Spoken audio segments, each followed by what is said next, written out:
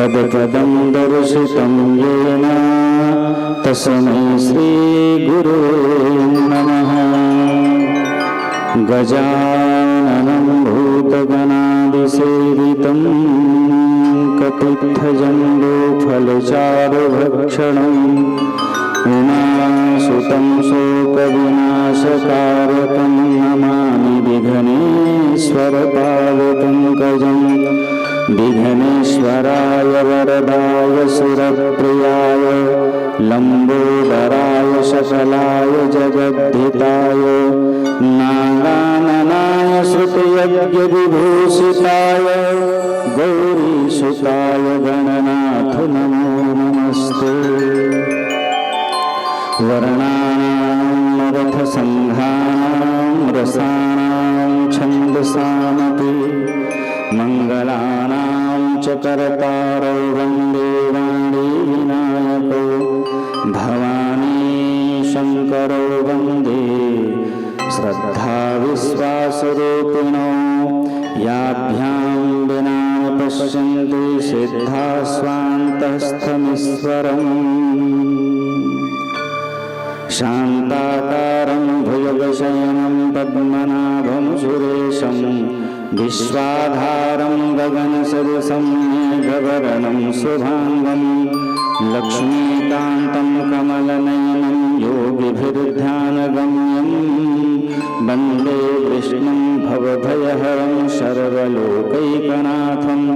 यं ब्रह्मा वरुणेन्द्ररुद्रमरुतस्तनवन्तु दिव्यस्तवैर्वेदे साङ्गप्रदक्रमोपनिषदर्गायन्ति यं श्यामगा ध्यानावत्सिततद्गतेन मनसा पश्यन्ति यं योगिनो यस्यान्तं न विदुः सुरासुरगणा तस्मै देवाय नमः। वसुदेवसुतं देवं कंसचारूढमर्दनं देवकी परमानन्दं कृष्णं वन्दे जगद्गुरु। कृष्णाय वासुदेवाय हरे परमात्मने प्रणतः क्लेशनाशाय गोविन्दाय नमो नमः।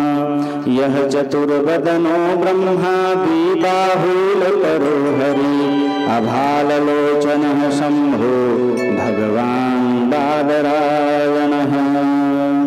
रामाय रामचन्द्राय रामभद्राय वेधसे रघुनाथाय नाथाय सीताया पतये नमः। प्रेम से बोलो भक्तवत्सल भगवान की जय।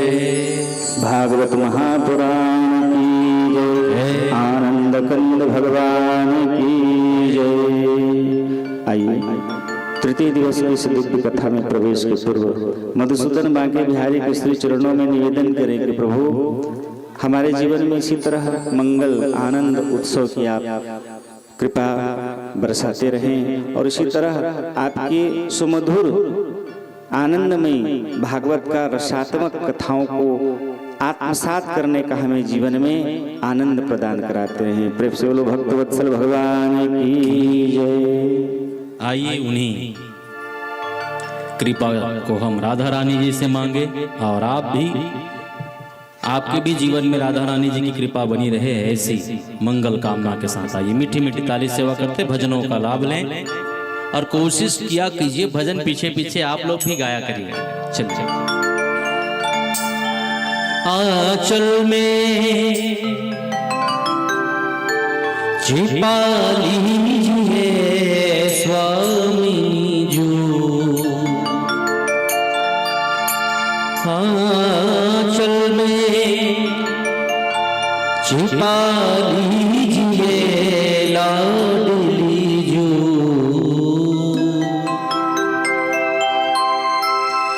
राधा रानी कृपा कीजिए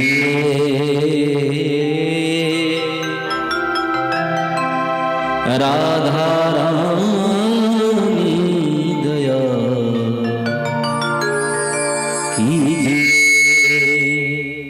चलिए आप मीठी मीठी ताली सेवा करें और मीठी मीठी ताली सेवा करते करते पीछे पीछे गाइए। राधा रानी कृपा कीजिए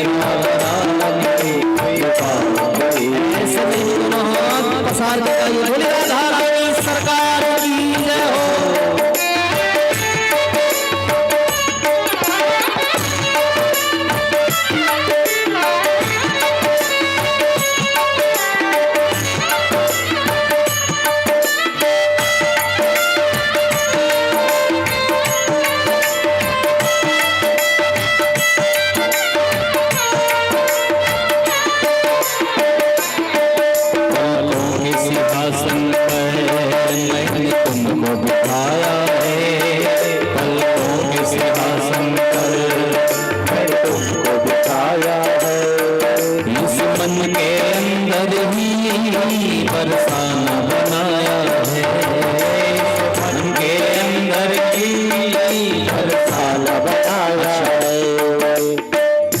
जैसे राधा रानी को आपने पलकों में बिठा लिया, अपने हृदय को कहाँ बना लिया, बरसाना। आज हमारे भैया ने ये गांव बना दिया है वृंदावन धाम। वृंदावन धाम और बरसाने की राधिका मैया का मिलन ये गांव में हो रहा है। तो आइए ना एक बार पसार के गा लीजिए, एक बार बोल लीजिएगा, बोले राधा रानी सरकार की हो। इसमें आकर रहा कीजिए लाभ दीजिए, इसमें आकर रहा कीजिए लाभ दीजिए, इसमें आकर रहा।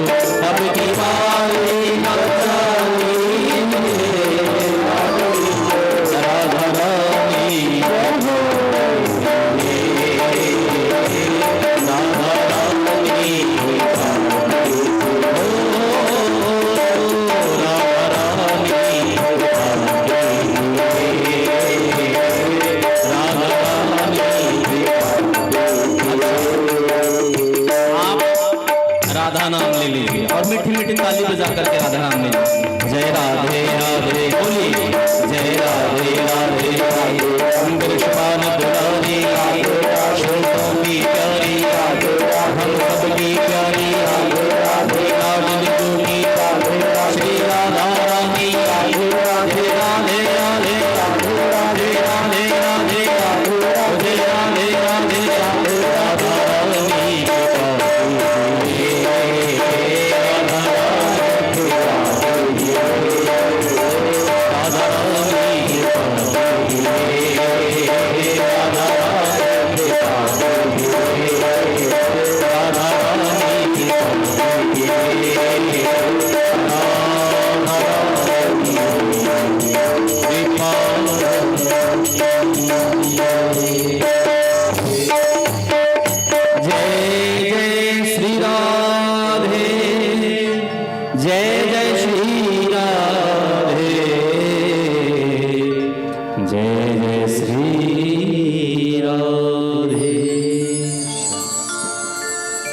परम सबल भक्तवत्सल भगवान की जय।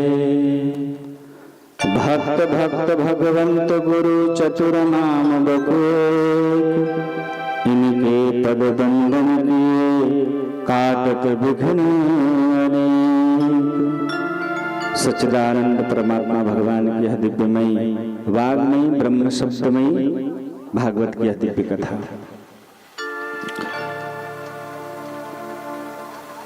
परमात्मा भगवान कल की कथा में हमने श्रवण किया कि युधिष्ठिर के घर भगवान के अनन्य भक्त परीक्षित जी का अवतरण हुआ। प्रजा तीर्थ लग्न में उन्होंने विविध प्रकार के दान ब्राह्मणों को, याचकों को प्रदान किए। बड़ा ही आनंद उत्सव का वह परिदृश्य बना हुआ था। सब तरफ बड़ी प्रसन्नता थी। इधर धृतराष्ट्र और गांधारी को प्रेरित करके विदुर जी महाराज निवेदन किए कि अब इस चौथेपन के समय में यहाँ आप अपना समय व्यतीत मत करिए, वानप्रस्थ चलिए, मैं आपको अपने साथ लिए चलता हूँ और वहाँ बड़े आनंद पूर्वक जितना समय मिल जाए भगवत भजन करते हुए अपना बचा हुआ शेष समय व्यतीत करिए। युधिष्ठिर इतने दयालु धर्मज्ञ राजा थे कि वो अपने ज्येष्ठ पिता जिनके कारण महाभारत का युद्ध हुआ उनके साथ वो कभी द्वेष नहीं रखते थे।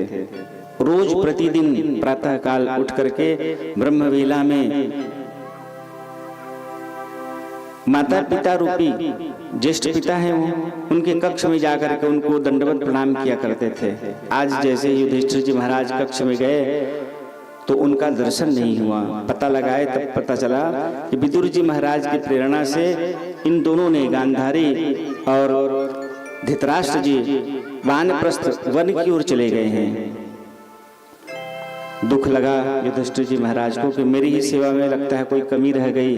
मैंने कभी उनके प्रति अपना कोई द्वेष नहीं रखा, और परंतु वो क्यों मुझे छोड़ करके चले गए। फिर उनको समझाइश दी गई कृपाचार्य जी के द्वारा, और इस प्रकार उन्होंने वन गमन कर विदुर जी महाराज जीवन में सबका क्या कैसे व्यवस्था बनी रहेगी इसका संचालन जगतपति परमात्मा भगवान बड़े व्यवस्थित ढंग से करते हैं। जीवन में हमारे को यदि ऊंच नीच हो जाए तो हम भगवान को ही दोष देते हैं, परंतु भगवान हमको उन व्यवस्थाओं में हमारे द्वारा यदि कुछ किया हुआ होता है तो उसके प्रतिसाद के रूप में हमको प्राप्त होता है। हमने जो किया है वही हमको प्राप्त होता है। विदुर जी महाराज कौन है? पूर्व जन्म में एक मांडव ऋषि भगवान के अनन्य भक्त, वो नित्य पूजा प्रतिष्ठा आराधन किया करते थे। बढ़िया दिव्य उनका आश्रम बना हुआ था। बहुत सारे चोर चोरी करने के लिए मार्ग में जाने वाले राजाओं को, बड़े धनी व्यक्तियों को लूट लिया करते थे, और वो उनको लूट करके एक दिन ऐसा उनके साथ संयोग हुआ कि राजा भी उनके पीछे आ रहे थे। सामने में बड़े सेठ साहूकार लोग व्यापार करने के लिए बहुत प्रकार की सामग्री लिए चले जा रहे थे, और उनको उन चोरों ने लूट लिया मार्ग में, और लूट करके जहां ये ऋषि तपस्या कर रहे थे उन्हीं की ओर वो भागते हुए गए, और जाके उन्हीं के आश्रम के पीछे में वो छुप गए। जैसे ही उन सेठ साहूकारों ने बताया राजा को कि हमारे चोरी हो गई, डकैती हो गया, हमारे सारे सामग्रियों को लूट लिया गया, तो राजा सैनिकों को उनके पीछे लगा दिए, और इनकी मुलाकात वहीं मांडव ऋषि के आश्रम में हो गई। वहीं उनको पकड़ लिया गया। तो राजा ने समझा कि ये भी इनके साथ सम्मिलित है, ऐसा कह के राजा के दरबार ले जाया गया और उनको दंड दिया गया कि इनको सूली पर टांग दिया जाए। जैसे ही उनको सूली पर टांगा गया, उनकी क्रोध कोप के कारण चारों तरफ हाहाकार मच गया, आंधियां उठ गई, बवंडर उठने लग गया, सभी लोगों का चिल्लाना प्रारंभ हुआ, सब भयभीत हो गए। मांडव ऋषि राजा के पास पहुंचे, कहे आपने किस कारण से मुझे दंड दिया? तो कहीं इन लोगों ने बताया कि आप उन चोरों के साथ शामिल हैं और इसके कारण मैंने आपको दंड दे दिया, और ये शायद विधि का विधान रहा हो। वो इतने तपस्वी थे कि वो मांडव ऋषि यमराज के पास पहुंच गए। यमराज उसके प्रश्न का उत्तर नहीं दे पाए। मैं बड़ा सात्विक और भगवान का पूजा प्रतिष्ठा करने वाला, क्यों आपने मुझे इस प्रकार का दंड दिया? तो इतने तपस्वी थे मांडव ऋषि कि उन्होंने श्राप दिया यमराज को कि तुम जोरन मुझे लेकर के सूली पर टंगवा दिए, तो जाओ मैं तुमको श्राप देता हूँ, तुम अगले जन्म में शूद्र के घर तुम्हारा अवतरण होगा, शूद्र के रूप में तुम्हारा अवतरण होगा और रहोगे तुम राजा के ही निकट में। तो यही विदुर बन करके यमराज जी, एक भाग में यमराज जी विदुर बन करके उत्पन्न हुए हैं और यमराज जी दूसरे भाग में युधिष्ठिर बन करके उत्पन्न हुए हैं। ये भगवान के बड़े अनन्य भक्त, भक्ति के निमित्त भगवान नाम स्तवन करने के लिए महाराज इनको ले जा करके वन में प्रतिष्ठापित किए। धीरे धीरे समय व्यतीत हुआ। अब इधर परीक्षित जी की अवस्था 5 वर्ष की हो गई है। एक दिन युधिष्ठिर जी महाराज को अपशगुन दिखाई पड़ा। गाय अपने बच्चों को दूध नहीं पिला रही है, बछड़ों को दूध नहीं पिला रही है। दिन के समय में ही सियारों का जंगल छोड़ करके गांव में प्रवेश कर जाना। वंचितो हम महाराज हरिणा बंधोपिणा येन में पह्यतम तेजो देव विस्मान पयम महत् यस्तक्षणं वियोगेन लोको य प्रियदर्शन उक्थेन हरितो येव मृतकः प्रोच्यते यथा। चारों तरफ बड़ा ही अपशगुन का दृश्य देख करके युधिष्ठिर जी महाराज के मन में चिंता हुई, भय हुआ और उन्होंने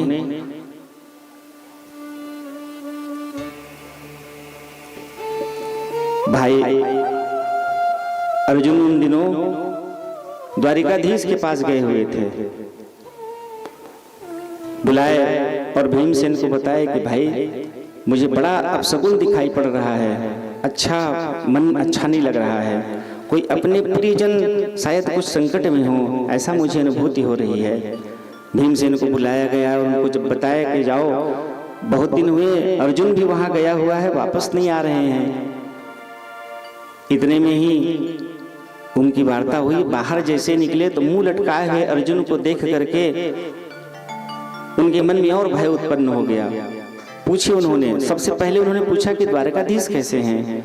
हमारे प्राण आधार हैं द्वारिकाधीश जी महाराज, और उन्हीं की कृपा से ही हम बड़े बड़े युद्ध, देवताओं तक से हमने युद्ध करके विजय प्राप्त कर लिया। जैसे ही उनके विषय में पूछे तो मुंह लटकाए हुए अर्जुन ने बताया, कहे भैया हम जिस बल का अभिमान में करता था, जिस गांडीव की टंकार से देवता भी कंपायमान हो जाया करते थे, आज मुझे पता चला कि वो सारा मेरा बल, मेरी पौरुषता केवल उन्हीं मधुसूदन बांके बिहारी की ही कृपा से थी। क्योंकि आज भगवान हमें ठग दिए और हमको छोड़ करके अपने धाम चले गए। रोते बिलखते अर्जुन को हृदय से लगा करके युधिष्ठिर जी महाराज बड़े पश्चाताप के अग्नि में जल रहे हैं। पूरे दृश्य उन्होंने बताया कि भगवान किस प्रकार से इस धाम का परित्याग करके अपने स्वधाम चले गए हैं।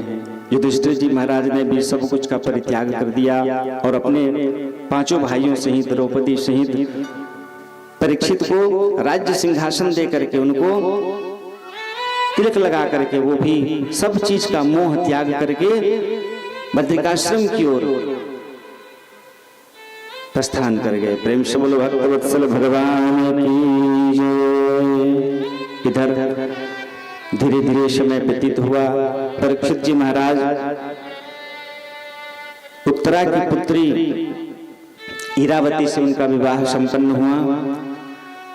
उनसे जन्मेजय आदि 4 पुत्र प्राप्त किए। भगवान की ऐसी कृपा हुई कि वो दिग्विजय के लिए निकले हुए थे। पूरे समस्त पृथ्वी पर विजय प्राप्त करने के लिए निकले हुए थे।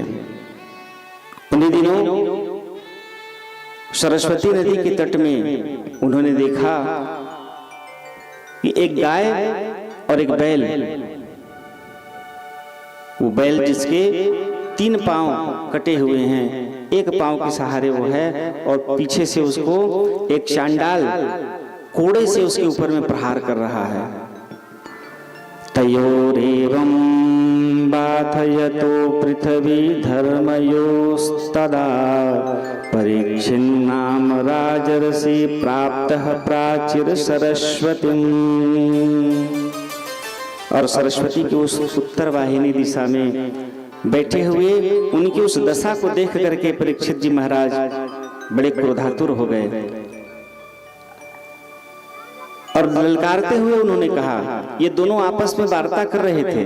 वो गाय और बैल आपस में, बैल धर्म का रूप था और गाय माता पृथ्वी थी। वो आपस में वार्ता कर रहे थे कि देखो कैसे समय आया, पहले तुम्हारे पूरे पांव थे, दया धर्म रूपी तुम्हारे चारों पांव थे, लेकिन आज देखो ऐसी परिस्थिति है कि 3 पांव तुम्हारे कट गए हैं और एक पांव के सहारे तुम टिके हुए हो, और ऊपर से वो चांडाल रूपी मनुष्य का वेश बनाया हुआ तुम्हारे ऊपर कोड़े से प्रहार कर रहा है। उसकी दशा को देख करके परीक्षित जी महाराज भयंकर क्रोधातुर हो गए और कहे कि तुम इसको अबला समझ करके इसके ऊपर में इस प्रकार का तुम प्रहार कर रहे हो, ठहरो मैं अभी तुमको प्राणदंड देता हूँ। ऐसा कह के एकदम क्रोधातुर होकर के परीक्षित जी महाराज वहां पर पहुंचे। उसी समय वो प्रहार करने वाला व्यक्ति दंडवत चरणों में गिर करके निवेदन करने लगा, कहे महाराज मैं कलयुग हूँ और जिस प्रकार से सब युगों को प्रवेश करने का अपने अपने समय में भगवान ने अधिकार दिया है। सतयुग का समय चला गया, 17 लाख वर्ष उसकी आयु थी।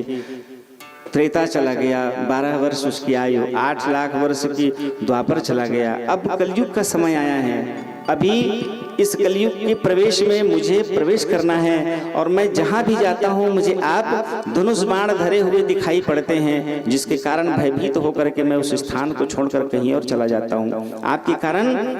क्योंकि ऐसे धर्मज्ञ राजा थे, राजा परीक्षित, कि मैं आपके कारण प्रवेश नहीं कर पा रहा हूं, मुझे रहने के लिए कोई स्थान तो दीजिए कम से कम जहां मैं रह सकूं।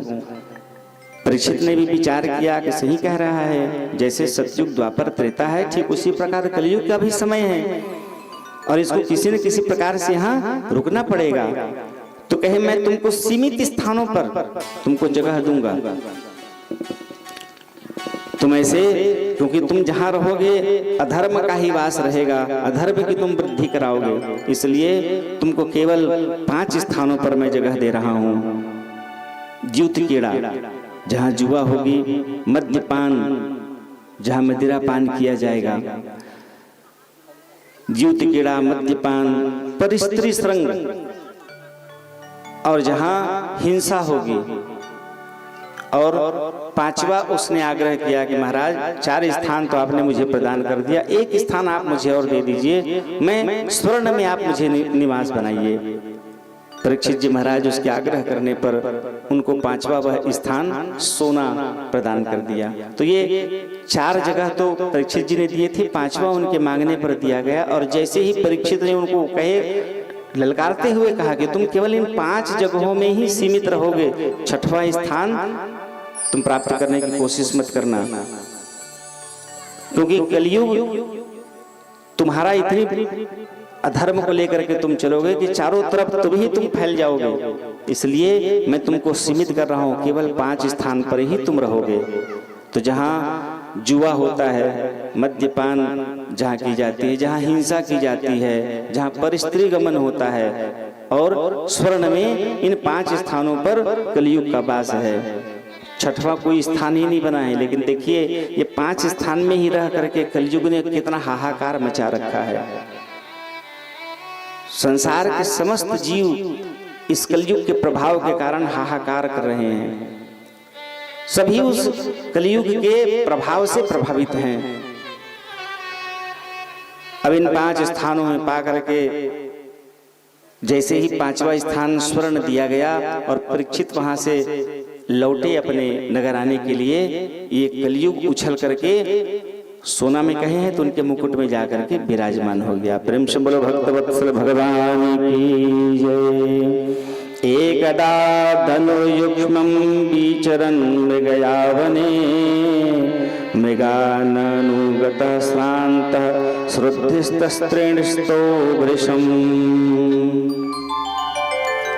एक दिन राजा परीक्षित शिकार खेलने के लिए वन में गया हुआ था। अधिक श्रम के कारण उसको प्यास लगी, तो समीक ऋषि के आश्रम में प्रवेश किए। जैसे ही प्यास की उत्कंठा बढ़ी हुई थी, जैसे ही वहां प्रवेश किए, उन्होंने देखा कि ऋषि अपनी तपस्या में लीन हैं, मानसिक जाप कर रहे हैं, मन ही मन, और आंखें बंद हैं, भगवान नाम स्तवन में लगे हुए हैं। उन्होंने आवाज लगाई, प्यास की उत्कंठा थी, कोई आकर के मुझे जल पिला दे। उन्होंने निवेदन की आवाज लगाई, लेकिन कोई नहीं सुने।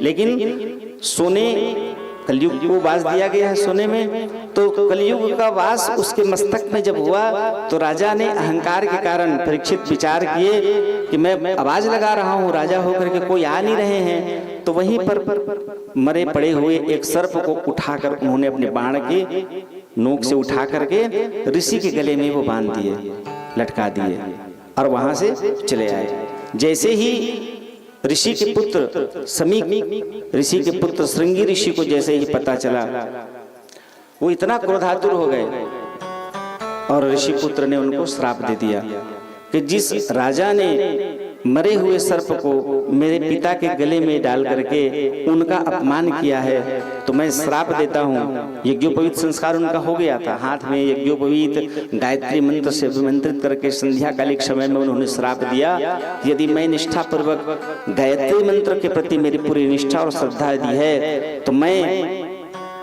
ऋषिपुत्र उस राजा को श्राप देता हूँ कि आज से 7वें दिन तक्षक जैसे भयावह सर्प, विषधर सर्प के डसने से उनकी मृत्यु हो। और जैसे ही राजा अपने महल में पहुंचे और उस मुकुट को उतारे, तब उनको इस बात की अनुभूति हुई कि मुझसे बहुत बड़ा अपराध हो गया, मैं ऐसे तपस्वी ऋषि को के गले में मैंने मरे हुए सर्प को डाल दिया। उसी समय मंत्री आकर के उनको बताए कि महाराज, आपको ऋषिपुत्र ने श्राप दिया है। राजा यदि चाहते तो मिले हुए उस श्राप के लिए कोई प्रायश्चित करके उसको समन कर सकते थे, लेकिन परीक्षित ने विचार किया कि मेरे जैसे उत्तम कुल में उत्पन्न पांडव के वंशधर हैं, वो पांडव के वंश में मेरी उत्पत्ति हुई है, जिसकी रक्षा के लिए जगतपति परमात्मा भगवान श्रीहरि का अवतरण हुआ। भगवान बांके बिहारी पग पग पर जिनके प्राण की रक्षा किए, जिनके कुल की रक्षा किए, आज ऐसे उत्तम कुल में जन्म धारण करके मुझसे इतनी बड़ी धृष्टता हो गई, इतना बड़ा अपराध हो गया, तो जो मेरे उस अपराध के लिए उन्होंने मुझे दंड दिया है कि आज के 7वें दिन तक्षक सर्प के डसने से मेरी मृत्यु होगी, तो मैं उस श्राप को स्वीकार करता हूँ। और इस प्रकार उन्होंने उस श्राप को सिरोधार्य करके, सब कुछ का परित्याग करके अपने पुत्र जनमेजय को राज सिंहासन पर आरूढ़ किए और वन की ओर प्रस्थान कर गए। ऋषियों, मुनियों, महात्माओं के चरणों में प्रणाम करके वो निवेदन कर रहे हैं कि मरणासन्न अवस्था, मैं जिस अवस्था में हूँ ये मरणासन्न की अवस्था है, आज के 7वें दिन मुझे इस शरीर का त्याग करना होगा, तो मरणासन्न अवस्था में जीवात्मा को क्या करना चाहिए। ऋषियों, मुनियों, महात्माओं, श्रेष्ठ जनों, विद्वान जनों के चरणों में जाकर के वो नम्र निवेदन करते हुए प्रार्थना कर रहे हैं कि क्या करना चाहिए। जैसे ही वो गंगा के तट में पहुंचे, व्यासनंदन शुकदेव जी महाराज का वहीं पर प्राकट्य, चरणों में बड़े बड़े ऋषि, मुनि, महात्मा जिनको देख करके प्रणाम करते हो, निवेदन करते हो, ऐसे विद्वान शुकदेव जी महाराज का वहां पर आगमन हुआ। सभी अपने सिंहासन से खड़ा होकर के उनको सम्मान दिए, अभ्युत्थान दिए और सिंहासन पर विराजित करके सभी लोगों ने उनको प्रणाम किया। परीक्षित जी महाराज उनके चरणों में दंडवत प्रणाम करके निवेदन कर रहे हैं कि प्रभु, मरणासन्न अवस्था में जीव को क्या करना चाहिए। उनके इस प्रश्न को सुनकर के शुकदेव जी महाराज अति प्रसन्न हुए और प्रसन्न होकर के उन्होंने कहा कि जो प्रश्न आप मुझसे पूछ रहे हैं कि मरणासन्न अवस्था में जीवात्मा को क्या करनी चाहिए जिससे उस जीव को सद्गति की प्राप्ति हो जाए। शुकदेव जी ने कहा कि सद्गति को प्राप्त करने के बहुत सारे मार्ग हैं, बहुत सारी व्यवस्थाएं हैं, जिसको प्राप्त करके वो जीवात्मा परम पद को प्राप्त कर सकता है। परंतु आपने अभी जो प्रश्न किया है, आज के 7वें दिन आपकी मृत्यु तक्षक सर्प के डसने से होगी। पूरी कथा जैसे परीक्षित के सामने उन्होंने रखी तो कहे आपके जैसे भक्त अविरल नित्यता भगवान नाम स्तवन करते हुए अपने सैकड़ों जन्मों के पाप ताप को भगवान नाम स्तवन से वह धो सकते हैं। देखिए, बिना भगवान की भक्ति के भगवान की भक्ति प्राप्त कर पाना बहुत कठिन है। भगवान के साक्षात दर्शन कर लेने से भी जीवात्मा के पूर्व जन्म के पाप ताप नहीं कटते। यदि कटता होता तो भीष्म पितामह जी महाराज रोज कन्हैया बांके बिहारी का दर्शन किया करते थे, लेकिन वो 72वें जन्म पूर्व का उनका पाप नहीं कट पाया। तब तो दंड के रूप में उनको बाणों की सैया में सोना पड़ गया था। तो भगवान नाम स्तवन करते रहिए। जितने आप भगवान का भजन करेंगे, गुरु की दीक्षा लेने का अर्थ क्या है, क्यों लेते हैं गुरु दीक्षा? इसी के लिए गुरु दीक्षा लेने पर जो गुरु मंत्र दिया रहता है उस मंत्र का नित्य निरंतर जाप करना है। कई जन तो काने फूकवा के बाद गुरु के मंत्र भूला जाते हैं। हवन को एक बार याद कराओगे कि गुरु मंत्र से, तो अब अगर खुद आचार्य जी वहां बैठे तो अलग बात है नहीं तो गुरुदेव स्वाहा के डाल देते हैं। गुरु के मंत्र से स्वाहा करना है, गुरुदेव को स्वाहा नहीं करना है। तो गुरु के मंत्र दीक्षा लेने का अर्थ है गुरु जो मंत्र दे रहे हैं उस मंत्र को निरंतर जाप करना है। नहीं जान रहे हो तो पूछ लो गुरु महाराज से। गुरु दीक्षित जो व्यक्ति है, शास्त्रों में वर्णन है, यदि कान फुका लिए हो तो जो कान नहीं फूका है उनके हाथ का पानी नहीं पीना चाहिए। ऐसा व्यक्ति जिसने दीक्षा नहीं ली है, और यदि कोई दीक्षा ले लिया है तो दीक्षा लेने वाले व्यक्ति अगर उसको जल पिलाएगा तो उसके जीवन का कमाया हुआ पुण्य क्षीण हो जाता है। दीक्षा यदि आप लिए हैं तो नित्य निरंतर उसके मंत्रों का, जो गुरु ने दीक्षा दिया उसका जाप करना है। सुखदेव जी महाराज परीक्षित को कह रहे हैं कि नित्य निरंतर भगवान नाम स्तवन करने से जीवात्मा के सैकड़ों जन्मों के पाप ताप, एक दो नहीं सैकड़ों जन्मों के पाप ताप नष्ट हो जाते हैं। इसलिए गुरु दीक्षा लेनी चाहिए। इस धराधाम पर अवतरित होने पर भगवान को भी गुरु की आवश्यकता थी और भगवान ने भी गुरु दीक्षा ली और भगवान स्वयं उन मंत्रों का जाप किया करते थे। वरीयाने शते प्रश्नः कृतो लोकहितं नृपः आत्मविस्मतः पुंसां श्रोतव्यादिषु यः परः श्रोतव्यादीनि राजेन्द्रः नृणां सन्ति सहस्रशः। सैकड़ों हजारों बार जीवात्मा जन्म बार बार जन्म लेता हुआ जीवात्मा भगवान नाम स्तवन कर अपने जीवन को परम पवित्र करता है। मरने के समय जीवात्मा के कंठ से यदि भगवान नाम स्तवन निकल जाए, राम यदि उसके मुख से निकल जाए तो भगवान के परम पद को प्राप्त कर लेता है। जीवन भर उसने क्या कमाया है वो देखने की आवश्यकता नहीं है। अंत जो मति सो गति, अंत समय में जो जीवात्मा की मति रहती है उसी के अनुसार उसको गति की प्राप्ति होती है। अब अंत के समय में हमारी गति अच्छी रहे, मति अच्छी रहे, ये कब होगा? जब हम भगवान नाम स्तवन करते रहेंगे। अचानक करने पर समझ में ही नहीं आएगा, क्योंकि उस समय जब जीवात्मा का प्राणांत का समय आता है तो पूरा ब्रह्मांड एक रूप में उसको दिखाई पड़ता है। तो ऐसा जीवात्मा, और मरते समय में सुखदेव जी कह रहे हैं कि परीक्षित मरते समय में जीवात्मा को जब शरीर से प्राण निकलता है तो 1000 बिच्छू के डंक मारने से जो पीड़ा होती है वही पीड़ा उस समय उस जीवात्मा को प्राप्त होती है।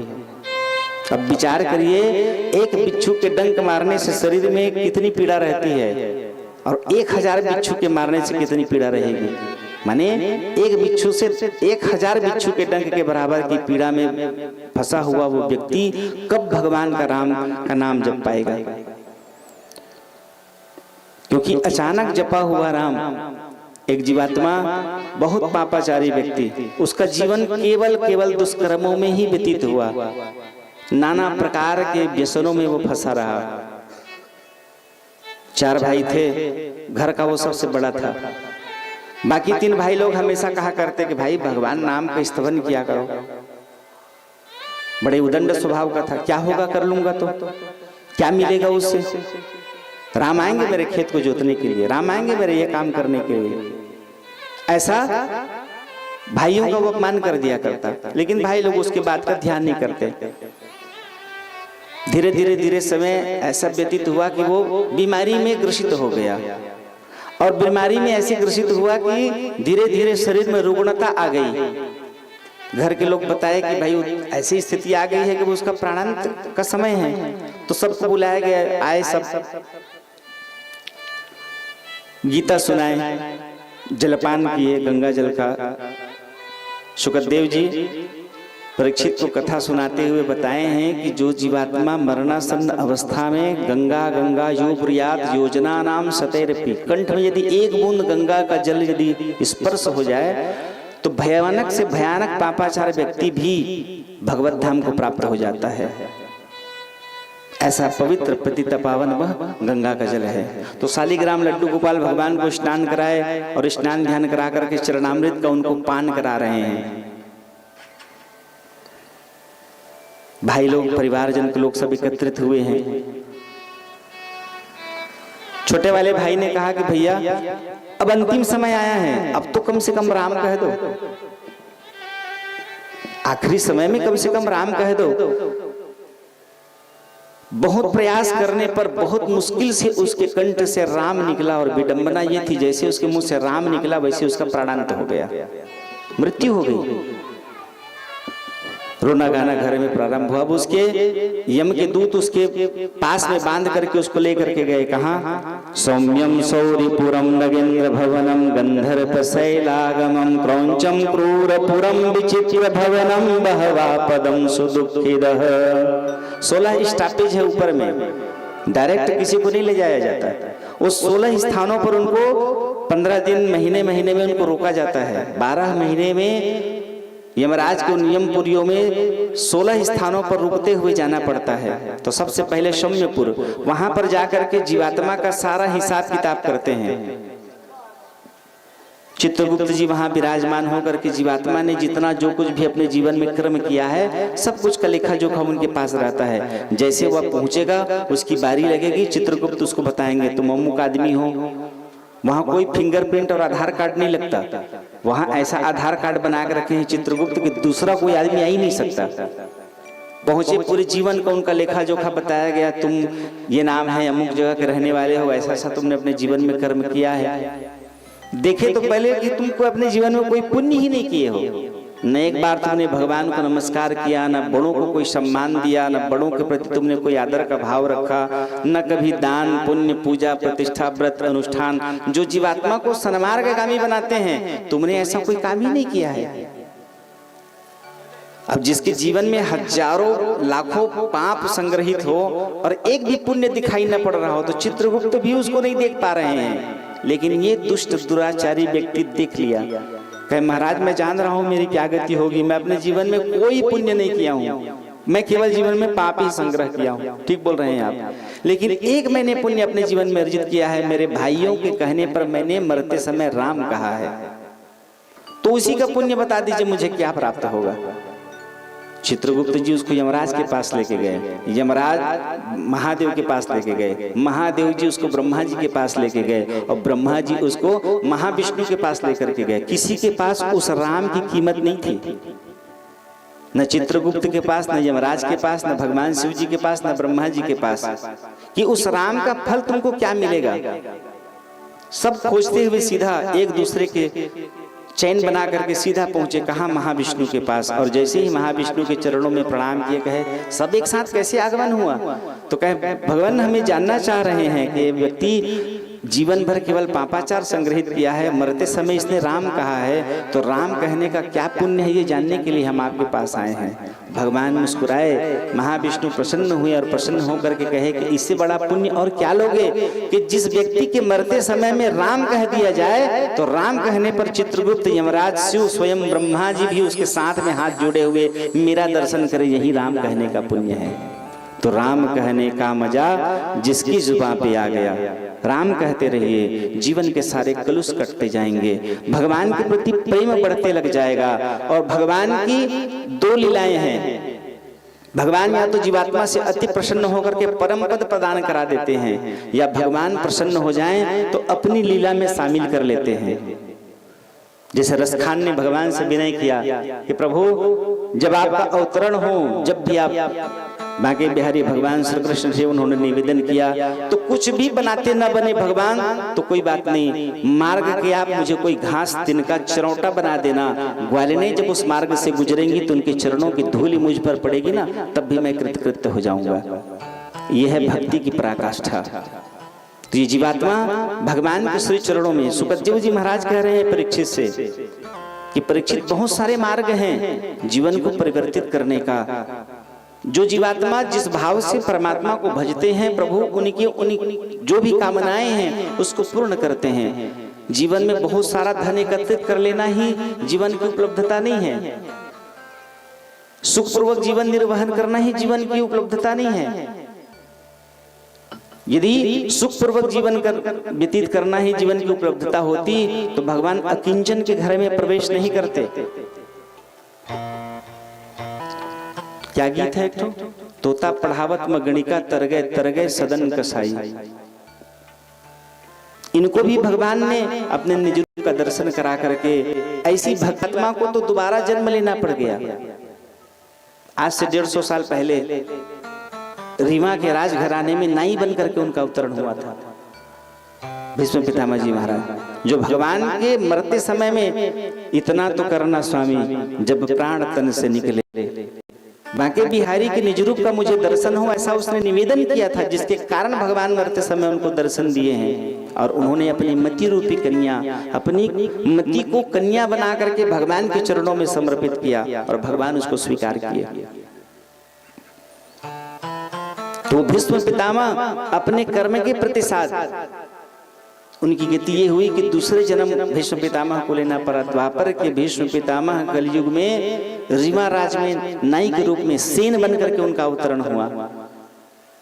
एक दिन वो सेन भगवान के अनन्य भक्त, पहले का जो बना हुआ भाव है, जितने लोग आप यहाँ भागवत के पंडाल में बैठे हैं ना, ये आप सब भगवान के अनन्य भक्त हैं। पहले की तपस्या के प्रतिसाद यहाँ बैठने का सौभाग्य आप लोगों को प्राप्त हुआ है। नहीं तो बहुत सारे ऐसे लोग हैं जो रेडियो घर में बैठे बैठे सुन रहे हैं भागवत को, का करे जावे पंडाल में। भीष्म पितामह थे, इस जन्म में वो नहीं बन करके अवतरित हुए हैं। तो महात्माओं की टोली आई हुई थी, तो उनको देख करके उनकी सेवा में वो लग गया, उनकी सेवा करने लगा। करा देने वाला, तुम्हारे कारण मैं तुमको भगवान की महिमा का वर्णन बखान श्रवण कराऊंगा। आज तुम्हारे कारण मेरी भी वाणी पवित्र हो जाएगी, मैं भी परम शांति, परम भगवान की कृपा को प्राप्त करूंगा। तुमने जो प्रश्न पूछा है, इन प्रश्नों के उत्तर में मैं तुमको जो कथा सुना रहा हूँ, श्रवण करोगे, बड़े ध्यान पूर्वक श्रवण करना। तुम्हारे साथ भगवान ने, मैं वही विचार कर रहा था कि भगवान जगतपति परमात्मा ने तुमको गर्भ में कैसे तुम्हारी रक्षा की और उस रक्षा के पीछे का क्या उद्देश्य था। 7 चिरंजीवी हैं, अश्वस्थामा, बलि, व्यासो, हनुमानश्च विभीषणः, कृपा परशुरामश्च सप्तते चिरजीवनम। भगवान 8वां चिरंजीव नहीं बनाना चाह रहे थे, परंतु तुमको गर्भ में तुम्हारी रक्षा की भगवान ने, और भगवान जिसकी रक्षा करती है उसको कौन मार सकता है। तो भगवान तुमको सदा सर्वदा के लिए इस प्रकार अजर अमर बना रहे हैं कि करोड़ों परीक्षित इस दिव्य कथा रूपी गंगा में स्नान करके अपने जीवन को परम पवित्र पावन बना लेंगे। आज परम सौभाग्यशाली भगवान ने तुमको बना करके और मेरे सन्मुख तुमको भेजा है। और भगवान की देखो ऐसी कृपा कि दिव्य कथा का रसपान कराने का तुमको मुझे भगवान ने सुनिश्चित किया है। प्रेम से बोलो भक्तवत्सल भगवान की जय। बोलिए श्री वृंदावन बिहारी लाल की जय।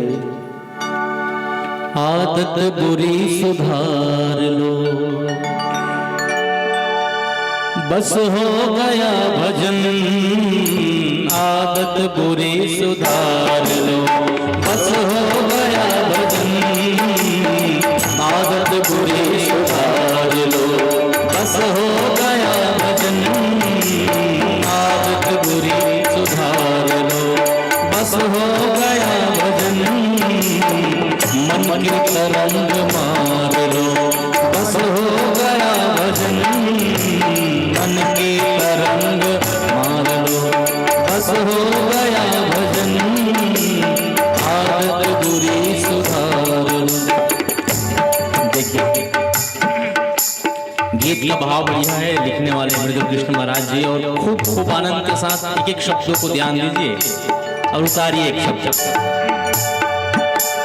दृष्टि में मेरी खोट है, दुनिया निहार ले हो। दृष्टि में मेरी खोट है, दुनिया निहार हो। दृष्टि में तेरी खोट है, दुनिया निहार ले हो। दृष्टि में मेरी खोट है, दुनिया निहार। गुरु ज्ञान अंश सार लो, गुरु ज्ञान अंश सार लो। गुरु ज्ञान अंश सार लो, गुरु ज्ञान अंश सार लो। बस हो गया भजन। आदत बुरी सुधार लो, बस हो गया भजन। आदत बुरी सुधार लो, अरे आदत बुरी सुधार लो, बस हो गया भजन। हो आदत बुरी सुधार लो, बस हो गया भजन। हो आदत बुरी सुधार लो, बस हो गया भजन। आदत बुरी सुधार लो, बस हो गया भजन।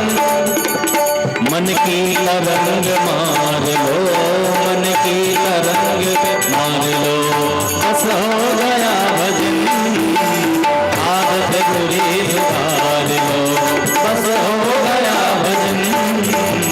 आदत बुरी सुधार लो।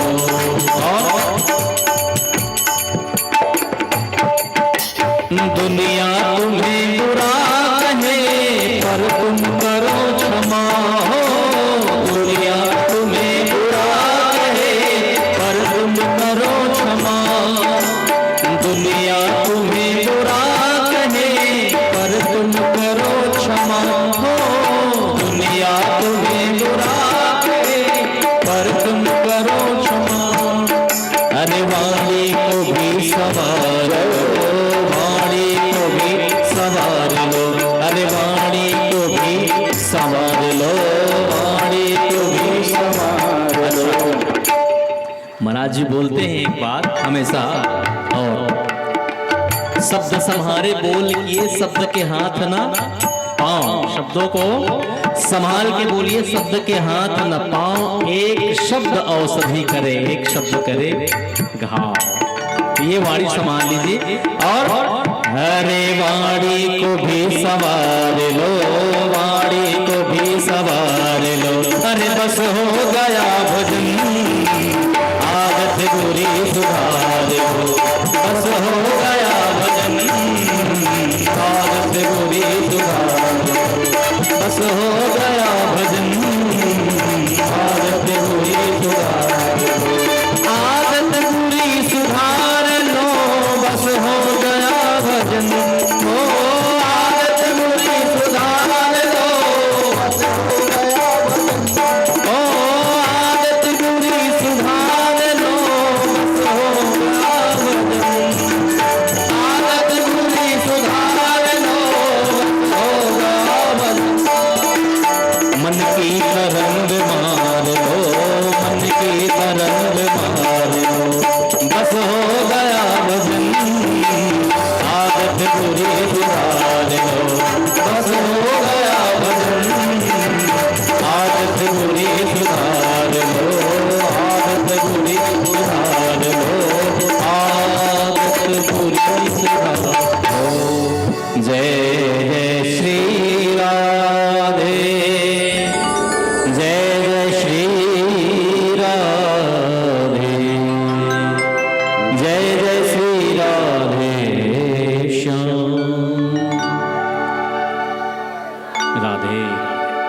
शुक्रदेव जी महाराज परीक्षित को आनंद उत्सव रूपी उस दिव्य कथा का रसपान कराते हुए श्रवण करा रहे हैं। परीक्षित जी ने जैसे ही निवेदन किया कि प्रभु मरणासन्न अवस्था, क्योंकि मैं जिस स्थिति में हूँ मैंने सब कुछ का परित्याग कर दिया है, आप अंतर्यामी हैं, घटघटवासी हैं, सब जान रहे हैं, मुझे जिस प्रकार से श्राप मिला है तो मैं चाह रहा हूँ कि और अन्य जीवात्माएं यदि उनके जीवन में इस प्रकार की दृष्टता चेष्टाएं हो जाएं तो वो कैसे परम गति को प्राप्त करेंगे, क्योंकि सब चाहते हैं मुझे मोक्ष मिले, परम पद प्राप्त हो, जीवन सुखमय रहे, बार बार अवतरित होना ना पड़े और मैं भी परम पद को प्राप्त कर जाऊं। तो वो जीवात्मा, जैसे मैं पापाचारी हूं, मैंने ऐसे तपस्वी के गले में मरे हुए सर्प को, मैंने जो निषिद्ध आचरण किया है, ऐसे तपस्वी के गले में मरे हुए सर्प को मैंने डाल दिया और जिसके कारण मुझे इस प्रकार का श्राप मिला है। तो ऐसे श्रापित जीवात्माएं, उनके जीवन में क्या होगा, किस प्रकार उनको प्रभु का दर्शन होगा, कैसे उनका जीवन मंगलमय हो, यही पृष्ठ लेकर के मैंने सब कुछ का परित्याग करके आपके श्री चरणों में मैं आश्रय लेकर के आया हूँ। शुक्रदेव जी महाराज अति प्रसन्न होकर के दिव्य कथाओं का उनको रसपान कराते हुए कहे कि तुम भगवान नाम स्तवन करते रहो, मानसिक गुरु के द्वारा दिए गए उस दिव्य मंत्र का तुम जाप करो, भगवान तुम पर अवश्य ही कृपा करेंगे, तुम्हारा जीवन कल्याणमय आनंदमय हो जाएगा। भगवान की विराटता, निराकार ब्रह्म भगवान साकार होकर के भगवान ने चतुर्भुज रूप धारण किया। अनादि निघ्नो देवः शंख चक्र गदाधर, शंख चक्र गदा पद्म धारण किए हुए भगवान, दिव्य रूप उनका। भगवान के सर्वांग शरीर ऐसे दिव्य हैं, करोड़ों सूर्य एक सूर्य के उदित होने पर जैसे पूरे पृथ्वी के अंधकार नष्ट हो जाते हैं, ठीक उसी तरह करोड़ों सूर्य भगवान के शरीर में विद्यमान है। करोड़ों सूर्य के प्रकाश पुंज उदित होने पर जो प्राप्त होगा, वही करोड़ों सूर्य के समान प्रकाश पुंज भगवान महाविष्णु के शरीर में दिव्यता को प्राप्त कर रहे हैं। और भगवान के ही चाहने पर भगवान के नाभि से, नाभि कमल और जिसमें ब्रह्मा जी प्रकट हुए, ब्रह्मा जी के हृदय में विचार हुआ कि मेरी उत्पत्ति कैसे हुई है, वो जानना चाहे। आकाशवाणी हुई, तप तप तप, ये निरंतर उनकी वाणी में कानों में उनकी सुनाई पड़ी। आकाशवाणी कह रहा हो कि तप करो तप करो तप करो। यदि मुझे जानना चाहते हो, महाब्रह्मा महाविष्णु कह रहे हैं कि मुझे यदि जानना चाहते हो तो मुझे जानने के लिए तुमको तप करना पड़ेगा। 10,000 वर्ष तक ब्रह्मा जी तपस्या किए और 10,000 वर्ष तक ब्रह्मा जी की तपस्या कर लेने के पश्चात भगवान के दिव्य रूप का दर्शन हुआ। जगतपति परमात्मा भगवान, ऐसे मनोहारी रूप भगवान का जिसमें करोड़ों सूर्य की आभा चमक रही हो। भगवान ने कहा ब्रह्मा जी से कि मैं तुम्हारी तपस्या से प्रसन्न हूं, मैं चाहता हूं कि तुम सृष्टि का विस्तार करो। ब्रह्मा जी महाविष्णु को प्रणाम किए और सृष्टि के क्रम में मानव सृष्टि पूरे ब्रह्मांड में रचना में भिड़ गए। मरीचि, अत्रि, अंगिरा, पुलह, कृतु, भृगु, वशिष्ठ, दक्ष और नारद, ये ब्रह्मा जी के मानस 10 पुत्र हैं।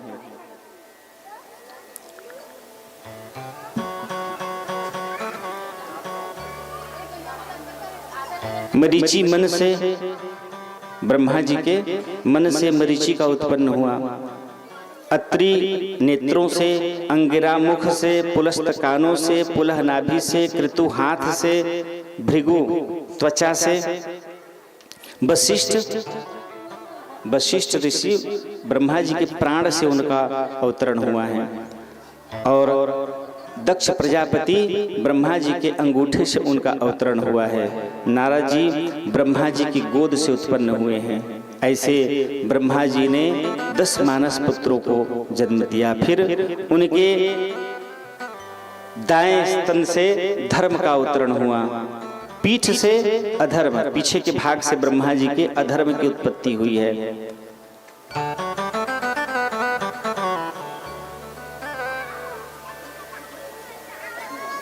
हृदय से, ब्रह्मा जी के हृदय से काम, भवों से क्रोध और नीचे के होंठ से लोभ और मुख से सरस्वती का जन्म हुआ है। प्रेम से बोलो भक्तवत्सल भगवान की जय। इस प्रकार सृष्टि के क्रम को ब्रह्मा जी बढ़ाने के लिए विष्णु जी के, महाविष्णु के आशीर्वचन के द्वारा उन्होंने प्रारंभ किया।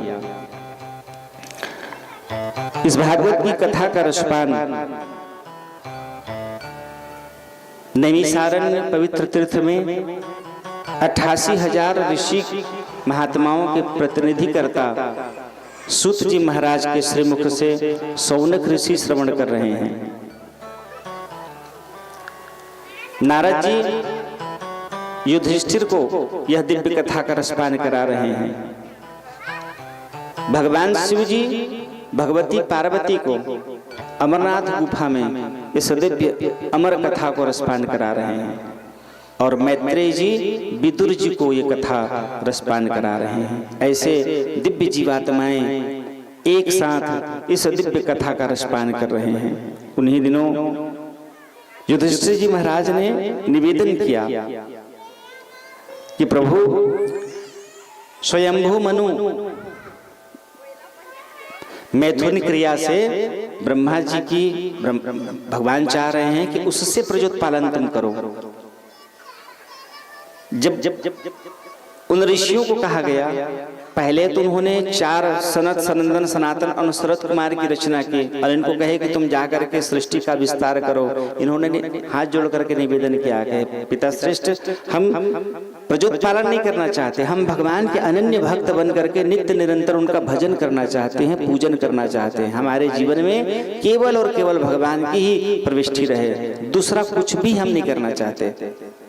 ब्रह्मा जी क्रोधित हो गए और क्रोधित होकर के उन्होंने श्राप दिया कि तुम पिता की आज्ञा का पालन नहीं कर रहे हो तो जाओ, मैं तुमको श्राप देता हूं, तुम 5 वर्ष के ही रहोगे। ये और प्रसन्न हो गए, ये चारों कुमार और प्रसन्न हो गए कि हमें ना बुढ़ापा सताएगी, ना इससे हम बड़े होंगे। अच्छा है, सारे प्रपंच का परित्याग करके हम भगवान नाम स्तवन में ही अपना जीवन निर्वहन करेंगे। और इस प्रकार ये भगवान के अनन्य भक्त बने। एक दिन सनत सनंदन सनातन सनत कुमार 5 वर्ष की इनकी अवस्था है और ज्ञानियों में श्रेष्ठ ब्रह्मा के प्रथम मानस पुत्र हैं। सृष्टि की रचना करने की जब महाविष्णु ने इनको आदेश दिया तो पहले ही इनकी ही रचना की गई अपने मानसिक परिकल्पनाओं के द्वारा। और जैसे इनका अवतरण हुआ, ये भगवान के अनन्य भक्त बन गए। ये ऐसे परम भक्त थे कि जब चाहे महाविष्णु के वैकुंठ में जाकर के उनका दर्शन करते, जब चाहे भगवान को पद्मासन पर बिठा करके विराजित करा करके उनका पूजन करते, पाद चरणामृत सेवन करते। ऐसे भगवान के अनन्य भक्त नित्य निरंतर इनके जीवन में केवल और केवल भगवान नाम स्तवन है। वेद पुराण इनको मुखाग्र याद है, वेदों के मंत्रों से भगवान की दिव्य पूजा किया करते थे। एक दिन इनके भाव में, हृदय में भगवान नाम स्तवन करते हुए बैकुंठ जाने का भाव हुआ और ये बैकुंठ पहुंच गए। जैसे ही इनका बैकुंठ पहुंचना हुआ, उसी समय भगवान के द्वारपाल जय और विजय झल्लाते हुए चिल्लाते हुए इनको रोक दिए और कहे, माना कि आप भगवान के अनन्य भक्त हैं, नित्य निरंतर आपको भगवान के दर्शन करने का सौभाग्य प्राप्त है, जब चाहे आप भगवान धाम आ सकते हैं, भगवान की पूजा प्रतिष्ठा कर सकते हैं। इसका मतलब ये नहीं है कि आप जब चाहे चले आए। भगवान अभी विश्राम कर रहे हैं और ये भगवान के दर्शन करने का समय नहीं है।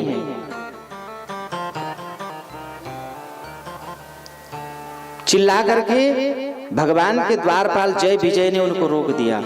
इनके बीच में विवाद चल रही है और उस विवाद को जगतपति परमात्मा भगवान वैकुंठपति महाविष्णु सुन लिए। क्रोधातुर होकर के इन चारों कुमारों ने, तुम ऐसी जगह में जगतपति परमात्मा भगवान वैकुंठपति जहां विराज रहे हो वहां के तुम द्वारपाल हो, तुम साधारण स्थान के द्वारपाल नहीं हो, जगतपति परमात्मा भगवान के तुम द्वारपाल हो। और हमारे जैसे भक्त जो भगवान के अनन्य भक्त हैं उनको तुम रोकने का प्रयास कर रहे हो। भगवान का दर्शन करना, भगवान की पूजा करना हमारा धर्म है, हम भगवान के भक्त हैं और तुम भगवान तक पहुंचाने के बजाय तुम भगवान के पास जाने के लिए हमको रोक रहे हो। तो तुम्हारा जो ये आचरण है ये राक्षसों वाला आचरण है। ऐसे आचरण राक्षसों के होते हैं और तुम भगवान के पार्षद होकर किस प्रकार की धृष्टता कर रहे हो। तो जाओ, मैं अपने तप बल से तुमको श्राप देता हूं कि एक नहीं, तुमने 3 बार प्रयास किया है तो मैं तुमको श्राप देता हूं, तुम 3 जन्म तक राक्षस बनोगे। इनके बीच में संवाद चल रही है, इतने में भगवान दौड़ते हुए नंगे पांव वहां पर पहुंचे। ये शीलता, धर्म गुण, व्यक्ति को कैसे निष्ठावान होना चाहिए, व्यक्ति को कैसे सदा आचरणीय होना चाहिए, ये सिखाती है हमें भागवत।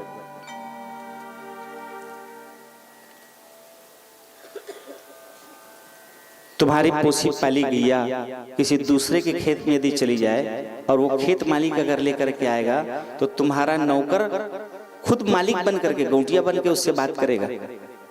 काहो चर दीस तो जानते फलाना के गाय, गांव के गौटिया का यदि संपन्न व्यक्ति का यदि गाय चली जाए उस गरीब के खेत में तो उसका व्यवहार कैसे रहेगा।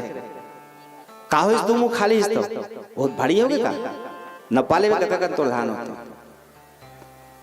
और भगवान क्या कह रहे हैं, दौड़ते हुए भगवान गए और जाकर के, वो कौन है, शरद सरंदन सनातन सनत कुमार भगवान के अनन्य भक्त हैं। भगवान ने स्वयं जाकर के उनसे हाथ जोड़ करके विनती किया और क्षमा याचन की कि मेरे कारण आपने इनको उचित अपराध, इनके अपराध का उचित आपने दंड दिया है, ये इसी के लायक हैं। भगवान के धाम के तुम द्वारपाल हो, तुमको कैसे किससे बात करनी चाहिए इतना भी तुमको सभ्यता नहीं है। और ऐसे मुनि महात्माओं के ऊपर तुम कोपित होकर के उनको भगवान से मिलने के लिए तुम वर्जित कर रहे हो, मना कर रहे हो, रोक रहे हो। आपने इनको उचित दंड दिया है। मैं वचन देता हूं, भगवान कह रहे हैं कि आपके इस श्राप का पालन होगा, आपके वचन का पालन होगा। और मैं वचन देता हूं जितने बार ये लोग दैत्य बन करके अवतरित होंगे इनको उद्धार करने के लिए मैं स्वयं वहां प्रकट होऊंगा।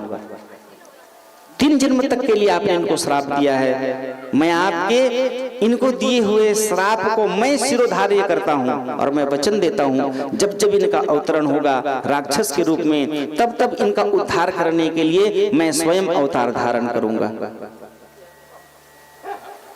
ये एक शिष्टता सिखाती है हमें भागवत। यदि हमें हमारे जीवन में यदि कोई अपराध हो जाए तो किस प्रकार से अपने अपराध के लिए शुकदेव जी महाराज 9वें स्कंद में इसका वर्णन किए हैं। प्रायश्चित रूपी यदि कोई जीवात्मा भगवान से निवेदन कर ले कि जीवन में किए हुए कोई भी अपराध, पाप ताप, मनसा कर्मणा वाचा किसी भी प्रकार के लिए एक बार यदि झुक करके वो जीवात्मा भगवान को प्रणाम करके निवेदन कर लेता है कि प्रभु मैं तो तेरा दास, प्रभु मुझको भुलाया कैसे, हे प्रभु मुझसे अपराध हो गया, मैं आपको भूल गया, आपकी भक्ति को भूल गया, मैं आपके बताए हुए उन मार्गों से मैं वंचित हो गया, जीवन में मैंने केवल पाप ही संग्रह किया है, प्रभु मुझे क्षमा करना और मुझे सन्मार्गगामी बनाना, प्रणाम कर दोगे। इतने में भगवान ऐसे कृपालु हैं कि उस जीव के पाप ताप को शमन कर देते हैं। घोर अपराध किया हुआ व्यक्ति जिसको सैकड़ों बार जन्म लेकर के उस पाप के प्रतिसाद दुख भोगना पड़ेगा, नरक की यातनाएं भोगनी पड़ेगी। नरक को छोड़ करके भी वो जब यहाँ आएगा तो उसको नाना प्रकार की योनियों में जन्म लेना पड़ेगा, नाना प्रकार की दुखों से उसका जीवन संबद्ध रहेगा। ऐसे जीवात्मा को भी प्रणाम कर देने पर भगवान क्षमा कर देते हैं। ऐसे परम कृपालु जगतपति परमात्मा भगवान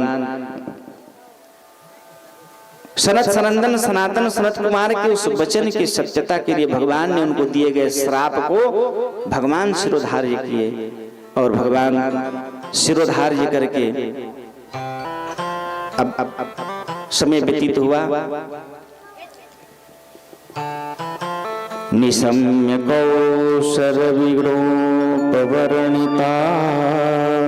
हरे कथां कारण सुकरात्मकः पुनः सपपृक्ष तमोद्यतांजलि न चाति पुतो विदेवो धृतव्रतः।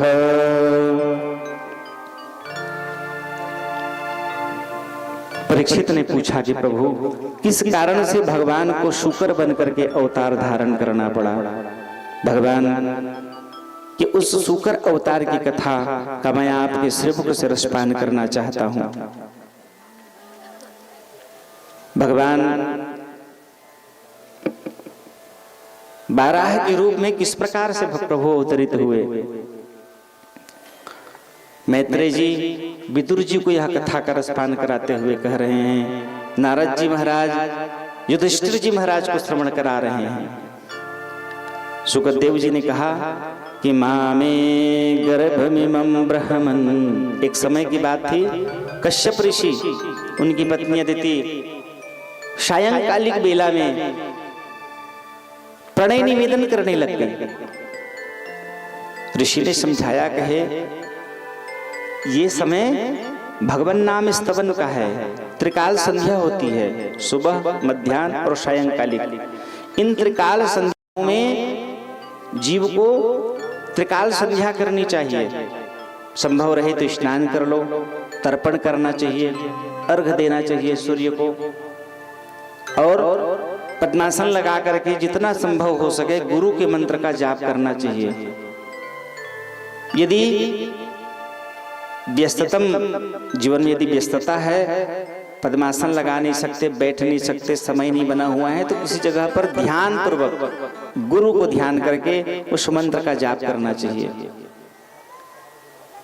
माला या गोमुखी नहीं मिल रही है, या सफर कर रहे हैं, या कहीं जाना है, तो मानसिक उस समय में गुरु को ध्यान करके मंत्र जाप करना चाहिए। तो ऋषि ने कहा कि ये समय भगवान की भक्ति का है, गुरु के मंत्र जाप करने का है, ये समय प्रणय निवेदन का नहीं है। बार बार अदिति के निवेदन करने पर कश्यप ऋषि भी दोनों के बीच में समागम हो गया। मामे गर्भमिमं ब्रह्मन् भूतानां ऋषभो बधिः रुद्रः पतिर्हि भूतानां यस्याकरमहं समम्। भगवान के द्वारा जो श्राप को शिरोधार्य किया गया था, उसके कारण कश्यप ऋषि की पत्नी अदिति के द्वारा जो प्रणय निवेदन किया गया, और जिसके कारण वही श्रापित जय विजय इनके गर्भ में आकर के प्रविष्ट हुए। संध्या वंदन स्नान ध्यान करके कश्यप ऋषि ने अदिति को समझाया कि तुम जिस समय प्रणय निवेदन की हो अदिति, ये रुद्र का समय है, भगवान शिव जी के रुद्र गणों का समय है। सायंकालिक समय में स्त्रियों को साज श्रृंगार करके चौगट्टे में तिगट्टे में नहीं जाना चाहिए, या उस मार्ग से नहीं गुजरना चाहिए। यदि बहुत विषम परिस्थिति रहे और गुजरना पड़ जाए, तो भगवती दुर्गा जी के एक बीज मंत्र है, ओम ऐं ह्लीं चामुंडाय नमः, या ओम ऐं ह्रीं क्लीं चामुंडाय विच्चे। इस मंत्र का जाप करते हुए वहां से निकलना चाहिए।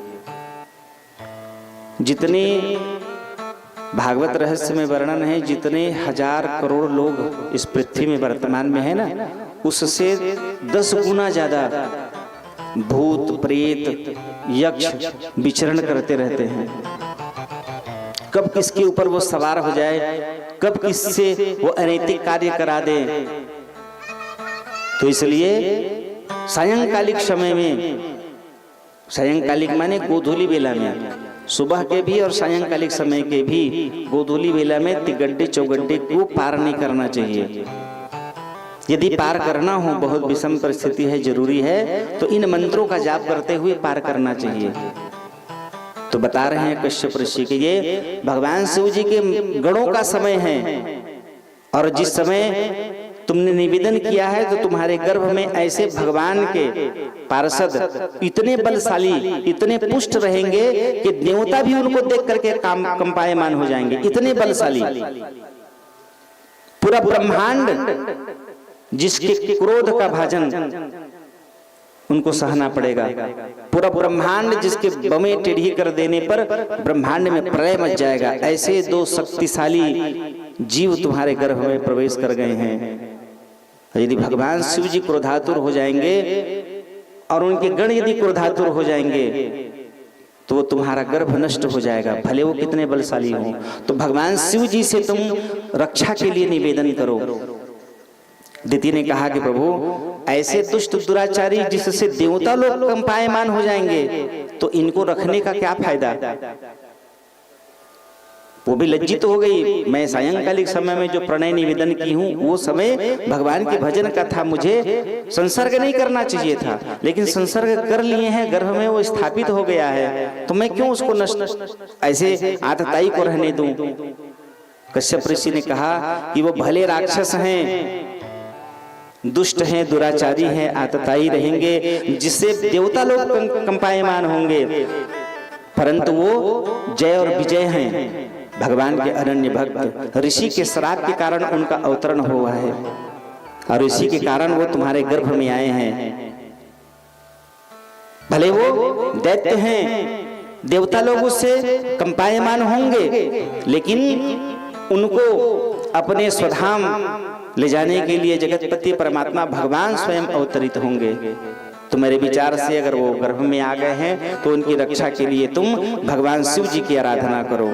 और इस प्रकार दिति ने भगवान शिव जी की पूजन करके भगवान से उनके प्राण की रक्षा के लिए याचना की। मामे गर्भमिमं ब्रह्मन् भूतानां ऋषभो बधिं रुद्रः पतिः भूतानां यस्याकरवहं समं। नमो रुद्राय महते देवाय ग्राममीढुषे शिवाय न्यस्तन्दण्डाय धृतदण्डाय मन्यवे। और इस प्रकार भगवान भूत भावन महादेव जी को उन्होंने प्रणाम कर अपने उन संतानों की रक्षा के लिए निवेदन किए और भगवान शिव जी उनकी इस आराधना से प्रसन्न होकर के भगवान ने उनकी प्राण रक्षा की वचन दिया। और इस प्रकार से गर्भ में वो पलने लग गए।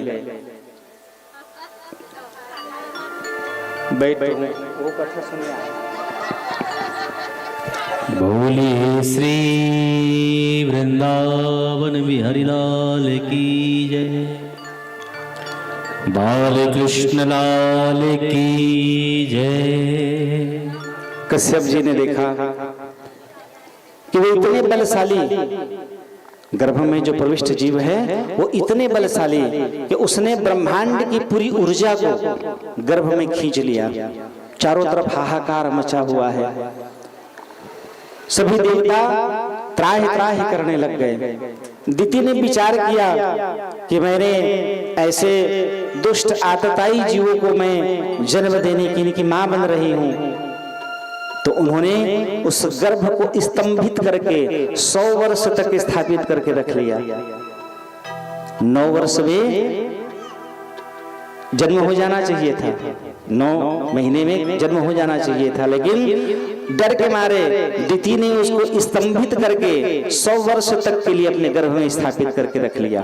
और जिसके कारण इनको अब बाहर आना है तो इन्होंने पूरे ब्रह्मांड की ऊर्जा को अपने में केंद्रित करके अपने में खींच लिया। इतने बलशाली थे और जिसके कारण पूरा ब्रह्मांड अंधकारमय हो गया, हाहाकार मच गया। सभी देवता पाहि पाहि करते हुए भगवान के श्री चरणों में जाकर निवेदन करने लग गए।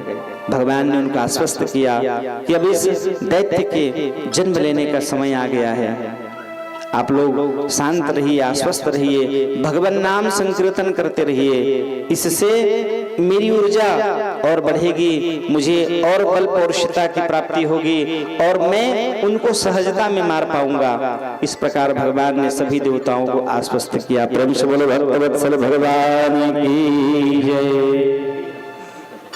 बोलिए उमापति महादेव की। एक बार बोलिएगा हर हर।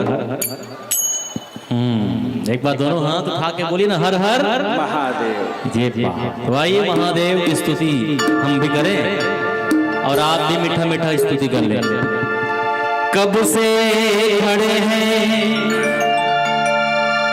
झोली पसा,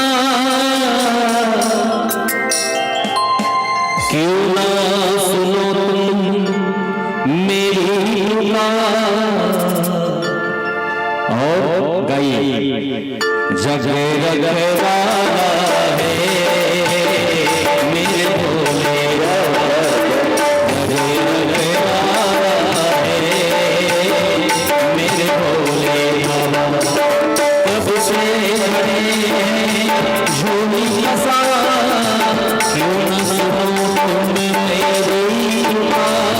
कब से खड़े हैं झोली पसा, क्यों न सुनो तुम मेरी बात। हाँ, घुटना दर्द दे तो उठ जाए जगह से। एक बार बोले हर हर महादेव। महादेव। आइए ठुमका लगाते कहें क्या? अरे तेरा ही सहारा है मेरे भोले बाबा, तेरा ही सहारा है भोले बाबा। कब से खड़े हैं झोली पसा, क्यों न सुनो तुम मेरी बात। कब से खड़े हैं झोली पसा, क्यों न सुनो तुम मेरी बात। कब से खड़े हैं झोली पसा, क्यों न सुनो तुम मेरी बात। कब से खड़े हैं झोली पसा, क्यों न सुनो तुम मेरी बात। हर हर महादेव। और महादेव के भजनों के साथ रहेंगे क्या? तेरा ही सहारा है मेरे भोले बाबा, तेरा ही सहारा है मेरे भोले बाबा।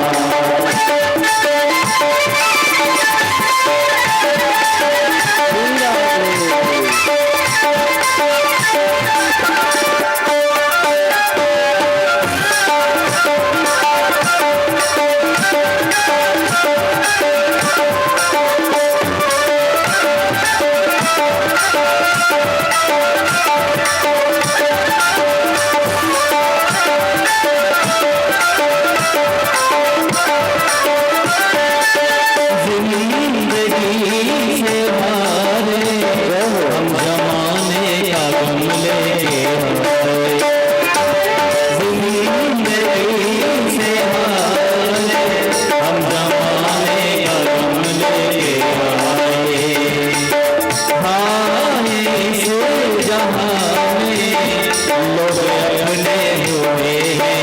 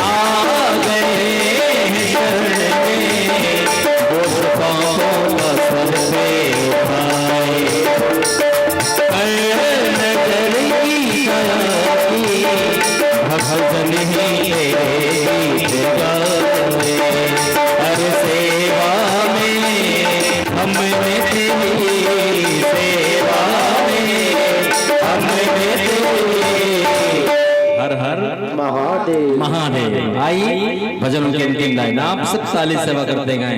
अरे तेरा ही सहारा है मेरे भोले बाबा, तेरा ही सहारा है मेरे भोले बाबा, कब से क्यों न सुनो तुम मेरी पुकार, कब से क्यों न सुनो तुम मेरी पुकार, तेरा ही सहारा है मेरे भोले बाबा, तेरा ही सहारा है मेरे भोले बाबा, मेरे भोले बाबा, मेरे भोले बाबा।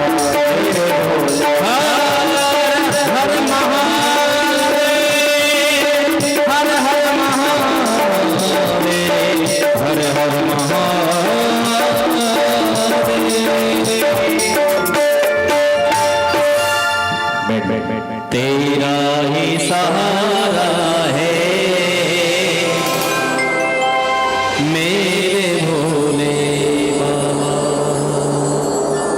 बोलिए उमापति महादेव की जय। और संतोष भैया ने पुनः 51 रुपए का आशीर्वाद दिया, खूब खूब उनके लिए ताली बजा दीजिए। बोले वेद व्यास भगवान की जय। समय व्यतीत हुआ और दिति के गर्भ से इन दोनों हिरण्याक्ष और हिरण्यकश्यपु का अवतरण हुआ। इनके अवतार लेते ही पहले के समय में शंखनाद किया जाता था, थाली बजाते थे, बच्चे को गौशाला में ले जाया जाता था। और जैसे इनका अवतरण हुआ तो आकाश में धूमकेतु तकड़ाने लग गए, चारों तरफ हाहाकार मच गया, क्योंकि ये ऐसे दुष्ट दुराचारी भयावह दैत्य जिनकी भृगुटी भवें टेढ़ी कर देने से इंद्र जैसा देवता भी कंपायमान हो जाता था। इनके अवतरण में चारों तरफ हाहाकार मचा हुआ है। अवतरित होते ही ये विशाल शरीर धारण कर लिए, माता पिता को प्रणाम करके इन्होंने तपस्या करना, ब्रह्मा जी की तपस्या करना ये प्रारंभ किए। सैकड़ों वर्षों तक इन्होंने तपस्या की और उस तपस्या के प्रतिसाद भगवान ब्रह्मा जी प्रकट हुए। ब्रह्मा जी प्रकट होकर के उनसे कहे, मांगो क्या चाहिए, मैं तुम्हारी भक्ति आराधन से प्रसन्न हूं। इन दोनों दैत्यों ने कहा कि प्रभु हमको कोई मारने वाला, हम किसी के मारे न मरे और हमारी मृत्यु न हो। ब्रह्मा जी ने कहा कि पुत्र मैं स्वयं स्थायी नहीं हूं, मैं भी अपनी आयु के 100 वर्ष तक रहता हूं, उसके बाद मेरे स्थान पर नए ब्रह्मा की रचना होती है। महाविष्णु की ये व्यवस्था है। इस जगह में जहां तुम बैठकर तपस्या कर रहे हो, यहाँ के ब्रह्मा मैं हूं और मेरे जैसे और कितने ब्रह्मा हैं। भागवत रहस्य में एक वर्णन है, एक दिन बांके बिहारी द्वारिकाधीश भगवान से दर्शन करने के लिए ब्रह्मा जी, उनके मन में लगा कि भगवान कृष्ण के मन में लगा ब्रह्मा जी को देखने का। क्यों? क्योंकि उनको ऐसे लग रहा था कि पूरे ब्रह्मांड में मैं अकेले ब्रह्मा हूं।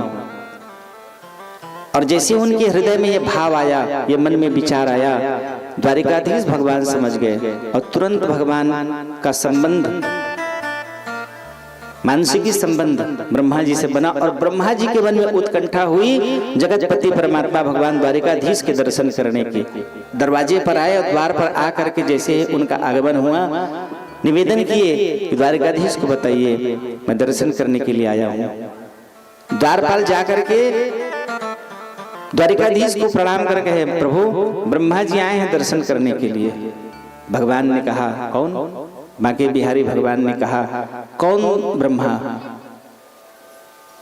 द्वारपाल फिर दौड़ कर गया और जाके उसको प्रणाम करके ब्रह्मा जी से पूछे कौन ब्रह्मा है आप? तो ब्रह्मा जी कहे मैं तो संसार में एक ही ब्रह्मा हूं, और कौन ब्रह्मा है तू जिसके बारे में तुम पूछ रहे हो? तो कहे भगवान ने कहा है भाई कौन ब्रह्मा है पूछ के आओ। लिवा के लाया गया, सिंहासन पर विराजित कराए, द्वारिकाधीश पहुंचे, प्रणाम कर पूछे कहे प्रभु मैं ये जानना चाहता हूं कि मेरे अलावा और कोई ब्रह्मा है क्या? क्यों? तो कहे मैं जैसे पहुंचा तो द्वारपाल ने पूछा कि कौन ब्रह्मा आया है, आपने कहा होगा तभी वो आके पूछा है, तो मैं जानना चाह रहा हूं कि मेरे अलावा और कोई ब्रह्मा है क्या? द्वारिकाधीश पूरे ब्रह्मांड का भगवान ने दिव्य दर्शन कराते हुए कहा कि देखो 12 आयाम हैं, 12 आयामों में 3,50,00,000 ब्रह्मांड हैं, और एक ब्रह्मांड में एक ब्रह्मा 5 मुख का, 10 मुख का, 1000 मुख का महाविष्णु के आदेश पर चाकरी कर रहा है। इसलिए मैं पूछा हूं कौन ब्रह्मा आया है। अब पूरे ब्रह्मांड का उनको अलौकिक दर्शन उन्होंने कराया। तुम जहां रहते हो यहाँ के तुम 4 मुखी ब्रह्मा हो। ये 5 मुखी थे। शिव जी क्रोधातुर होकर के एक शीश उनका काट दिए। सती के प्रसंग में है कि तुम यहाँ रह करके भी तुम अपने बेटी को दक्ष को तुम समझा नहीं पाए कि मैं कौन हूं, तुम बता नहीं पाए, अपनी नातिन सती को तुम रोक नहीं पाए, तो क्रोधातुर होकर के 5वें शीश को उनका काट दिया। तो 4 मुख के हो गए ब्रह्मा जी। तो कहे तुम 4 मुख के यहाँ के हो, और तुम्हारे जैसे एक कोने में दिखाए कहे देखो ये ब्रह्मा 10 मुख का है, ये ब्रह्मा 1000 मुख का है। अनगिनत ब्रह्मा हैं जो महाविष्णु के आदेश पर चाकरी कर रहे हैं। इसलिए मैं पूछा हूं कौन ब्रह्मा है।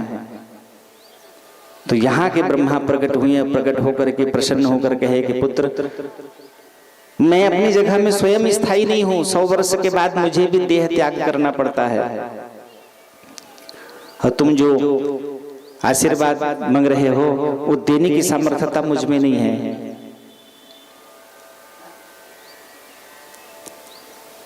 फिर इन्होंने निवेदन किया कि किसी जीव से, आपके बनाए किसी जीव से हमारी मृत्यु ना हो। ब्रह्मा जी तथास्तु कह के प्रयाण कर गए। अब ये अपने बल पौरुषता के अहंकार के कारण वरुण देव के पास पहुंचे और जाकर के वहां कोलाहल मचा दिया। वरुण देव हाथ जोड़े हुए आए, प्रणाम करके कहे मैं तुमसे युद्ध करना चाहता हूं। इन दैत्यों ने कहा कहे प्रभु मैं बहुत साधारण सजीव हूं, मैं आपके जैसे बलशाली के साथ युद्ध करके क्या करूंगा, मेरी मृत्यु निश्चित हो जाएगी। इसलिए यदि आप वर्तमान समय में आपसे युद्ध करने के लायक केवल जगतपति परमात्मा भगवान हैं, महाविष्णु हैं, अपने बराबर वाले से आप युद्ध करिए। वही हैं जिनसे आप युद्ध कर सकते हैं और जिनसे युद्ध करने में भी आपको आनंद की अनुभूति होगी। बराबर के हैं वो, मैं तो एक तिनके के समान हूं आपके सामने। कहे कहां मिलेगा वो? जहां सत्संग हो रहा हो, जहां सज्जन व्यक्ति एक जगह बैठ करके भगवान नाम स्तवन कर रहे हों, जहां साधु सन्यासी मुनि महात्मा कीर्तन कर रहे हों, पवित्र स्थानों में भगवान का वास रहता है। और जो भगवान के अनन्य भक्त हैं, संवत्सा गौ के समान। संवत्सा गौ किसे कहते हैं? गाय को यदि हम जंगल में ढील दिए, गर्भावस्था में है, और यदि उसका प्रसव बछड़ा या बछड़ा बिया गई, तो गाय के उस बछड़े को चाटने के बाद में यदि आप उसको उठा करके लेके आओगे तो चाहे 10 किलोमीटर से पैदल चलते चलते लेकर के आ जाओ, वो गाय उस बछड़े के साथ में पीछे पीछे चली आती है। उसको संवत्सा गौ कहते हैं। तो कहे भगवान के जो भक्त हैं उनके पीछे पीछे मधुसूदन बांके बिहारी श्रीहरि चलते रहते हैं। यदि आप भगवान को प्राप्त करना चाहते हैं, आपके अंदर में सामर्थ्यता नहीं है तब तपस्या करने की, किसी को प्रणाम क्यों किया जाता है? प्रणाम करने का अर्थ है उसके जीवन की पुण्यता को आप ग्रहण करोगे, और ये तब प्राप्त होता है जब आपके अंदर में वो शिष्टता रहे। आप जब प्रणाम करोगे नम्र होकर के, तो उसके द्वारा दिए गए वो वचन से उसके जीवन का पुण्य प्रतिसाद आपको प्राप्त होगा। मार्कंडे नाम के ऋषि हुए जिनकी आयु 12 वर्ष लिखी हुई थी। उसके पिता जब उसकी मस्तक को पढ़े तो बड़े दुखी हो गए, और दुखी होकर के उन्होंने कहा, अब बच्चा जैसे बड़ा हुआ तो कहे तेरी आयु बहुत कम है, तो एक काम कर, जो मिले उसको प्रणाम करना प्रारंभ कर दे। ना जाने किस रूप में नारायण मिल जाए, हो सकता है भगवान के कोई ऋषि मुनि महात्मा मिल जाए, और जिसके वचन देने पर, प्रणाम करने पर उनके मुख से आशीर्वचन निकल जाए तो तू दीर्घायु हो जाएगा। अपने इस क्रम में मार्कंडे जी महाराज सबको प्रणाम करते करते, ऋषि मुनि महात्मा, वो साथ में पिता भी है, कहे कैसी बात कर रहे हैं आप, चिरंजीवी दीर्घायु यशस्वी, ये तो 12 साल की इसकी उम्र है। वो क्रम में ब्रह्मा जी के पास तक पहुंच गए। ब्रह्मा जी को प्रकट होना पड़ा, प्रणाम किए तो कहे चिरंजीवी भव। कैसे चिरंजीव होगा महाराज, इसकी आयु तो केवल 12 वर्ष आपने लिखी है। तब गणना की गई कि तुम्हारे 12 वर्ष नहीं है, ये मेरा 12 वर्ष है। ब्रह्मा का 12 वर्ष माने चतुर्युग सहस्त्राणी दिनमेकम पितामह, चारों युग 43 लाख वर्ष बार जब व्यतीत होगा, 17 लाख सतयुग, 12 लाख त्रेता, 8 लाख द्वापर और 4,32,000 कलयुग। ये जब 1000 बार जाता है तो ब्रह्मा का एक दिन होता है, और ब्रह्मा अपनी आयु के 100 वर्ष तक रहते हैं। तो कहे तुम्हारी 12 वर्ष नहीं, ये मेरे 12 वर्ष की आयु इसको मिली हुई है। तो प्रणाम करने से वो प्राणायाम, एक ऊर्जा निकलती है मुख से आशीर्वचन, उस आशीर्वचन के प्रभाव से वो जीवात्मा दीर्घायु बन जाता है, जैसे मार्कंडे जी बन गए। ये जीव ब्रह्मा जी समझा रहे हैं कि मैं स्वयं चिरंजीवी नहीं हूं, सदा सर्वदा मैं रहने वाला नहीं हूं, तो मैं तुमको उस प्रकार का आशीर्वचन नहीं दे सकता।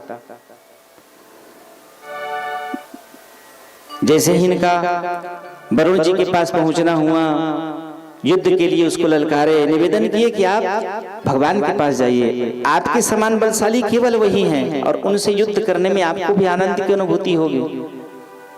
हिरण्याक्ष कहाँ मिलेंगे भगवान, तो भगवान को प्राप्त करने का वो जगह बताए, सज्जनों के पास। उसी समय नारद जी महाराज भगवान नाम स्तवन करते हुए, जो तू मिटाना चाहे जीवन की तृष्णा, सुबह शाम बोल बंदे कृष्ण कृष्ण कृष्णा। ये पावन पवित्र नाम जप करते हुए नारद जी महाराज वहीं से प्रस्थान कर रहे थे, और जैसे ही हिरण्याक्ष की दृष्टि पड़ी, तुरंत नारद जी को पकड़ लिए और पकड़ के कहे कि मैंने सुना है कि सज्जनों के पास भगवान उनके पीछे पीछे चलते हैं, संवत्सा गौ की तरह, तो बताओ कहाँ है भगवान। नारद जी ने कहा कि भगवान कहाँ नहीं है, कोई ऐसा स्थान नहीं है जहां भगवान ना हो। वो घट वासी हैं, कड़कड़ में उनकी उपस्थिति रहती है, और जगतपति परमात्मा भगवान को जिस भाव से आप भजोगे, उसी भाव से भगवान उस जीव को प्रकट रूप में दर्शन देते हैं।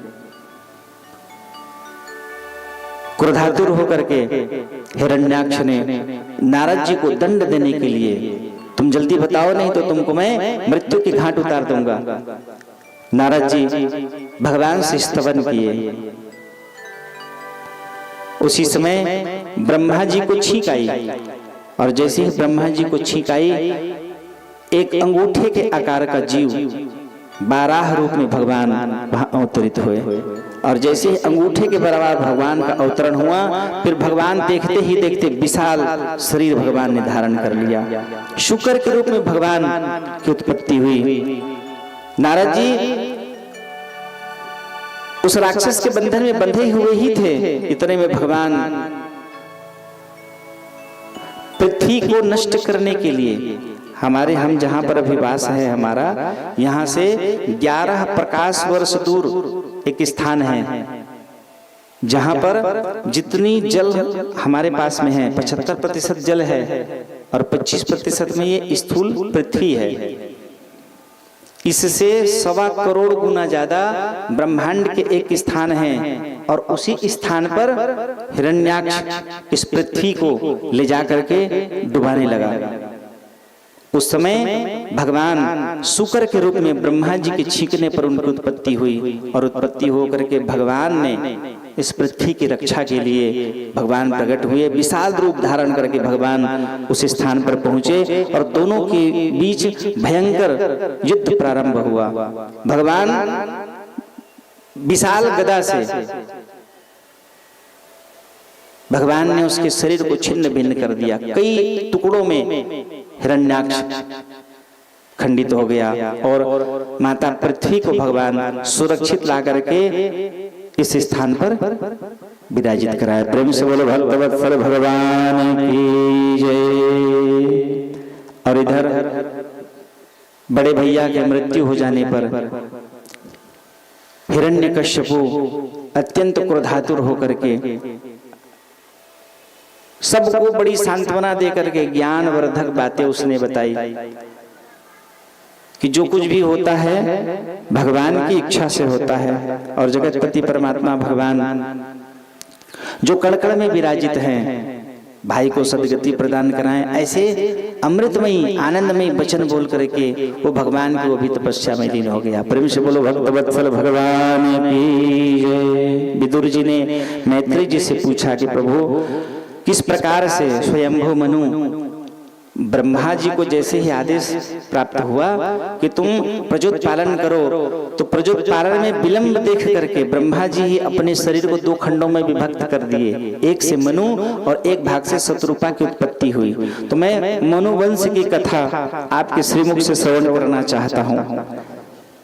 मैत्रेय जी बड़े प्रसन्न होकर के विदुर जी के इस प्रश्न का उन्होंने उत्तर दिया। भगवान ब्रह्मा जी के ही देह से मनु और शत्रुपा की उत्पत्ति हुई। दोनों ने भगवान को प्रणाम करके ब्रह्मा जी को प्रणाम कर निवेदन किया कि हे पिता श्रेष्ठ, बताइए हम आपकी प्रसन्नता के लिए क्या करें। ब्रह्मा जी कहे कि तुम्हारे जैसे सन्मार्गगामी पुत्र को प्राप्त करके मैं कृतकृत्य हो गया।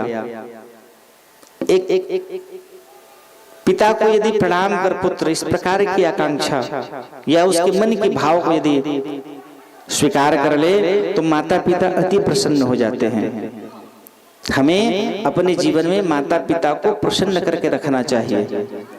भागवत बताना चाह रही है कि जिसके घर में माता पिता प्रसन्न हो जाए वो घर स्वतः में देवालय हो जाता है, मंदिर के समान हो जाता है। जैसे मंदिर में भगवान विराजित रहते हैं, ठीक उसी तरह हमारे घर में माता पिता रूपी देव यदि जिसके घर में हो उनको किसी बात की कोई कमी नहीं रहती। माता पिता के सेवा करने से, माता पिता के प्रसन्न होने से भगवान प्रसन्न हो जाते हैं। आपको कोई यज्ञ हवन पूजा व्रत अनुष्ठान दान करने की जरूरत नहीं है। माता पिता को प्रसन्न कर लीजिए, देवता अपने आप आपसे प्रसन्न हो जाएंगे और आपको अभिष्ट वस्तुओं की प्राप्ति होगी।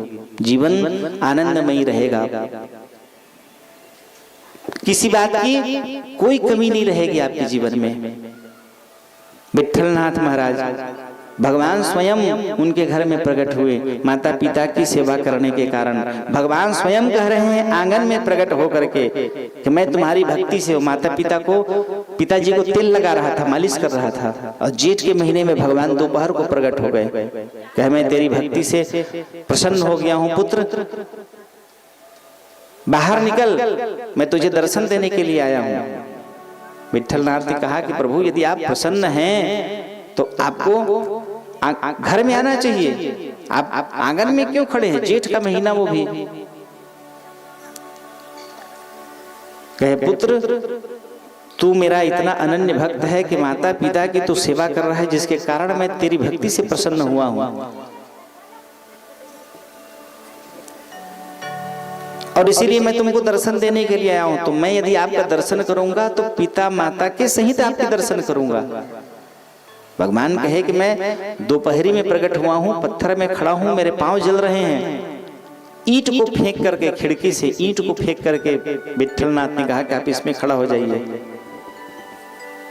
पांव में जलन हो रही है तो इसमें खड़ा हो जाइए। ये कमरे के अंदर से निकला हुआ ईंट है, इट्टल उसका नाम था, लेकिन उसके कारण विट्ठल उसको कहा गया। और विट्ठलनाथ भगवान में आज भी वो इतने भक्तों के ऊपर कृपा करते हैं कि आज भी विट्ठलनाथ भगवान का दर्शन करने के लिए जाओगे तो दोपहर के समय में जो झाड़ू लगाई जाती है, उस झाड़ू लगाने से जो धूल एकत्रित होती है, उस धूल को विट्ठलनाथ के मस्तक पर लगाया जाता है दोपहर के समय में। 3 आरती होती है, सुबह, मध्याह्न और सायंकालिक। तो मध्याह्न के समय की आरती के समय में विट्ठलनाथ भगवान को जो चंदन लगाया जाता है, उसमें भक्तों की चरण की धूली लगाई जाती है।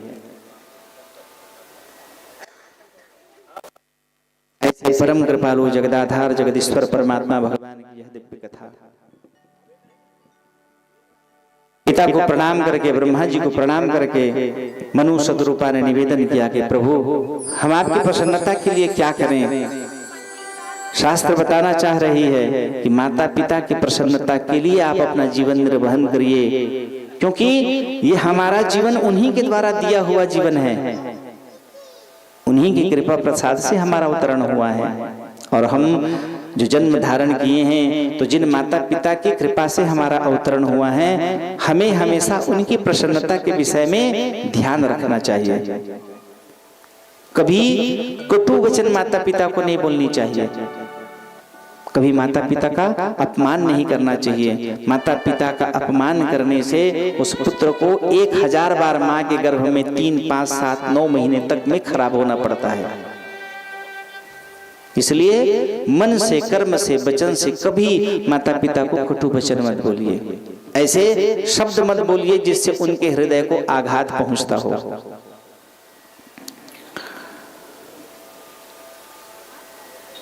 कर्दम ऋषि, इनके यहाँ भगवान का अवतरण हुआ। जुष्टम बदादयाखिल सत्वरासे संसिद्ध मक्षोस्तव दर्शनात्रः यद्दर्शनं जन्मभिरिज्यभिदस्य रासते शासते योगिनो रुद्रयोगा ये माययाते हतमेदशश्वत पादारविन्दं भव सिन्धुपोतम् उपासते कामलवायते खाम रशीष कामान निरये पियेस्युः। ब्रह्मा जी, कर्दम ऋषि ऐसे भगवान के अनन्य भक्त हैं कि जिन्होंने अपनी सहचर्या पत्नी प्राप्त करने के लिए 10,000 वर्ष तक भगवान महाविष्णु की इन्होंने तपस्या की। ब्रह्मा जी ने कहा कि पुत्र, प्रजोत पालन कर, प्रजोत पालन करके संतान की वृद्धि करो। कर्दम निवेदन करके इन्होंने तपस्या की और 10,000 वर्षों तक ये लगातार भगवान की तपस्या करते रहे। तब जाकर के भगवान चतुर्भुज रूप में करोड़ों सूर्य की आभा लेकर के भगवान प्रकट हुए। और जैसे ही प्रकट हुए, इन्होंने भगवान के चरणों में प्रणाम कर निवेदन किया कि प्रभु, आप सब जीवों के कल्याण करने वाले हैं। हे जगतपते परमात्मा ने भगवान, सबके हृदय में आपका वास है। हे प्रभु, घट घट वासी हैं, सब बातों को आप जानते हैं, आप अंतर्यामी हैं। मेरी तपस्या किस कारण से मैं आपकी तपस्या कर रहा हूँ आप जान रहे हैं, तो प्रभु आप मुझ पर कृपा करें। भगवान प्रसन्न हुए और प्रसन्न होकर के भगवान ने कहा कि परसों तुम्हारी इच्छा की पूर्ति के लिए मनु और शत्रुपा से उत्पन्न देवहूति, उनकी कन्या, जिन्होंने नारद जी के श्रीमुख से तुम्हारे विषय में सुना है, नारद जी महाराज बार बार तुम्हारे रूप, गुण, धर्म, निष्ठता, भक्ति, शीलता, तुम्हारी तपस्या का वर्णन करते गए हैं। तो देवहूति तुम्हारे मन ही मन तुमको पति के रूप में प्राप्त करने के लिए मानसिक वर्ण कर चुकी है। तो परसों मनु शत्रुपा अपने रथ में अपनी पुत्री को लेकर के आएंगे और विधि विधान से, ब्रह्म रीति से अपनी कन्या का दान करेंगे। तुम उसको स्वीकार कर लेना। तुम्हारी 9 कन्याएं होंगी, 10वें में मैं स्वयं तुम्हारे पुत्र बन करके अवतरित होऊंगा। प्रेम से बोलो भक्तवत्सल भगवान की जय। इस प्रकार करदम की तपस्या से भगवान प्रसन्न हुए और तीसरे दिन मनु शत्रुपा ने देवहूति को लेकर के आया और वैदिक रीति से, ब्रह्म विधि से उनका विवाह संपन्न हुआ। उसकी भी परीक्षा लेने के लिए सैकड़ों वर्षों का समय करदम ऋषि लगा दिए और उनके बीच में संसर्ग नहीं हुआ। और दोनों बड़ी निष्ठा पूर्वक, देवहूति ने राजा के घर की बेटी है, फिर भी बड़ी निष्ठा और लगन से उन्होंने अपने पति करदम ऋषि की सेवा की। कभी उनसे कोई शिकायत नहीं की। जैसी अवस्था में वो रखते उसी अवस्था में वो रह जाती थी। धीरे धीरे धीरे धीरे बहुत समय व्यतीत हो गया। एक दिन अचानक करदम की दृष्टि पड़ी उन पर, देवहूति पर, और उन्होंने विचार किया कि राजा के घर की बेटी, बताओ, जिसके सैकड़ों नौकर चाकर इसके आगे पीछे घुमा करते थे, और आज इसने सब कुछ का परित्याग करके मेरे पास चली आई है। मैंने इसको क्या सुख दिया है? न इनको पहनने के लिए कोई वस्त्र, अच्छे गहने हैं, न इनको इनके जीवन में कोई सुख की अनुभूति हो रही है। कृष्णकाय, एकदम दुबला पतला इसका शरीर हो गया है, चेहरे की चमक जा रही है। करदम ऋषि विचार कर रहे हैं। तब उन्होंने देवहूति को बुला करके विराजित किया और कहे कि मैं आपकी परीक्षा ले रहा था और आप उस परीक्षा में पास हो गई। तब करदम ऋषि ने अपने योग तप के प्रभाव से एक दिव्य विमान की रचना की। उस विमान में हजारों नौकर नौकरानियां सेवा करने के लिए, और उस विमान पर, और इनको चिर यौवना इतने दिव्य सुंदर कि देवता भी उसको देख करके लज्जित हो जाए, इतने दिव्य सुंदर उनको बना करके देवहूति को उस विमान पर विराजित कराए। और हजारों ब्रह्मांड, एक दो नहीं, हजारों ब्रह्मांड की उन्होंने सैर कराया। क्रमशः इनको 9 कन्याओं की उत्पत्ति हुई। पहले कन्या की उत्पत्ति होने पर करदम ने कहा कि मैं संतान की उत्पत्ति हो गई, मुझे प्रजोत पालन करने के लिए ब्रह्मा जी ने कहा था, ये उत्पत्त हो गया, अब मैं तपस्या करने जा रहा हूँ। देवहूति ने समझाया कि प्रभु, ये तो कन्या है और भगवान ने कहा है कि 9 कन्याएं अवतरित होंगे और उसके बाद में फिर भगवान स्वयं प्रकट होंगे, कपिल के रूप में भगवान का अवतरण होगा। तो इसलिए अभी ये प्रथम कन्या हुई है, 9 कन्याएं और 8 कन्याएं भी और होनी हैं, फिर भगवान का अवतरण होगा। उनकी वाणी सुनकर करदम ऋषि प्रसन्न हुए और फिर विहार करते हुए सब प्रकार के सुख कि उनको अनुभूति कराए। और 9 कन्याओं के अवतरण के बाद में भगवान कपिल के रूप में प्रकट हुए। प्रेम से बोलो कपिलनाथ भगवान की जय। और जैसे ही भगवान का अवतरण हुआ, चारों तरफ पुष्प की वर्षा होने लग गई, आनंद छा गया चारों तरफ। पूरे देवी देवता प्रसन्न होकर के भगवान को पुष्प की वर्षा करा करके उनका स्वागत किए। समय व्यतीत हुआ और करदम ऋषि को भगवान ने दिव्य ज्ञान अर्जित कराया और करदम ऋषि सब कुछ का परित्याग करके वन गमन कर गए। फिर भगवान कपिलनाथ जी ने ही माता देवहूति को भी दिव्य ज्ञान अर्जित करा करके अपने स्वधाम भेजे। प्रेम से बोलो भक्तवत्सल भगवान की जय। राधे राधे। बोले श्रीमद् भागवत महापुराण की जय। एक बार बोलिएगा राधे राधे।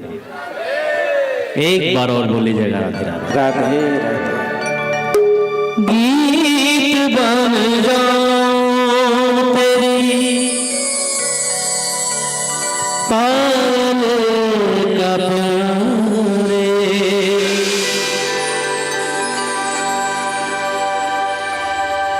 हो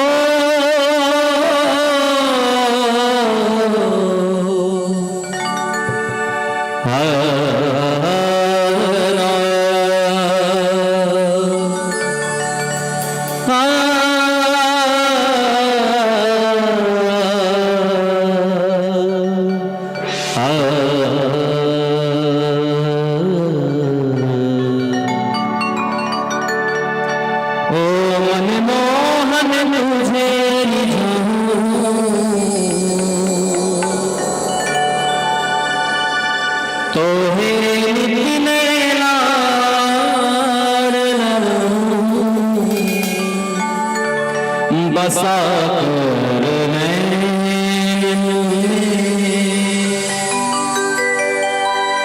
छिपा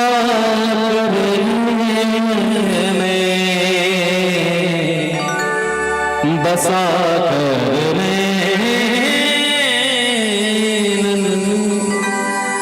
छिपा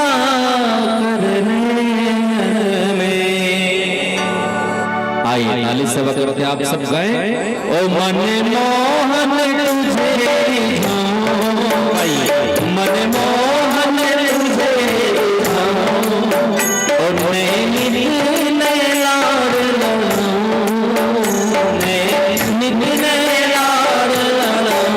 बसा नैन में छिपा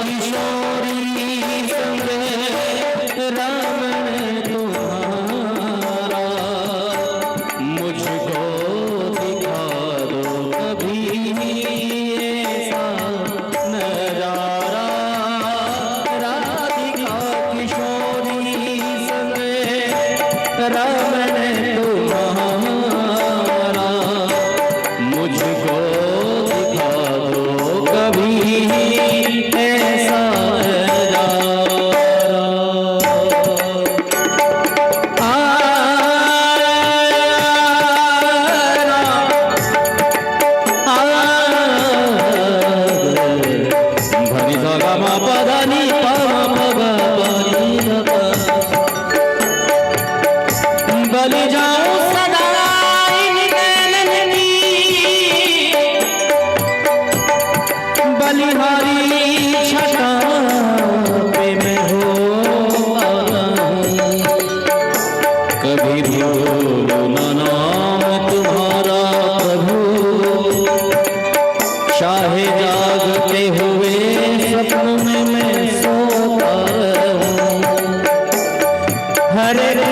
इष्ट पुकारा करूं,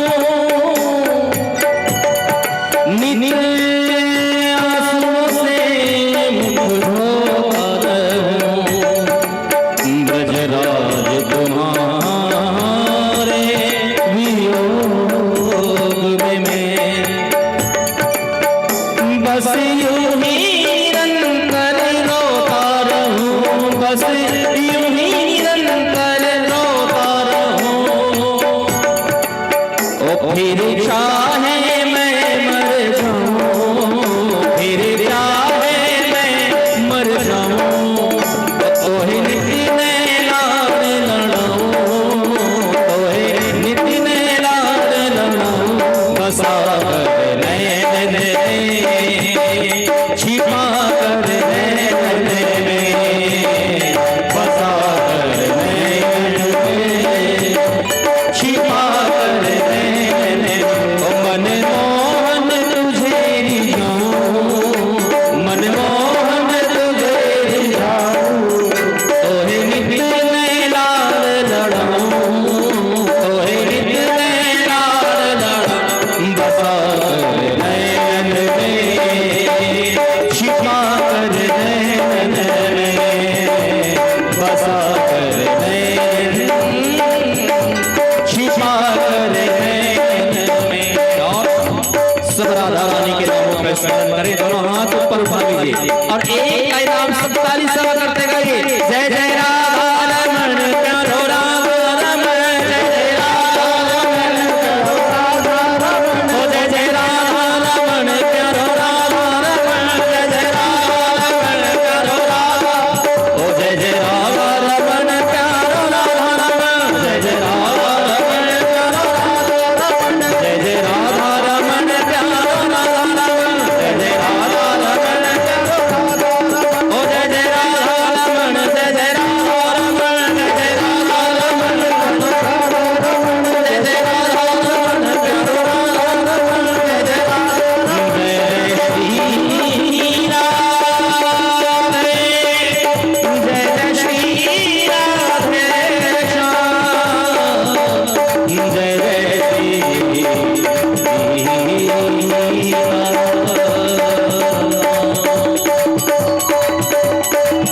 बोली रानी सरकार की जय।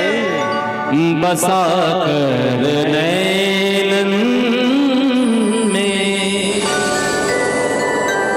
छिपा कर नैन में, बोली राधा रानी सरकार की जय। भवे शीलवतां श्रेष्ठे दक्षो दुहितवत्सलः,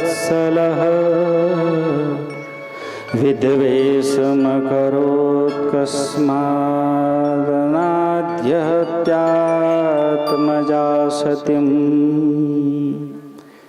कस्तं चराचरगुरुं निर्वरं शान्तविग्रहम्, आत्मा रामं कथं द्वेष्टि जगतो देवतं महत्।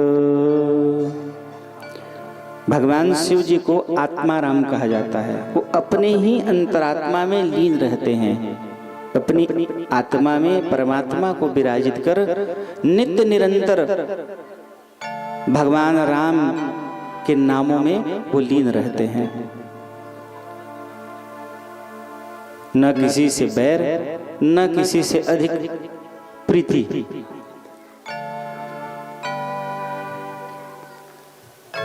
वो केवल भगवान राम के नाम में लीन रहते हैं।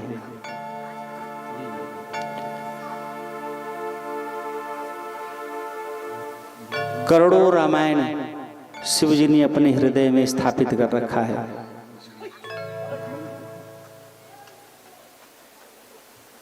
जब जब भगवान शिव जी अपने राम के नामों को हृदय में आलिंगित करते हैं, स्थापित करते हैं, वो एकदम लीन हो जाते हैं। विदुर जी मैत्रेय से पूछ रहे हैं कि प्रभु भवेशीलवताम श्रेष्ठे, शीलवान गुणवान सभी प्रकार के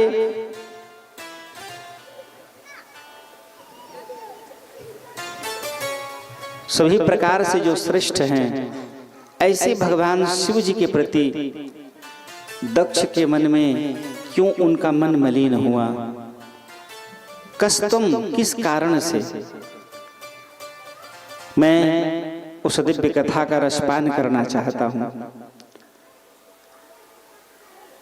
विदुर जी के प्रश्न सुनकर मैत्रेय जी अति प्रसन्न हुए। उन्होंने बताया कि एक समय वाजपेयी यज्ञ, और उस वाजपेयी यज्ञ में पहले तो दक्ष प्रजापति को पद मिल गया। ब्रह्मा के बाद तुम पूरे जितने देवता हैं उन सब के तुम अधिपति रहोगे। और उस पद को प्राप्त करके उनके अंदर में अहंकार आ गया, और उस अहंकार के भाव के कारण दक्ष प्रजापति वो किसी को कुछ नहीं समझते थे। मुझे वो पद मिल गया, कनक कनक तय सौगुनी मादकता अधिकाय, इहे खाय बौराय जग इहे पाय बौराय। एक सोना रूपी प्रतिष्ठा और एक कनक सोना रूपी धतूरा को पाकर के आदमी बौरा जाता है। तो जैसे धतूरा खाने के बाद में पागलपंथी उसके दिमाग में होने लगती है, ठीक उसी तरह से प्रतिष्ठा रूपी स्वर्ण को पाकर के लोगों के अंदर में जो नहीं समझ पाते उनके अंदर में अहंकार का भाव आ जाता है। अब ये मैं सबसे श्रेष्ठ हूं, ये इसके अंदर में भाव हो गया। और ये दक्ष प्रजापति बृहस्पति सवन नामक यज्ञ करा रहे थे। उस यज्ञ में देश देशांतर के राजर्षि, देवर्षि, ब्रह्मर्षि जैसे तपोनिष्ठ जीवात्मा जिनकी जैसी तपस्या, जिसके प्रतिसाद उनको वो स्थान मिला है, वो सब वहां पहुंचे हुए हैं। वेद मंत्रों का उद्घोष हो रहा है। और जैसे ही इनका आगमन हुआ वहां ब्रह्मा जी सहित शिव जी भी पहुंचे हुए थे। सभी दक्ष प्रजापति को आते देख करके श्रेष्ठ जन है ऐसा कह के अपने स्थान से सब खड़े हो गए, जयकार लगाए, प्रणाम किए। लेकिन ब्रह्मा जी और भगवान शिव जी अपने स्थान से नहीं उठे।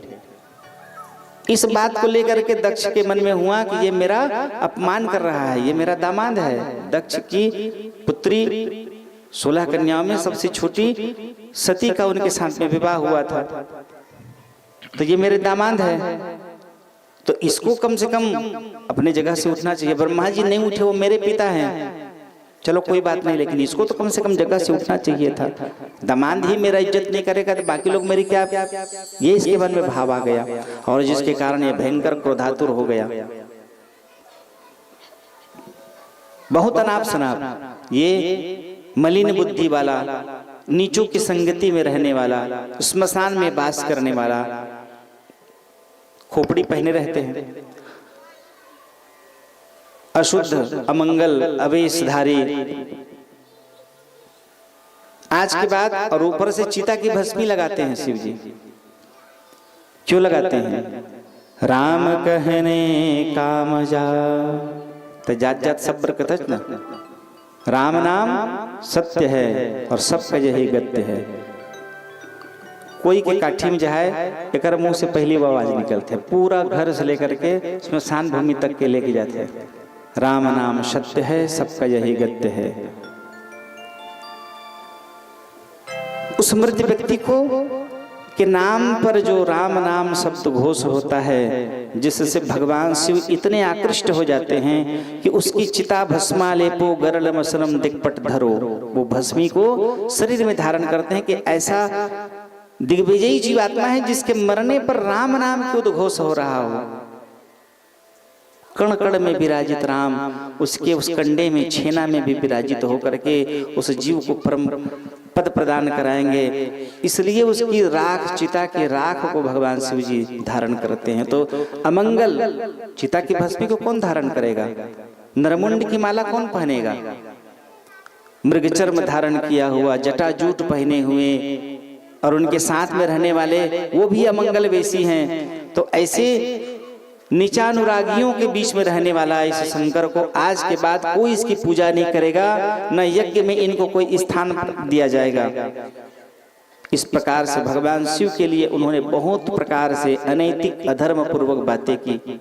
ब्रह्मा जी समझाने का प्रयास कर रहे हैं, बहुत से लोग सज्जन जो वहां पर बैठे हैं सब लोगों ने समझाने का प्रयास किया कि वो अनादि हैं, उसके लिए तुम्हारे श्राप का कोई अर्थ नहीं है, लेकिन तुम ऐसा कह के उल्टा अपने ऊपर तुम कलंक कर रहे हो। कई प्रकार से उनको समझाया गया लेकिन वो नहीं माने। इतने क्रोधातुर होकर के भगवान शिव जी के नंदीश्वर वो खड़े होकर के क्रोधातुर होकर के कहे कि जिस मुख से तुम मेरे आराध्य को अपशब्द से अपमानित कर रहे हो, जाओ मैं श्राप देता हूँ, यदि मैं भगवान का अनन्य भक्त हूँ तो मैं तुमको श्राप देता हूँ, ये शीश कट जाए और कट के यज्ञ में भस्माभूत हो जाए। और उनका वो श्राप लग गया। भगवान शिव जी कुछ नहीं कहे, चुपचाप वहां से प्रस्थान कर गए। और भगवान जैसे ही वहां उनको छोड़ करके वहां से प्रस्थान किए, इस बात को भगवान शिव जी ने कभी भी सती को नहीं बताई। पति पत्नी के बीच में कैसे प्रेम होना चाहिए, कैसे एक दूसरे का सम्मान करना चाहिए, ये भागवत हमें आज सिखा रही है। आज का यदि दामाद होता तो तुरंत नोटिस भिजवा देता, लेकिन भगवान शिव जी ऐसे दामाद है कि उन्होंने कोई विरोध नहीं किया और कभी सती को इस बारे में नहीं कहा कि तुम्हारे पिता मेरा भरी सभा में अपमान कर दिए, मेरे साथ ऐसी उदंडता पूर्वक व्यवहार किए, मैं उनका क्या बिगाड़ा था। कुछ नहीं, कभी भगवान शिव जी के मुंह से एक शब्द नहीं निकला कि तुम्हारे पिता उस यज्ञ में मेरा अपमान किए, कुछ भी नहीं बोले। समय धीरे धीरे धीरे धीरे व्यतीत होने लग गया।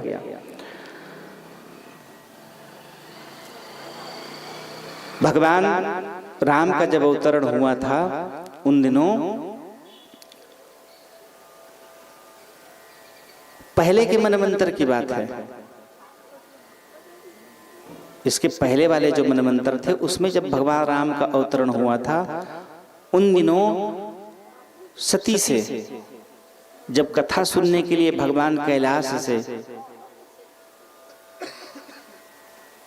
कुंभज ऋषि उनके पास पहुंचे थे, तो कथा सुन करके जब गए तो उस समय भगवान राम उधर से आ रहे थे। उस समय जानकी जी का हरण हुआ था और राम लक्ष्मण दोनों थे। उनको देख करके उन्होंने प्रणाम किया, जय जीव कह के उनका सम्मान किए। तो इनके मन में भ्रम हो गया। तब जानकी जी बन करके इन्होंने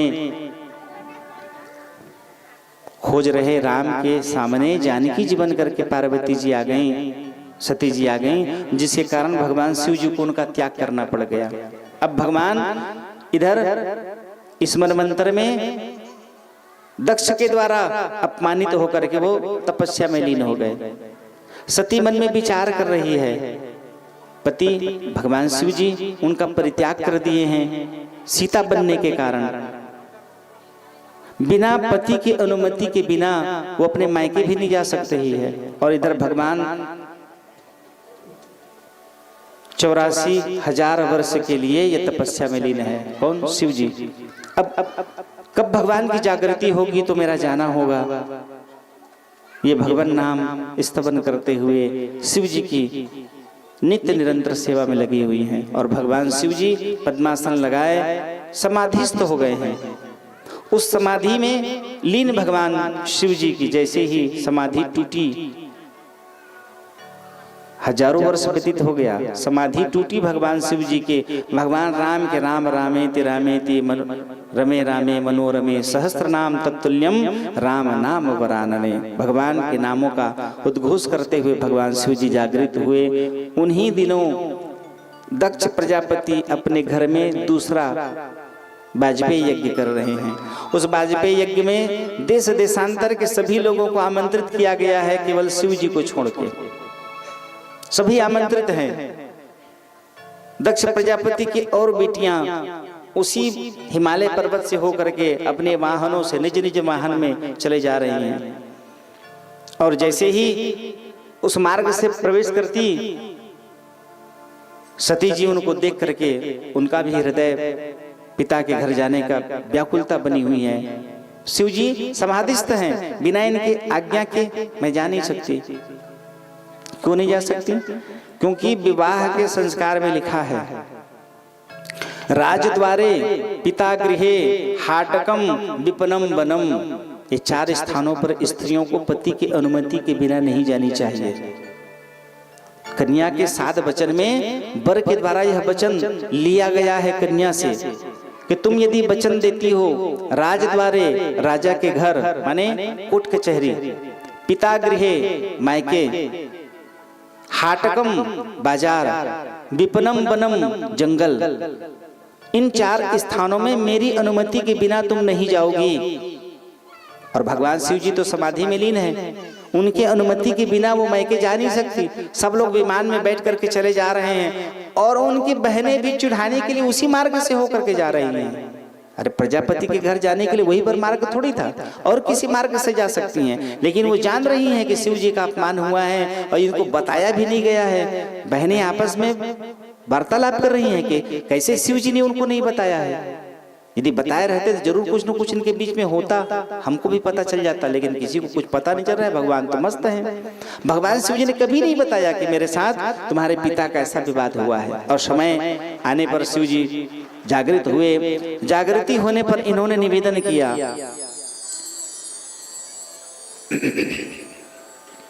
कहे मुनीक मोरे वो मन भावा, यह अनुचित नहीं नेमत पठावा। निवेदन की कि प्रभु अच्छा हुआ आपकी जागृति हो गई। कैसे? तो कहे भगवान मेरे पिता के घर में यज्ञ हो रहा है पिताजी, उस यज्ञ में मेरी बहनें जा रही हैं, तो सबके साथ मेरा भी मुलाकात हो जाएगा। भगवान शिव जी ने कहा कि सती निमंत्रण आए हैं। अरे निमंत्रण की क्या आवश्यकता है? अपने घर में अपनी बेटी को पिता निमंत्रण थोड़े देंगे, भूल गए होंगे। भगवान शिव जी ने बताया कि वो भूले नहीं हैं, वो जानबूझ करके भूलने का नाटक कर रहे हैं। वो भूले नहीं हैं, वो अपनी सभी बेटियों को दिए निमंत्रण, तुमको क्यों नहीं दिया गया है? तुम विचार किए हो? तब भगवान शिव जी ने उनको स्मरण कराया, कहे कि एक दिन उस यज्ञ में सब लोग पहुंचे हुए थे, मेरा भी जाना हुआ और मैं भी वहां पहुंच गया। ब्रह्मा जी दोनों हम बैठे थे, इतने में दक्ष प्रजापति का आना हुआ और दक्ष प्रजापति को सब सम्मान करने के लिए खड़ा हुए। मैं अपने स्थान से खड़ा नहीं हुआ और जिसके कारण वो इतने क्रोधातुर हो गए कि मेरा अपमान करने लग गए। नाना प्रकार की तीखी कटु वाणी उन्होंने मेरे लिए कही, लेकिन मैं आज तक तुमको नहीं बताया, तुम्हारे हृदय को वेदना ना हो, कोई कष्ट ना हो। मैं नहीं चाहता था कि वो तो जो मेरे साथ व्यवहार किए, जो मुझे पीड़ा हुई वो पीड़ा तुमको भी हो, क्योंकि भगवान शिव जी सती से बहुत प्रेम करते थे, अनन्य प्रेम। शिव पुराण में वर्णन नहीं किया जा सकता, इतना प्रेम करते थे भगवान शिव जी माता सती से। तुमको किसी प्रकार का कोई कष्ट ना हो, इसलिए मैंने तुमको कोई कष्ट ना हो, इसलिए मैंने आज तक तुमको वो बात नहीं बताई। परंतु आज मुझे बतानी पड़ रही है। वो जानबूझ करके अपमान करने के लिए वो यज्ञ तो कर रहे हैं, अच्छी बात है, लेकिन वो जानबूझ करके तुमको निमंत्रण नहीं दिए हैं, इसलिए मेरी मानो बिना बुलाए वहां मत जाओ। भगवान बार बार समझा रहे हैं, दक्ष सकल निज सुता बुलाई, हमरे बयरो तुम्हु बिसराई। ब्रह्म सभा हम सन दुख माना, अतिहि ते अजहु करहु अपमाना।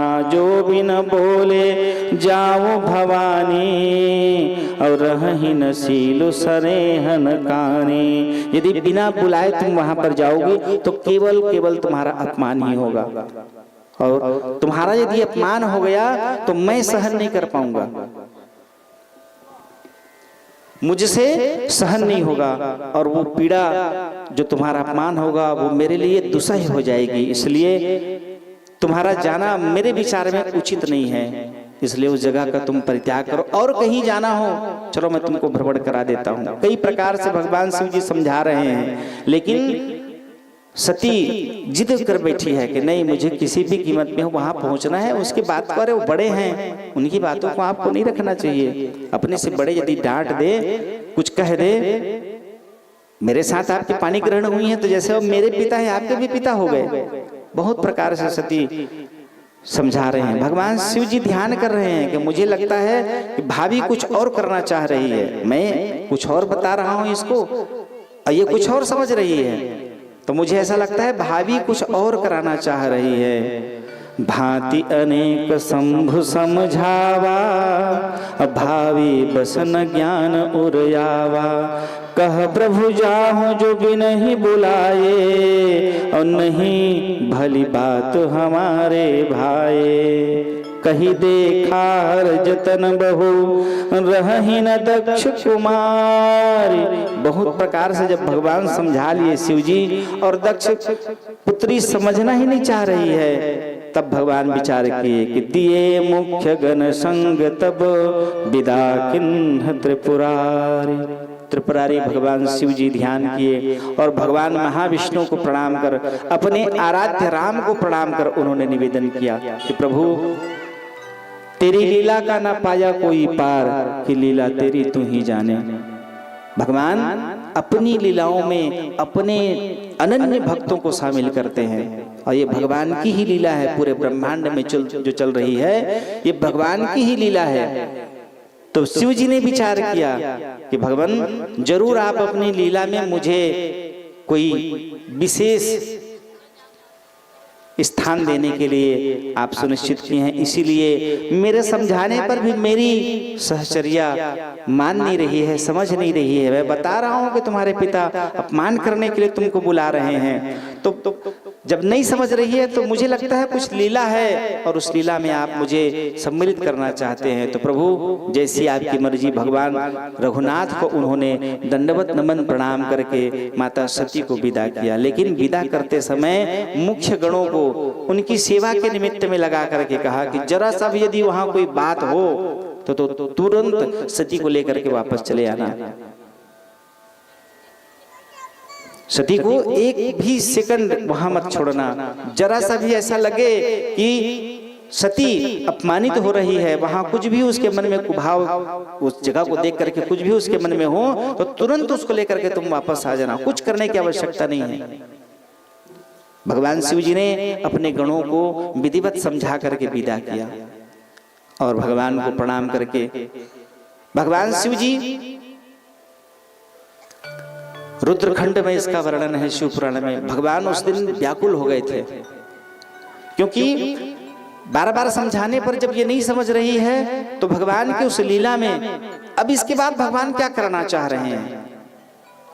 क्योंकि एक पति के द्वारा तिरस्कृत, भगवान शिव जी से तिरस्कृत है माता सती, भगवान ने उनका तिरस्कार कर दिया है। क्या तिरस्कार है कि ये सती सीता बन गई थी और सीता भगवान राम को पिता के समान मानते हैं भगवान शिव जी, और भगवान शिव जी राम को पिता मानते हैं तो जानकी जी माता हुई और ये माता का मेरे रूप बना करके चली गई वहां पर, इसलिए अब ये मेरे बगल में बैठने के काबिल नहीं है। वामांगी च विवाह भूधर सुता लक्ष्मी पगा मस्तके, वामांग में बैठने का अधिकार जो पत्नी को है ये वो अधिकार को खो चुकी है।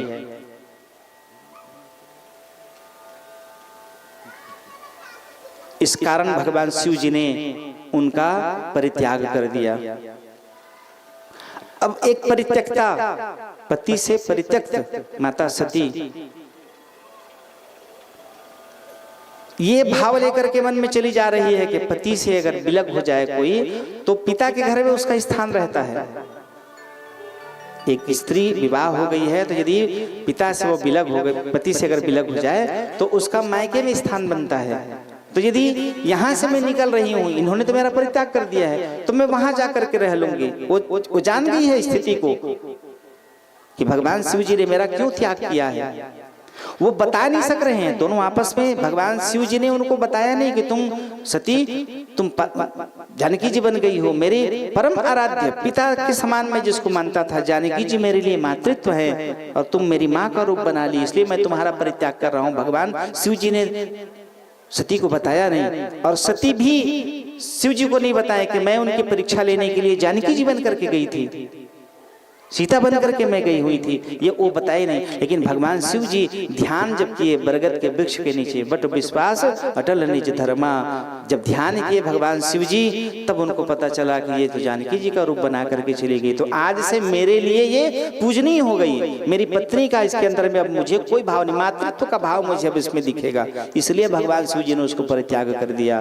और ये सती जानबूझ करके, जब मेरे पति ने मेरा परित्याग कर दिया है तो मैं कहाँ रहूं, तो मायके में जाती हूँ, यदि वहां कुछ होगा तो मैं स्वयं अपना शरीर त्याग दूंगी। ये भाव लेकर के पति से अनुमति के बिना वो नहीं जा सकती, इसके लिए वो पति का इंतजार कर रही थी। और भगवान जागृत हुए और अपने गणों को भेज करके भगवान उनकी रक्षा के लिए भेजे। जैसे ही उनका वहां पहुंचना हुआ, सब मिल रहे हैं।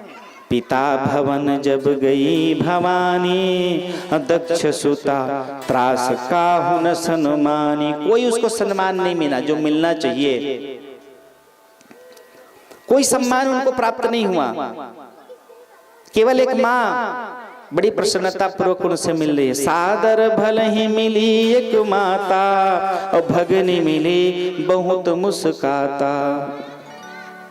अहंकार में, एक ऐसे दंभ में वो मिल रही हैं बहनें, मतलब हमारे साथ में हमारे पति आए हुए हैं और तुम अकेली चली आई, और वो भी गणों को लेकर के।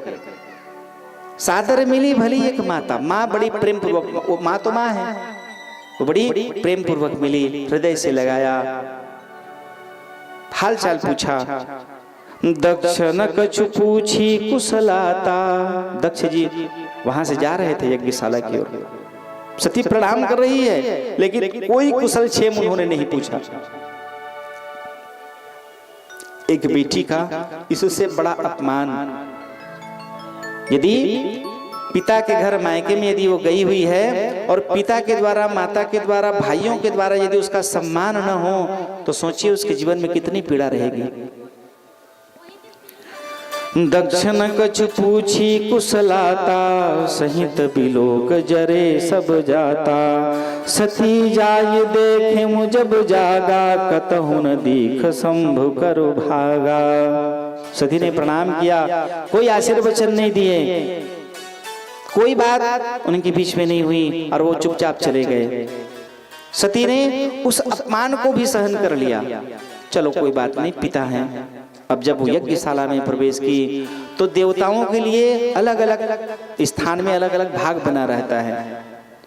ईशान कोण में भगवान शिव जी के लिए स्थान बना हुआ है। उस ईशान कोण में भगवान शिव जी को आवाहित करके उनके लिए जो आहुति प्रदान की जाती है, उसका अधिकार उनको प्राप्त होता है। वहां पर वो उस जगह में वो न प्राप्त करके जैसे ही पहुंची माता सती, तो वो भाग खाली रिक्त देख करके वो अत्यंत क्रोधातुर हो गई और विचार कर रही हैं। तब चित चढ़े जो शंकर कहे। अब उसके मन में ध्यान आ रहा है कि इसी के लिए भगवान शिव जी मुझे बार बार मना कर रहे थे कि सती तुम मत जाओ, तुम मत जाओ, तुम मत जाओ। भगवान शिव जी ने बड़े व्याकुल मन से, आंखों में भगवान शिव जी के अश्रु आ गया था विदा करते समय में, और भगवान अत्यंत पीड़ा से भगवान शिव जी ने सती को विदा किया था। और आज वहां यज्ञशाला में पहुंचते ही माता सती विचार करने लगी कि इसी के लिए भगवान शिव जी ने मुझे मना किया था। उनकी सारी बातें अब स्मरण आने लग गई। जब चित चढ़े जो शंकर कहे, प्रभु अपमान समझ कर उर्दहे। पाछिल दुख न हृदय अस व्यापा, जस यह भयो महापरितापा। शिव जी के द्वारा त्यागने पर माता सती को वो पीड़ा नहीं हुई थी। भगवान जो उनको आलिंगित करके अपनी गोद में बिठाया करते थे, अपने पास में बिठाया करते थे। आज राम कथा सुनने के लिए जब कुंभज ऋषि के यहाँ से वापस आए हैं, सारा भेद जानने के बाद में भगवान ने उनको अलग सिंहासन दिया बैठने के लिए कि सती तुम यहाँ विराजित हो। तो जो हमेशा मुझे पास में रखते थे, आज मुझे अपने से दूर कर दिए और भगवान समाधिस्थ हो गए। हजारों वर्ष की तपस्या में भगवान शिव जी लीन हो गए। उस दिन माता सती को वो पीड़ा नहीं हुई थी जो पीड़ा आज यज्ञशाला में पहुंचते ही उनको प्राप्त हुई। मन उनका व्याकुल हो गया, इतनी पीड़ा उनके हृदय में हुई और उस व्याकुल मन से तड़पती हुई माता सती ने समझी यद्यपि जग दारुण दुख नाना सबते अधिक सबसे कठिन जाति अपमाना। माता सती विचार कर रही है कि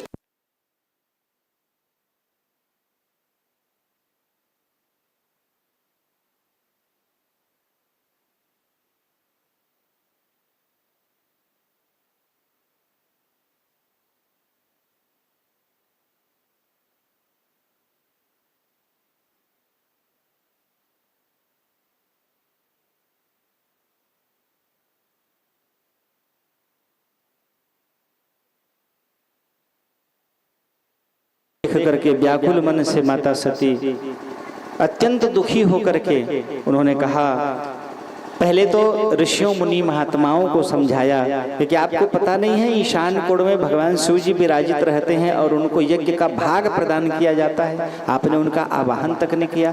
भगवान शिव जी के बिना तो कोई यज्ञ हो ही नहीं सकता, संभव ही नहीं है। दूसरों के द्वारा यदि अपमानित किया जाए किसी को तो उसमें कम पीड़ा होती है, लेकिन अपने ही यदि अपमानित कर दे, कोई कटु वचन बोल दे, कोई तिरस्कृत भाव यदि कर दे तो उससे अत्यंत पीड़ा होती है। भगवती अपने ही घर में अपने पति का इस प्रकार से भूत भावन भगवान शिव जी का इस प्रकार से अपमान देख करके उनका हृदय विदीर्ण हो गया। तजिहूं, अब ये मेरा परिचय क्या है? मेरा परिचय मेरे पिता, ये दक्ष का दिया हुआ देह है, तो इस देह को ही अब मुझे तज देना चाहिए। तजिहूं तुरंत देहि तेहि, हे तू, उसका कारण है। वो विचार कर रही है कि आज मैं ऐसी विडंबना में फंसी हुई हूं। क्या विडंबना है? एक तो पति के द्वारा मैं परित्यक्त हूं, भगवान शिव जी ने मेरा परित्याग कर दिया है सीता बनने के कारण। वहां से मैं शांति प्राप्त करने के लिए यहाँ पर आई हुई हूँ। यज्ञ के बहाने कुछ दिन रह करके कम से कम मन को कुछ प्रणित करूंगा, कुछ परिवर्तित करूंगा। वो शिव जी से परित्यक्त हैं, तो मैं कुछ मन को शांति सांत्वना देने के लिए यहाँ पर आई हुई हूँ। तो यहाँ पर भी ये हाल है कि पिता सीधा मुंह मेरे से बात नहीं किए हैं, बहनें भी उलाहना दे रही हैं, एक माँ ठीक अवस्था में मिली है, यहाँ यज्ञ स्थल में आ रहा हूँ तो मेरे पति का भी अपमान कर दिया गया है, उनके लिए भी कोई स्थान नहीं है। और एक पुत्री का यदि अपने मायके में अपमान हो जाए तो उसके लिए और क्या जगह बच जाता है? पति के घर में, तो पति के घर से तो मैं वैसे ही परित्यक्त हूँ।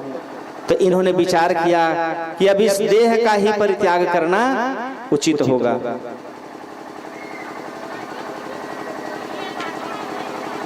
अग्निकुंड में भगवती क्यों प्रवेश की? यदि वो चाहती तो मंत्रों से अपने शरीर को कई खंडों में खुद विभक्त कर सकती थी।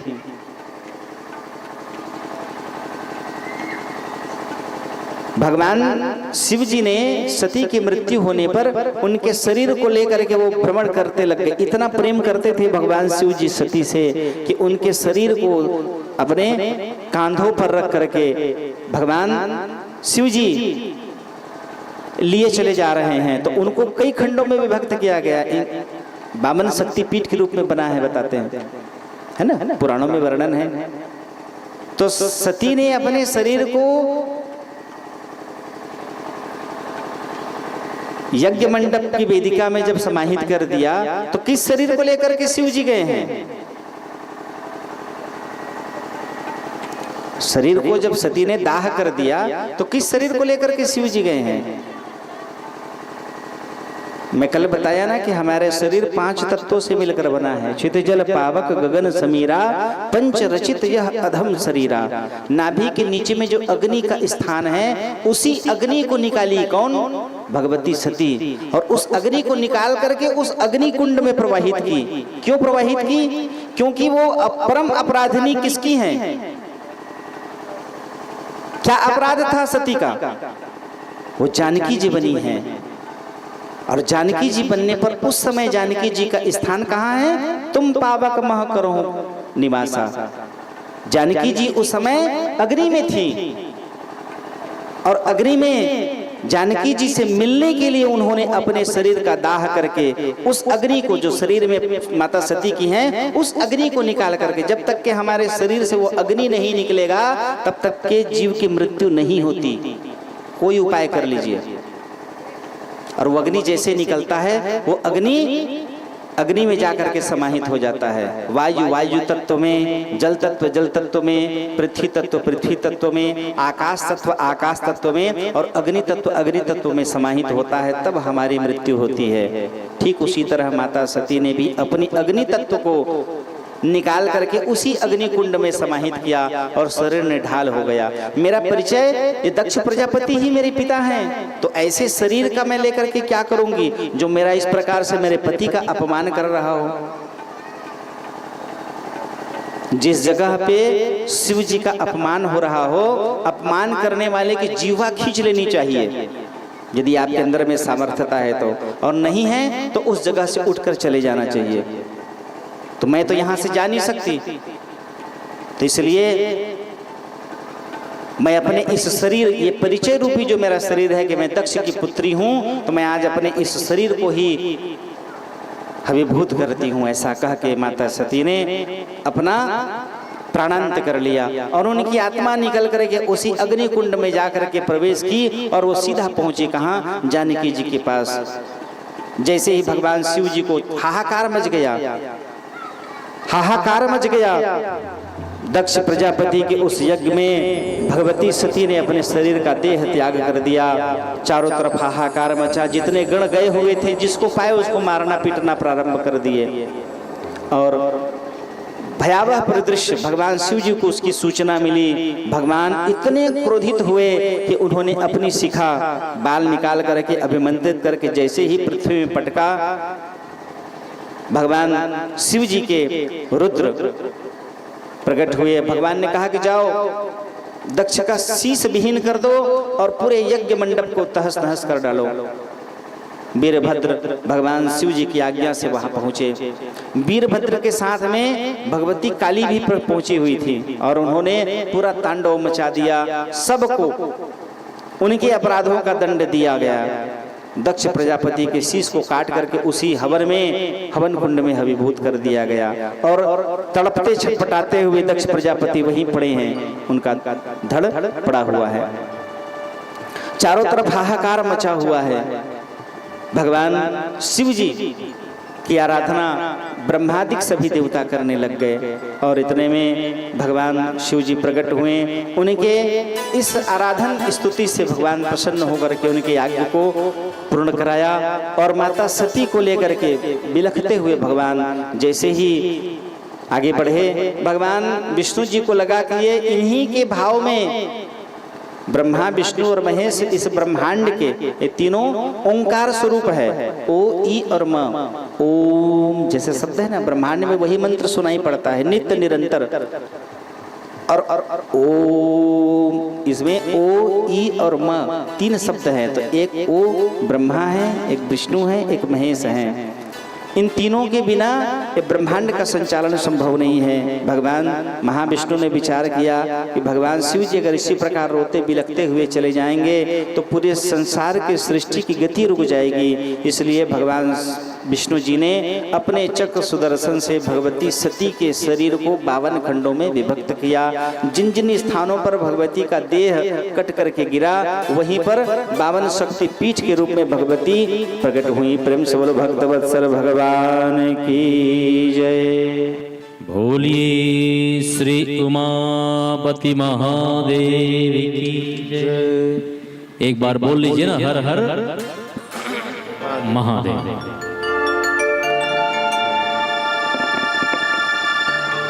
हो मन मेरा मंदिर, शिव मेरी पूजा, शिव से बड़ा नहीं कोई दूजा। बोल सत सत्यम शिवम बोल तू सुंदरम मन मेरे शिव की महिमा के गुण गाए मन मेरा मंदिर शिव मेरी पूजा शिव से बड़ा नहीं कोई बोल सत्यम शिवम बोल तू सुंदरम मन मेरे शिव की महिमा के गुण गाता मन मेरा मंदिर शिव मेरी पूजा।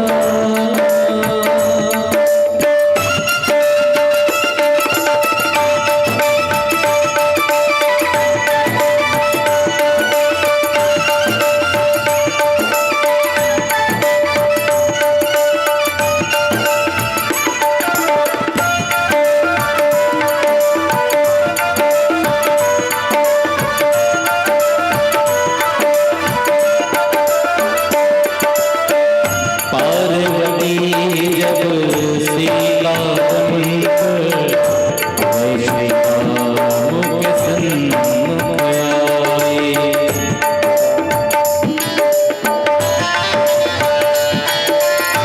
राम ने उनको माता कहकर शिव शंकर की महिमा गाई शिव भक्ति में सब कुछ सूखा शिव से बड़ा नहीं कोई बोल सत्यम शिवम बोल तू सुंदरम मन मेरे शिव की महिमा के गुण गाया मन मेरा मंदिर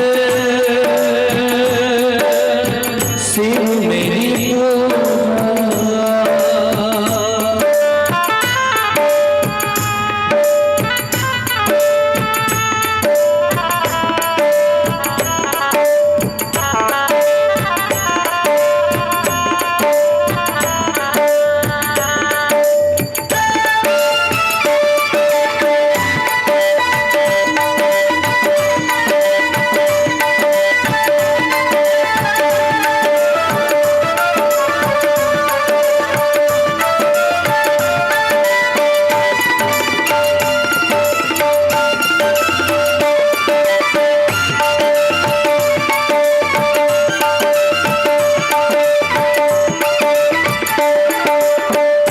तेरी जटा से निकली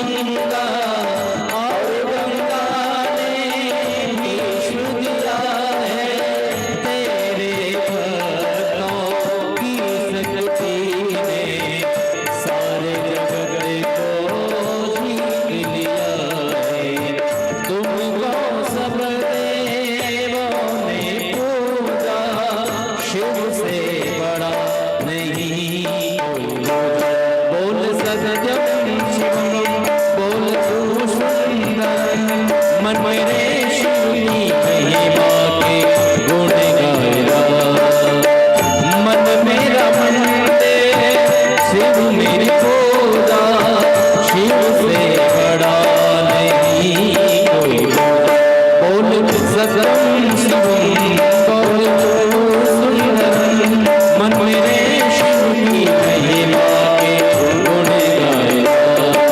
और आप भी भगवान भोलेनाथ जी के पंचाक्षरी मंत्रों को एक साथ बोल ले ताली सब करते गाइए। ओम नमः शिवाय बोलो ओम नमः शिवाय ओम नमः शिवाय बोलो ओम नमः शिवाय ओम नमः शिवाय बोलो ओम नमः शिवाय ओम नमः शिवाय बोलो ओम नमः शिवाय ओम नमः शिवाय बोलो ओम नमः शिवाय ओम नमः शिवाय बोलो ओम नमः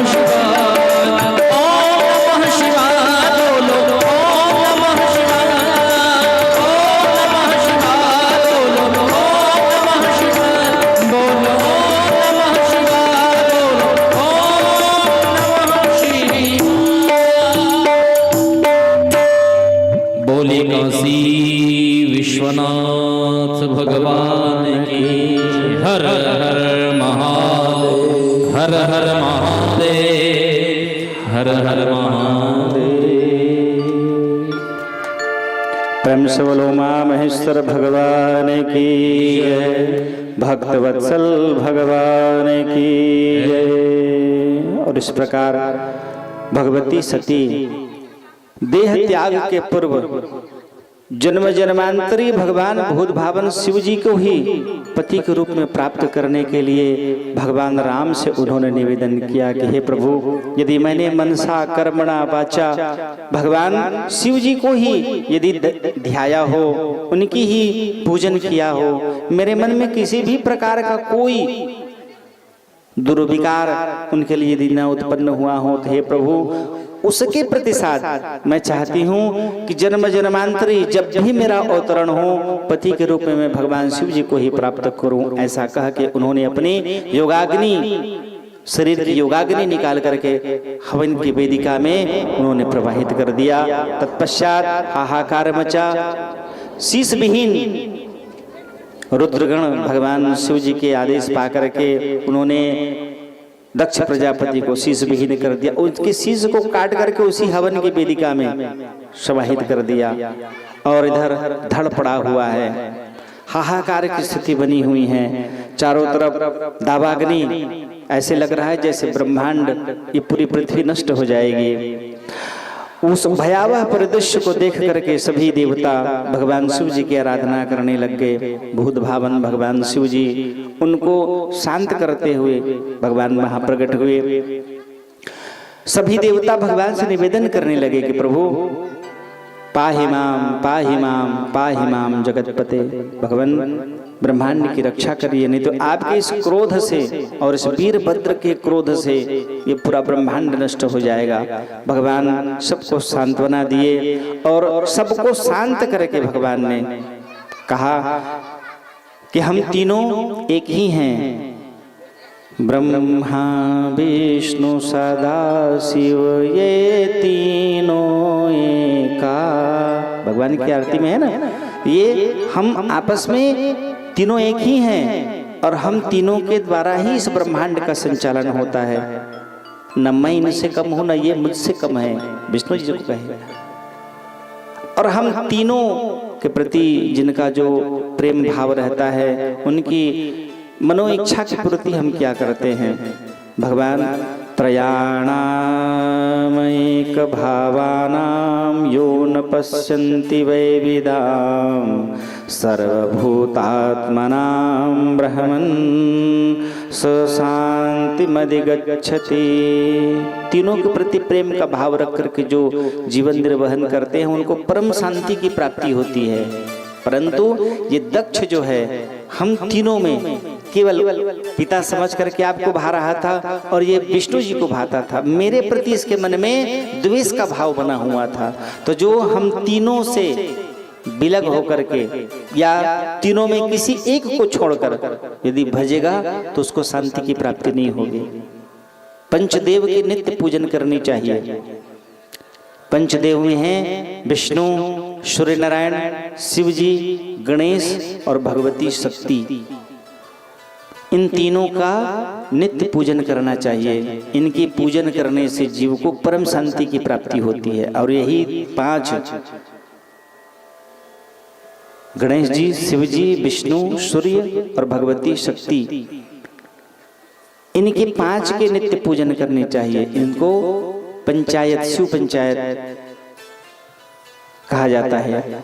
और इनके पूजन करने से जीव को अभीष्ट वस्तुओं की प्राप्ति होती है, जीवन परम कल्याणमय हो जाता है। तो भगवान शिव जी बताए कि मेरे बिना यज्ञ संभव नहीं है और ये मुझे छोड़ करके यज्ञ करना चाह रहा था, जिसके कारण इसको दंड के रूप में शीश विहीन होना पड़ा। आग्रह किए ब्रह्मा जी तो बकरे का शीश, क्योंकि भगवान शिव जी के नंदीश्वर ने श्राप दिया था कि शीश विहीन हो जाओ, बकवास करने वाले, तो बकरे का शीश उनको प्राप्त हुआ और बकरे का शीश लगाकर भगवान शिव जी सती को लेकर के वहां से प्रस्थान किए। प्रेम से बोलो भक्त वत्सल भगवान की जय। और फिर भगवान समाधिस्थ हो गए शिव जी। फिर सती का ही पार्वती के रूप में अवतरण हुआ। हिमालय पर्वतराज हिमालय के यहाँ मैना की पुत्री बन करके उनका अवतरण हुआ। और फिर विधि विधान से भगवान शिव जी का भगवती पार्वती के साथ विवाह संपन्न हुआ। प्रेम से बोलो भक्त वत्सल भगवान की जय। ध्रुव वंश की कथा परीक्षित जी ने सुखदेव जी से निवेदन किया कि प्रभु, मैं ध्रुव वंश की कथा आपके श्रीमुख से श्रवण करना चाहता हूं। सुखदेव जी बताए, प्रियव्रत उत्तानपाद मनु शत्रुपा के ये दो पुत्र हैं। उत्तानपाद इनसे इनकी दो पत्नी सुनीति और सुरुचि, दोनों के नाम में जैसा नाम है वैसा गुण है। एक का नाम है सुनीति, जिसके जीवन में सुंदर नीतियां हों, जो सुंदर नीति के अनुसार अपना जीवन निर्वहन करे, उसका नाम है सुनीति। जिसके जीवन में सुंदर नीतियां हैं। और छोटी का नाम था सुरुचि। सुरुचि माने जो स्वयं की रुचि से क्या पहनना है वो तय करे, कैसे रहना है वो तय करे। सुरुचि और सुनीति के साथ महाराज उत्तानपाद बड़े आनंदित जीवन निर्वहन कर रहे हैं। उत्तानपाद जी सुनीति से उनको एक पुत्र था, उनका नाम था ध्रुव। सुनीति बढ़िया सुंदर नीति से अपने पुत्र का लालन पालन करती, पति की सेवा करती, उनके आज्ञा का हमेशा पालन करती, बड़ी सात्विक भाव से भगवान का पूजा पाठ प्रतिष्ठा करते हुए बड़े सात्विकता से अपना जीवन निर्वहन कर रही थी। घर में बढ़िया मंगलमय वातावरण बना हुआ था। लेकिन धीरे धीरे राजा की आकृष्टता, राजा का प्रेम सुरुचि की तरफ बढ़ने लग गया। उसका भी एक बेटा था, उसका नाम था उत्तम। एक दिन राज सिंहासन पर राजा बैठे हुए थे। धीरे धीरे राजा की उपेक्षा का शिकार होने लग गई। कौन? रानी सुनीति। राजा उपेक्षा का भाव, ज्यादा उनका प्रेम छोटी पत्नी की तरफ होने लग गया। उनकी बातों को ज्यादा मानना, उनकी बातों को ज्यादा सुनना। लेकिन अपने इस जीवन में सुनीति को किसी प्रकार की कोई शिकायत नहीं थी। वो भी मेरी छोटी बहन है, ऐसा उसके मन में भाव रहता। और बड़ी प्रसन्न रह करके भगवान की पूजा प्रतिष्ठा, पति की सेवा करते हुए, गृहोचित कार्य करते हुए अपना जीवन निर्वहन कर रही है। अपने पुत्र को अच्छे संस्कार देते हुए कि माता पिता की कैसे आज्ञा का पालन करना है, गुरुजनों के कैसे आज्ञा का पालन करना है, कैसे सात्विकता में जीवन निर्वहन करना है, ये उत्तम ज्ञान सुनीति अपने पुत्र ध्रुव को देते हुए चली जा रही है। 5 वर्ष की अवस्था है ध्रुव जी महाराज की। और 5 वर्ष की अवस्था में ही वो भगवान का अनन्य भक्त, भगवान के श्री चरणों के प्रति आकृष्टता, प्रेम उनका बढ़ गया है। माता पिता के जैसे संस्कार रहते हैं जीवन में, माता पिता के जैसे संस्कार रहते हैं जीवन में, उसी के अनुसार हमारे पुत्रों को प्राप्त होती है। हम यदि संस्कारवान रहेंगे, हम यदि अच्छे रहेंगे, तो हमको देख करके बच्चे कहाँ से सीखते हैं? माता पिता, बड़े जनों, श्रेष्ठ जनों से ही सीखने को मिलता है। तो माँ की अच्छे संस्कार उस पुत्र के ऊपर में पड़ा हुआ था। और बढ़िया भगवान का संकीर्तन करना, मित्र मंडली में भी वो बैठ करके भगवान की ही चर्चा किया करते थे 5 वर्ष की ही अवस्था में। और सुंदर नीति के द्वारा सुनीति अपने पुत्र का लालन पालन कर रही थी। धीरे धीरे राजा के बीच में, उनके बीच में अलगाव हो गया। बहुत कम उनका आपस में मिलना जुलना होता था। स्थिति यहाँ तक आ गई कि दोनों काफी अलग रहने लग गए। और इधर पूरा आधिपत्य छोटी बहन सुरुचि का हो गया। एक दिन सिंहासन पर विराजित महाराज उत्तानपाद अपनी गोद में छोटी पत्नी के पुत्र उत्तम को विराजित किए हुए हैं। उसी समय ध्रुव का आना हुआ और ध्रुव उनको देखकर, पिता के गोद में छोटे भाई को बैठे हुए देख करके उसके मन में भी लालसा हुई, वो भी मेरे भी पिता है, जैसे छोटे भाई के पिता है तो मेरे भी पिता है। ये मन में भाव लेकर के वो भी दौड़ते हुए गया और जा करके पिता के गोद में बैठने लग गया। वो बैठ नहीं पाया है, इतने में ही छोटी माँ की दृष्टि पड़ गई और चिल्लाते हुए ध्रुव की बाहों को पकड़ करके उन्होंने सिंहासन में बैठे महाराज की गोद से उनको उतार कर, वो बैठ नहीं पाए हैं, उतारे और उतार करके बड़ी कटाक्ष कटु वचन बोलते हुए सुरुचि ने कहा कि तू जानता है ये कौन सा गोद है? इसमें बैठने के लिए तुमको नारायण की तपस्या करनी चाहिए। देखो कितना कटाक्ष कटु वचन छोटी माँ ध्रुव को कह रही है कि यहाँ बैठने के लिए तुमको सबसे प्रथम नारायण की तपस्या करनी चाहिए, और तुम्हारी तपस्या से यदि नारायण प्रसन्न हो जाए तो उनसे विनती करना कि हे प्रभु, अभी जन्म में तो संभव नहीं है, अगले जन्म में मुझे सुरुचि के गर्भ से अवतरित कराना ताकि मैं इस गोद में बैठ सकूं। भले छोटा था ध्रुव, लेकिन बातों को समझता था। जैसे ही ये कटु वचन ध्रुव जी को बोला गया, उसका हृदय विदीर्ण हो गया और रोते बिलखते हुए ध्रुव माँ के पास दौड़ते हुए पहुंचा। दोनों का महल काफी दूर में है और भागते हुए ध्रुव जब पहुंचा और माँ के पास पहुंचकर माँ को हृदय से लगा लिया। माँ ध्रुव को अपने हृदय से लगाकर आलिंगित करके व्याकुल मन से वो रोते जा रहा है, मुंह से शब्द नहीं निकल रहे हैं ध्रुव की। सोचे कितनी पीड़ा हुई होगी 5 वर्ष के उस ध्रुव को, इतनी पीड़ा, इतनी व्याकुलता, और उस व्याकुलता में ध्रुव बोल नहीं पा रहा है। वो दर्द उसके हृदय में जो स्पंदित हुआ है उसको वो शब्दों में बयान नहीं कर पा रहा है, बोल नहीं पा रहा है, और बिलखते ध्रुव आंखों से अविरल अश्रु की धाराएं बह रही हैं। माँ हृदय से लगा करके पीठ को सहलाते हुए माँ पूछ रही है,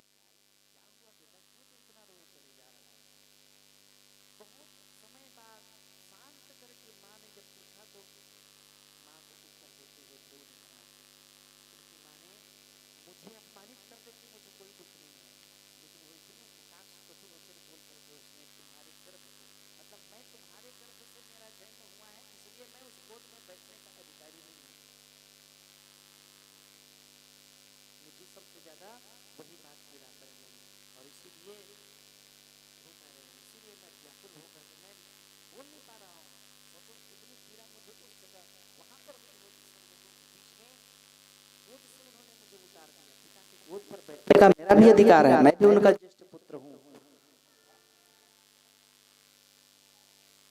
कितनी सुंदर नीति है ध्रुव के मां के पास, कितनी सुंदर नीति है। सुनीति ने पुत्र को समझा और बड़े प्यार से कहा कि वो तुम्हारी धाय मां है, छोटी मां है।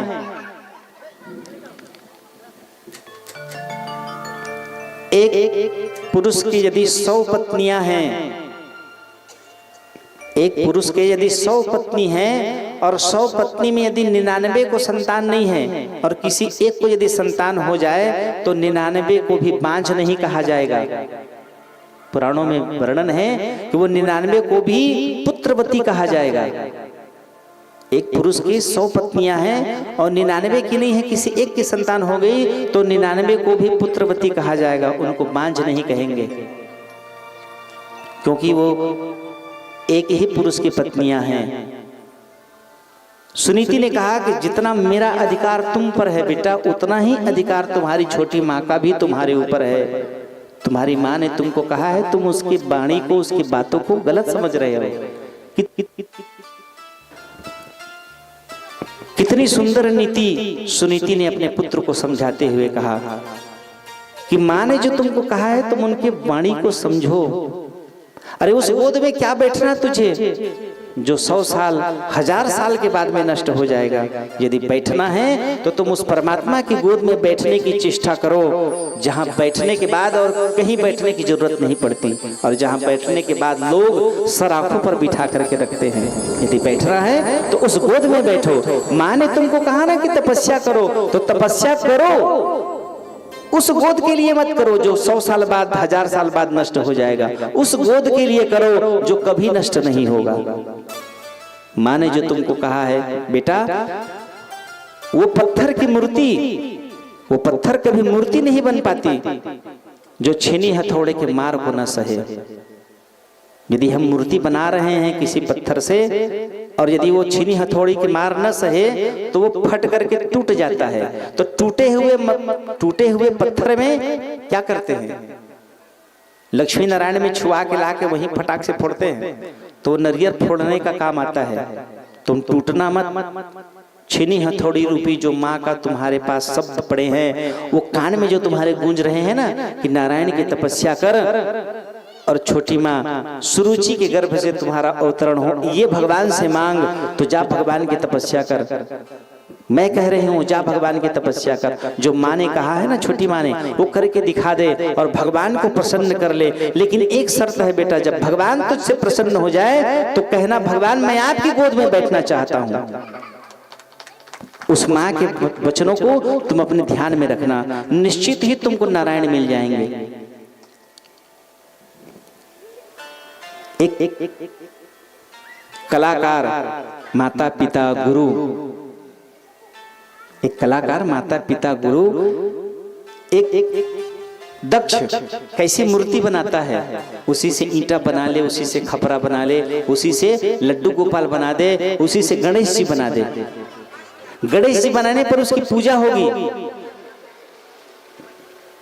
तो कच्चे मिट्टी को जैसे एक कुंभकार एक घड़ा बना देता है, और घड़ा बनाने से उसमें जल भरने पर जैसे पीने वाले को परम शांति की अनुभूति होती है, वो परम शांति की अनुभूति करता है। ये उस कलाकार के ऊपर में है। ये कला सुनीति के अंदर में जो थी, कैसे अपनी कला से उसने अपने पुत्र को तैयार किया कि बेटा तो भगवान की तपस्या कर, नारायण तुमको जल्दी मिल जाएंगे, भगवान शीघ्र तुमसे प्रसन्न हो जाएंगे। और जिस दिन भगवान प्रसन्न हो जाए ना, उस दिन जो छोटी माँ कह रही है, तो उस गोद के लिए नहीं, भगवान को प्रसन्न करना उसके गोद के लिए। और जिस दिन तुम भगवान की गोद में तू पहुंच जाएगा ना, तेरे साथ में हमारी भी प्रशंसा होगी, लोग हमको भी बड़े आदर भाव से देखेंगे। ध्रुव जी बिलखते हुए, ध्रुव जी का दिशा परिवर्तित हो गया। भागवत बताना चाह रही है कि आपके जीवन में इस प्रकार के संकट आए तो कैसे विवेक पूर्वक हमें निर्णय लेना है।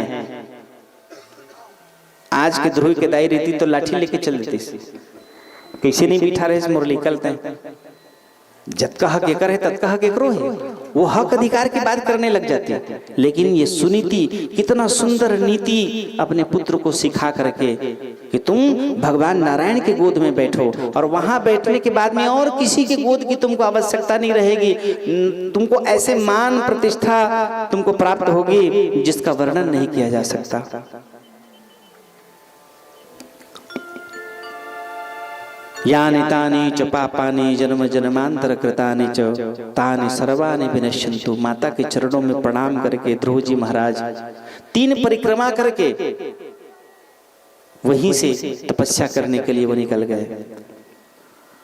जैसे ही ध्रुव वहां से प्रस्थान किए, माँ को प्रणाम करके, भगवान ने नारद जी को प्रेरित किया, क्योंकि इस अवस्था में निकले हुए ध्रुव, इसके अंदर में वो कठिन भगवान के प्रति लालसा और माँ का आशीर्वचन है, प्राप्त तो हो जाएगा, लेकिन कैसे प्राप्त होगा वो माँ भी नहीं जान रही है।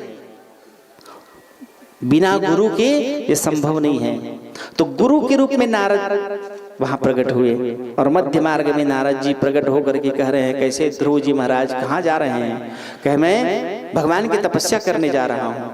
नारद जी ने समझाया, ये अभी तुम्हारी उम्र तपस्या करने की नहीं है, अभी तुम्हारी जो अवस्था है इसमें भगवान नाम स्तवन करो, कोई दिक्कत नहीं, लेकिन तपस्या बहुत कठिन है। वो भी घर को त्याग करके जंगल में जा रहे हो, और जंगल में जा करके वहां हिंसक पशु पक्षी तुम्हारे ऊपर आक्रमण कर देंगे, तुम्हारी मृत्यु हो जाएगी, वर्षा होगी, धूप आएगा। इसलिए अभी इन सारे प्रपंचों को त्याग दो, मन में संकल्प रखो तपस्या करना है, लेकिन अभी नहीं। जब तुम समझने के लायक हो जाओगे, अभी तो तुमको समझ भी नहीं है, समझने के लायक हो जाओगे तब तपस्या कर लेना।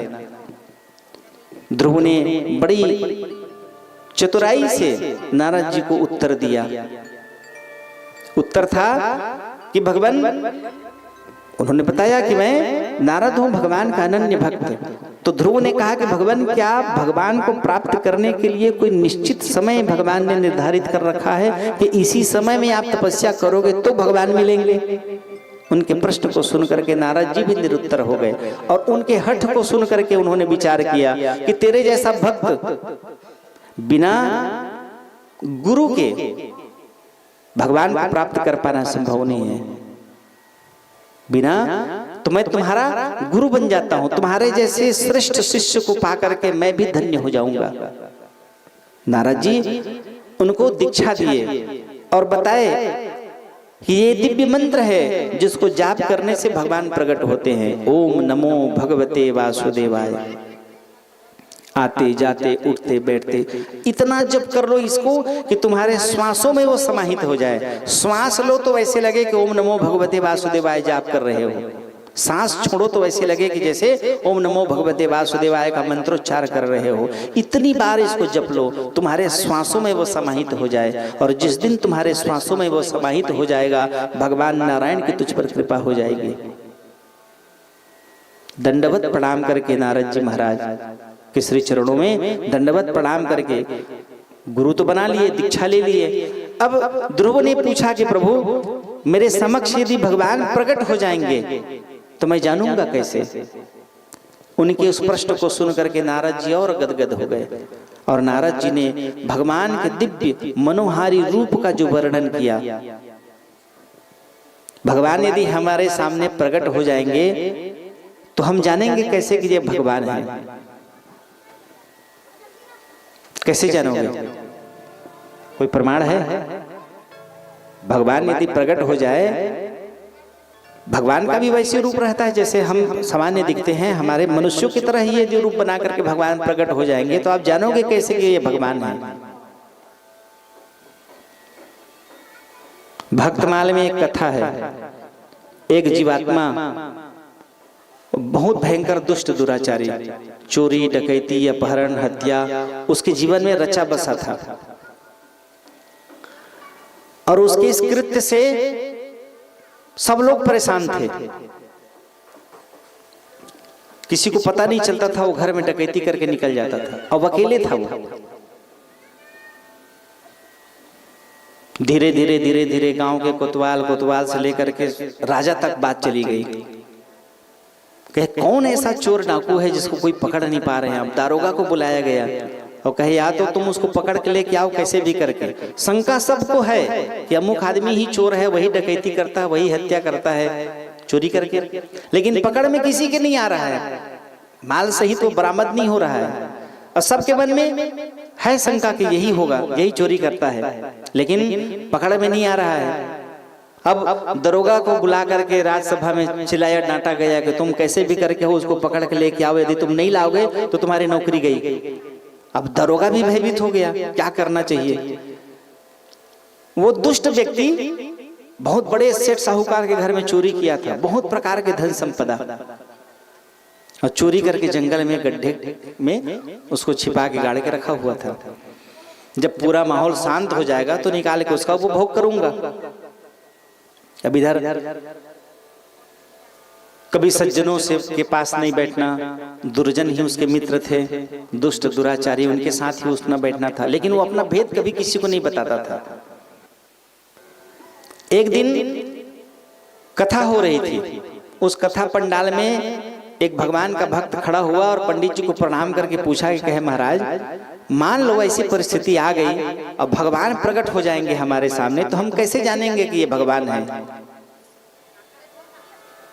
उनके प्रश्न को सुन करके महाराज जी प्रसन्न हुए और बताया, कहे कि यदि तुम्हारे सामने भगवान प्रकट हो जाए तो सबसे पहले उसकी छाया देखना, भगवान के रूप को यदि देख लो और रूप माधुर्यता में इतनी लावण्यता रहे कि तुम आकृष्ट हो जाओ और तुमको लगने लगे कि भगवान का, तो जैसे तुम्हारे मन में भाव जागृत हो कि ये भगवान है क्या, तो तुम उसकी तुरंत छाया को देखना। यदि उसकी छाया नहीं बन रही है तो जान लेना यह जगतपति परमात्मा भगवान है, क्योंकि भगवान की छाया नहीं बनती प्रकाश में और मनुष्यों की छाया बनती है।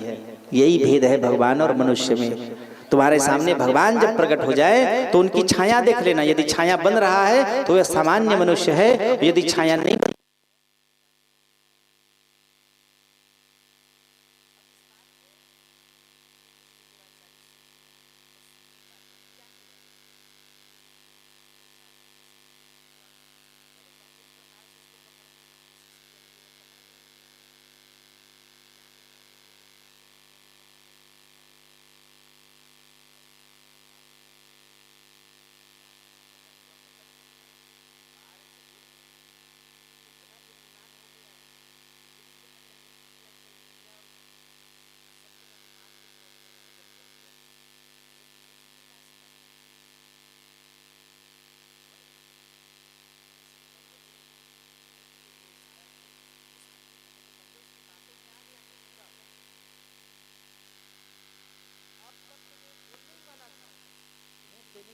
बात हुई तब उसका दिमाग गया, वो जो कंडील जल रहा था उसके प्रकाश में उसकी छाया बन रही थी।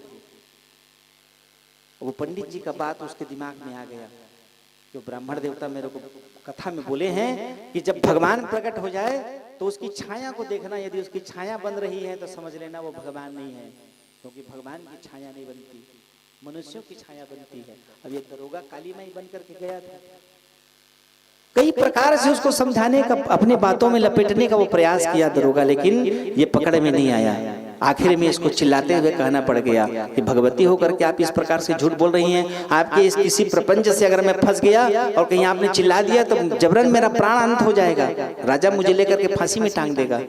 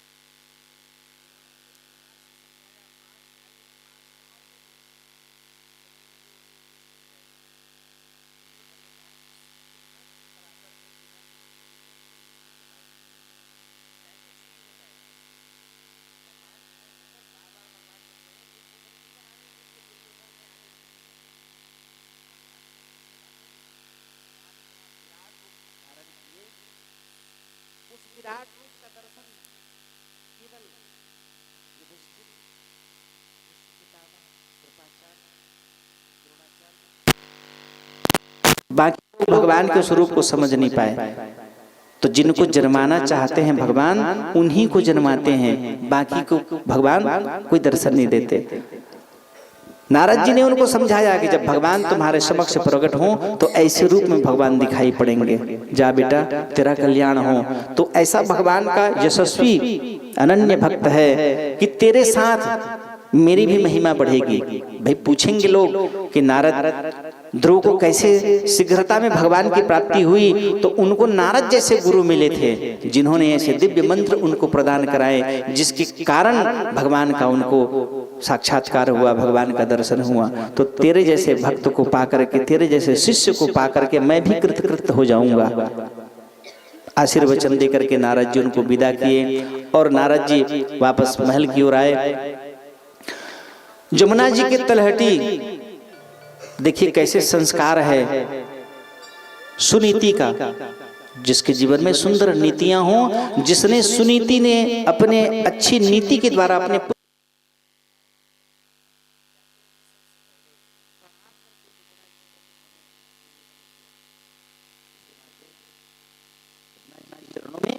मधुबन में वो गया था, मधुबन में वो जाकर के प्रणाम करके निवेदन किया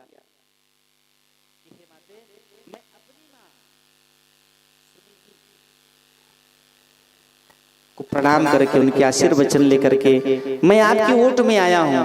हे माते 5.5 माने 6 महीने की ही अवस्था में भगवान प्रकट हो गए ध्रुव जी से। 6 महीने तक उन्होंने तपस्या की, इतने में ही प्रसन्न हो गए। बहुत सारे कारण हैं, एक माता पिता का आशीर्वाद, दूसरा कारण नारद जी जो माँ ने कही थी, माँ के वचन को उन्होंने मान करके अक्षरशः सत्य रूप में पालन करके जीवन निर्वाह किया, और जिसके कारण और जैसे ही जमुना जी के तलहटी में पहुंची तो उन्होंने माँ के रूप में जमुना जी को देखा और प्रणाम करके निवेदन किया कि हे माते, हे परम्बा भगवती जमुने, मुझे मेरी माँ की कमी मेरे जीवन में महसूस न हो। मैं जो अपने माँ को त्याग करके माँ के कहने पर मैं यहाँ पर आया हूँ, तो मुझे माँ की कमी मेरे जीवन में अनुभूत न हो।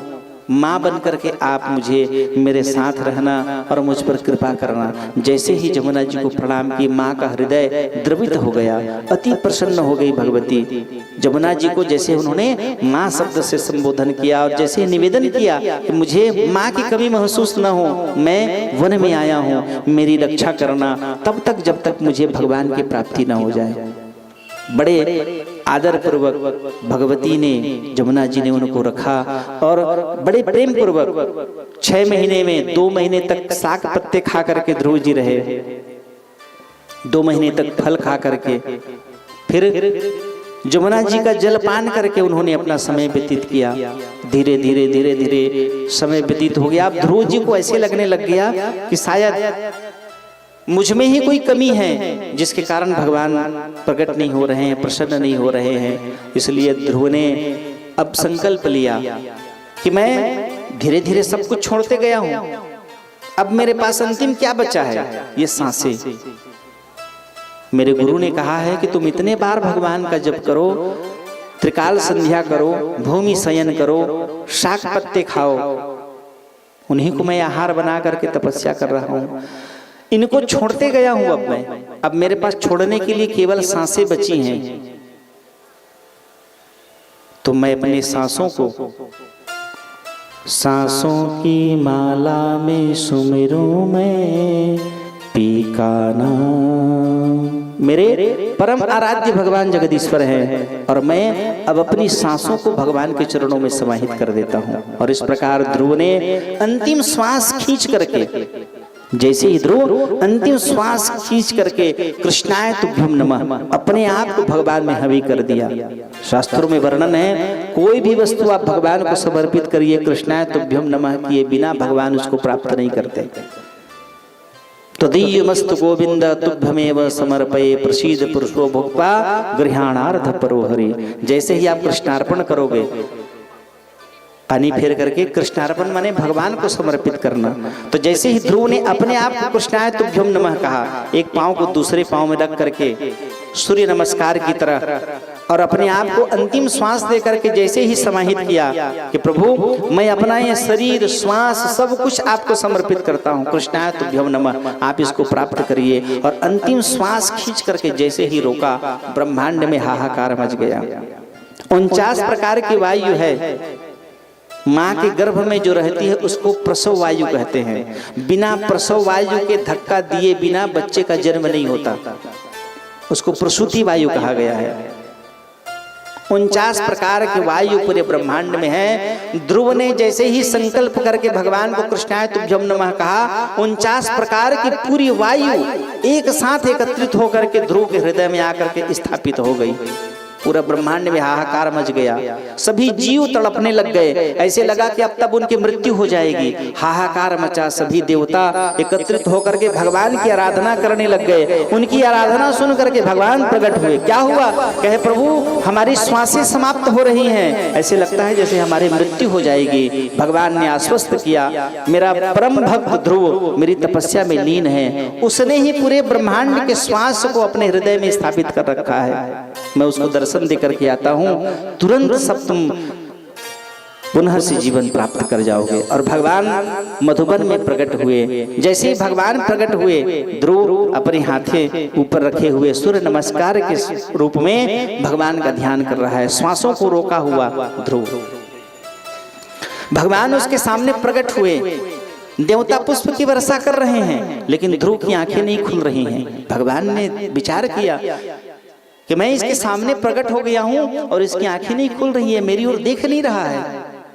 भगवान ने ध्यान किया तो जो मनोहारी रूप नारद जी ने बताया था, उसी रूप को वो अपने हृदय में स्थापित किया हुआ भगवान का ध्यान में मग्न है। भगवान ने सबसे पहले उस ध्यान को हटाया, और जैसे ही हृदय में विराजित उस ध्यान, उस रूप को भगवान ने, रूप माधुर्य को भगवान ने जैसे ही हटाया, ये तिलमिला उठा, ये इतना विचलित हो गया। भगवान के रूप को अपने हृदय में बसा करके आंख बंद किए हुए उसी मनोहारी रूप का वो दर्शन कर रहा था, और जैसे ही वो रूप हटा, ये व्याकुल हुआ, इसकी आंखें खुली। जैसे ही आंखें खुली तो जो रूप उसने अपने हृदय में बसा के रखा था, वही मधुसूदन बांके बिहारी भगवान सामने हैं। ध्रुव को समझ नहीं आ रहा है कि मेरी आंखें खुली हैं कि बंद हैं, मेरी आंखें खुली हैं कि बंद है, समझ नहीं आ रहा है। अकबकाए से ध्रुव भगवान की ओर देख रहा है। भगवान अपने उस पांचजन्य शंख से भगवान ने उसको स्पर्श किया। जैसे ही भगवान स्पर्श किए, इसके अंदर में चैतन्यता आ गई। चरणों में गिर करके ध्रुव जी महाराज भगवान का निवेदन करने लग गए, हे प्रभु कोटि कोटि प्रणाम, दंडवत प्रणाम करके। सुखदेव जी महाराज कह रहे हैं, परीक्षित जैसे भंवरे को चला दो, और चलाने के बाद में जैसे घूम करके भंवरा एक जगह स्थायी हो जाता है, ठीक भंवरे की तरह भगवान के चरणों में लट्टू की तरह लपेट करके उसने भगवान के चरणों को पकड़ करके दंडवत प्रणाम किया। कहे भगवान कोटि कोटि प्रणाम, बहुत बहुत धन्यवाद कि आपने मेरी माँ की उस व्यथा को, उस प्रार्थना को आपने सुन लिया। ध्रुव ने इसमें अपना कोई अहंकार नहीं बताया। मेरी माँ के कहने पर मैं आपके श्री चरणों की ओर आकृष्ट हुआ प्रभु, और आप शीघ्र ही प्रकट हो गए, प्रसन्न हो गए। 6 महीने में ही आपने अपना दर्शन दे दिया। कोटि कोटि प्रणाम, भगवान को धन्यवाद किए। भगवान उसको उठाकर अपने हृदय से लगा लिए, और लगाकर भगवान अति प्रसन्न होकर के कहे कि पुत्र मांग, तुझे क्या चाहिए। भगवान के चरणों में प्रणाम करके ध्रुव ने निवेदन किया कि प्रभु मैं यही तो नहीं चाह रहा हूँ कि मुझे कुछ मांगना पड़े। अरे आप जैसे, आपको पा लेने के बाद में और कुछ मांगने की लालसा बच जाती है क्या? भगवान ने कहा कि मैं तेरी भक्ति से अति प्रसन्न हूँ। मैं बहुत दिनों से एक लोक की मैंने रचना की है, और मैं योग्य भक्त चाह रहा था वहां उसको बिठाने के लिए। अब मुझे अभी तक वो सुयोग्य मेरा भक्त मुझे प्राप्त नहीं हो रहा था, लेकिन तुझे प्राप्त करके मैं प्रसन्न हो गया। तेरी भक्ति से मैं प्रसन्न हूँ। जा, मैं तुझे आशीर्वाद दे रहा हूँ। 36,000 वर्ष तक अकंटक तू यहाँ इस धराधाम में राज करोगे, और अपनी अवधि 36,000 वर्ष पूर्ण कर लेने के बाद मेरे उसी लोक में आओगे। उस लोक का नाम तुम्हारे नाम से नामकरण होगा, उसका नाम पड़ेगा ध्रुव लोक। उस ध्रुव लोक में तुम निवास करोगे। ध्रुव जी महाराज को आशीर्वचन दे करके भगवान, और ध्रुव जी भी अति प्रसन्न हो करके भगवान के चरणों में प्रणाम करके उनकी चरण धूलि मस्तक में धारण करके ध्रुव जी महाराज वहां से विदा किए। नारद जी अति प्रसन्न हो करके उनके पिता महाराज उत्तानपाद को ध्रुव के विषय में बता रहे हैं कि तुम्हारा परम सौभाग्य है, तुम्हारे जैसे संतान जिसने भगवान को प्रकट कर लिया, प्रसन्न कर लिया, और इतने छोटी अल्पावस्था में, अल्प आयु में। ध्रुव जी महाराज भगवान के प्राप्ति के विषय जान करके उत्तानपाद अति प्रसन्न हुए और रथ में बैठ करके तुरंत अपने पुत्र को लिवाने के लिए वो स्वयं चले गए। मध्य मार्ग में दोनों से मुलाकात हुई। शुकदेव जी वर्णन कर रहे हैं कि जैसे ही अपने पुत्र ध्रुव से उनका मिलना हुआ, आंखों की अविरल अश्रु की धार से पिता ने पुत्र का जैसे अभिषेक कर रहे हैं, वो जो आंखों से निकलने वाला जल था, वो जल अत्यंत सुमधुर ठंडा था। शुकदेव जी वर्णन कर रहे हैं कि दुख में निकला हुआ जो आंखों की जल है वो गर्म रहता है, और प्रसन्नता में निकला हुआ जो जल है वो ठंडा होता है। तो शीतल आंख के अश्रु से उत्तानपाद ने अपने पुत्र का मानो अभिषेक कर रहा हो, अविरल आंखों की अश्रु से धाराएं निकल रही हो, पश्चाताप रूपी कि मैं तुमको रोक नहीं पाया बेटा, और पुत्र कह रहा है कि अच्छा हुआ आप मुझे रोक नहीं पाए, कम से कम आपके नहीं रोकने के कारण मुझे जगतपति परमात्मा भगवान के निज रूप का दर्शन हुआ। 6 महीने में ही मैं भगवान को प्राप्त कर गया, कोई मुझे गिलानी नहीं। हृदय से लगाकर रथ में बिठा करके महल की ओर लेकर के गए। जैसे भगवान राम जब वापस आए थे तो सबसे पहले किनसे मिले थे भगवान? माता कैकेयी से। ठीक उसी तरह ध्रुव जी महाराज जब वापस तपस्या करके वापस आए तो सबसे पहले दौड़ते हुए अपनी छोटी माँ सुरुचि के पास गए और जा करके उनके चरणों में प्रणाम करके कहा कि माँ कोटि कोटि धन्यवाद, आपने जो कहा था आप ही के कारण, आप ही के आशीर्वाद से मैं वो कर दिखाया, और आज जगतपति परमात्मा भगवान मेरी भक्ति से प्रसन्न हो गए। हृदय से आलिंगित करके माँ हृदय से लगा करके धन्यवाद करते हुए माथा चूम रही है। क्यों? क्योंकि ध्रुव ने, भागवत रहस्य में इसका वर्णन है, ध्रुव ने भगवान को प्रणाम करके कहा कि भगवान मैं अकेले उस ध्रुवलोक में नहीं रहूंगा, मेरे साथ में मेरे माता पिता, वो छोटी माँ भी रहेगी, माता पिता के साथ मैं वहां निवास करूंगा। अति प्रसन्न हो गए भगवान।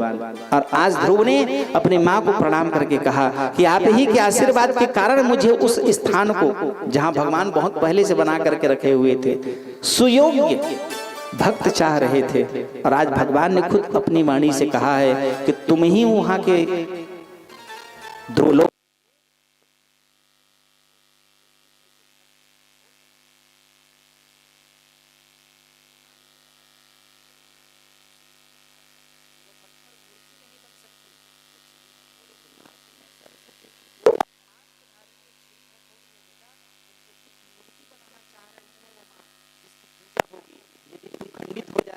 तो मंदिर के बाहर तुझे वो पत्थर बना करके रखेंगे जिसमें नारियल तोड़ने का काम आएगा। तो तू खुद निर्धारित कर कि तुझे वो टूटा हुआ खंडित मूर्ति बनना है, पत्थर बनना है, कि वो दिव्य मूर्ति बनना है जो नारायण की तरह दिखता हो, जिसमें लोग अपनी भावनाएं, अपनी आस्थाएं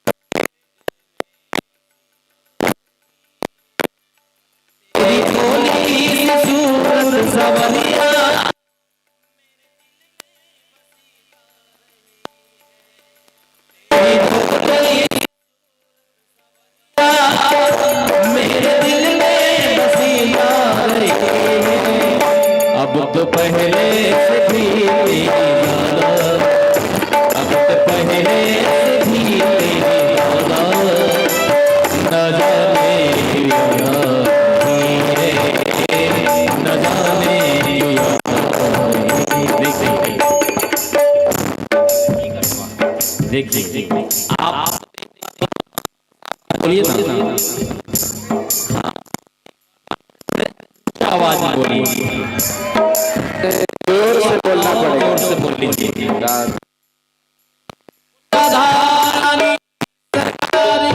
जय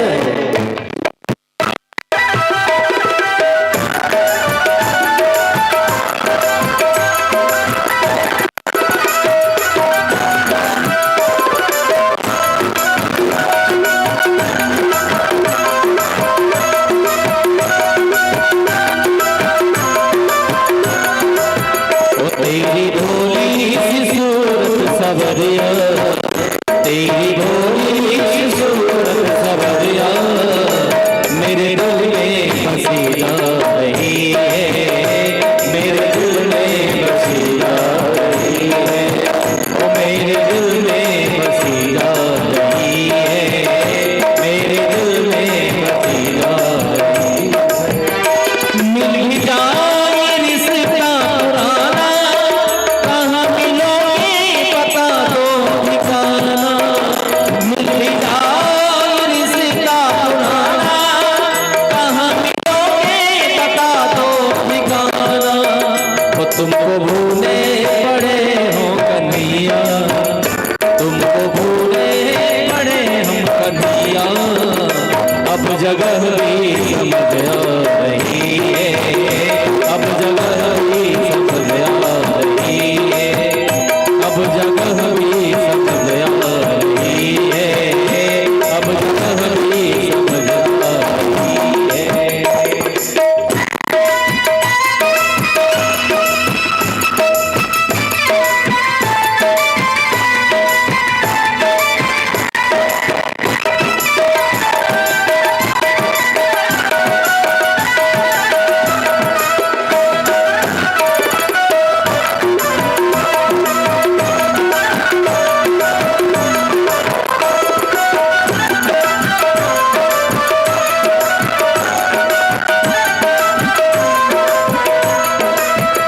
तेरी घुंघराली आंखों में उलझी, ओ मेरी प्यासी दोनों निगाहें, तेरी घुंघराली आंखों में उलझी, ओ मेरी प्यासी दोनों निगाहें, कौन जाने मेरे इस मन की, कौन जाने मेरे इस मन की।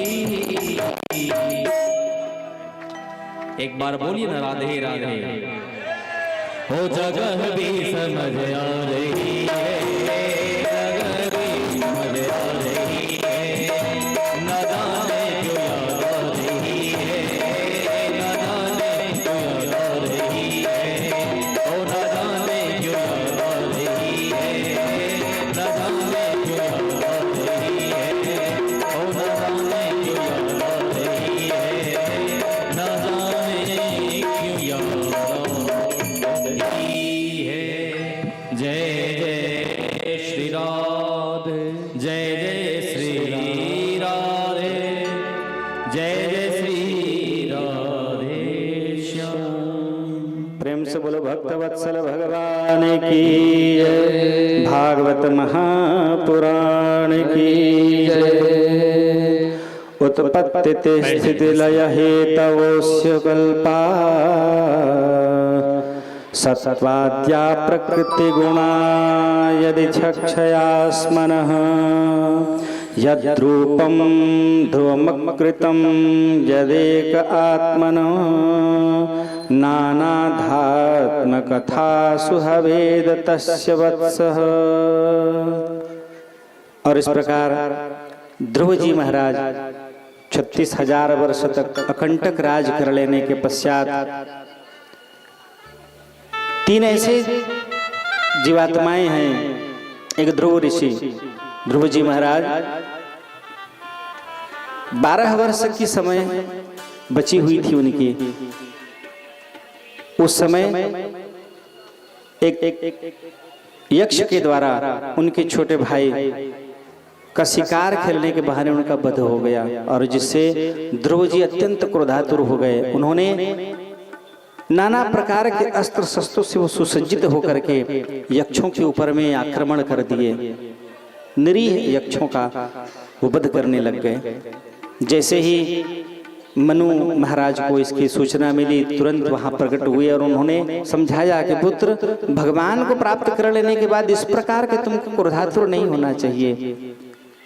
सबका कोई न कोई कारण बना रहता है और उस कारण के पूरे ब्रह्मांड की गतिविधि परमात्मा भगवान के हाथों बंधी हुई है। तुम्हारे भाई का उसके हाथों मारा जाना ये कारण था और तुम क्रोधातुर होकर के इस प्रकार यदि इनके ऊपर में नाना प्रकार के अस्त्र शस्त्रों का तू प्रयोग कर रहा है, ये सारे निरपराधी हैं। और उनके समझाने पर कुबेर वहां प्रकट हुए और हाथ जोड़ करके उन्होंने अपने अनुचरों के इस कृत्य के लिए क्षमा याचन की और इस प्रकार ध्रुव जी महाराज सबका परित्याग करके वन में जाकर उन्होंने 12 वर्ष जो शेष बची हुई समय थी उसमें उन्होंने तपस्या की। 12 वर्ष पूर्ण होने के बाद इस शरीर का त्याग करना है। जो शरीर हम लेकर के आए हैं, भगवान को प्राप्त करने के बाद भी आज तक कोई आदमी सशरीर नहीं गया है, शरीर को यही छोड़ना पड़ेगा। तो ध्रुव जी महाराज को लेने के लिए मृत्यु उनके सामने खड़े हैं। ध्रुव जी महाराज उनको देखकर निवेदन किए, हे प्रभु, आप अपने शरीर को छोड़ेंगे। जैसे ही ध्रुव जी को उन्होंने निवेदन किया कि आप अपना एक पांव मेरे ऊपर रखिए और जैसे आप रखेंगे तो दिव्य रूप धारण करके आप भगवत धाम को आप प्रस्थान करेंगे।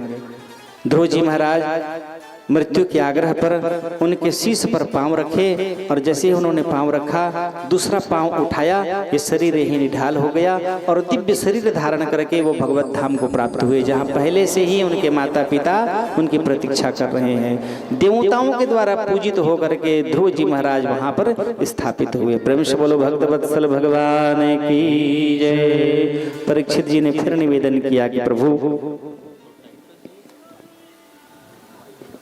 सुखदेव जी महाराज के चरणों में निवेदन किया कि प्रभु, ये नरक कहां पर है और ये नरक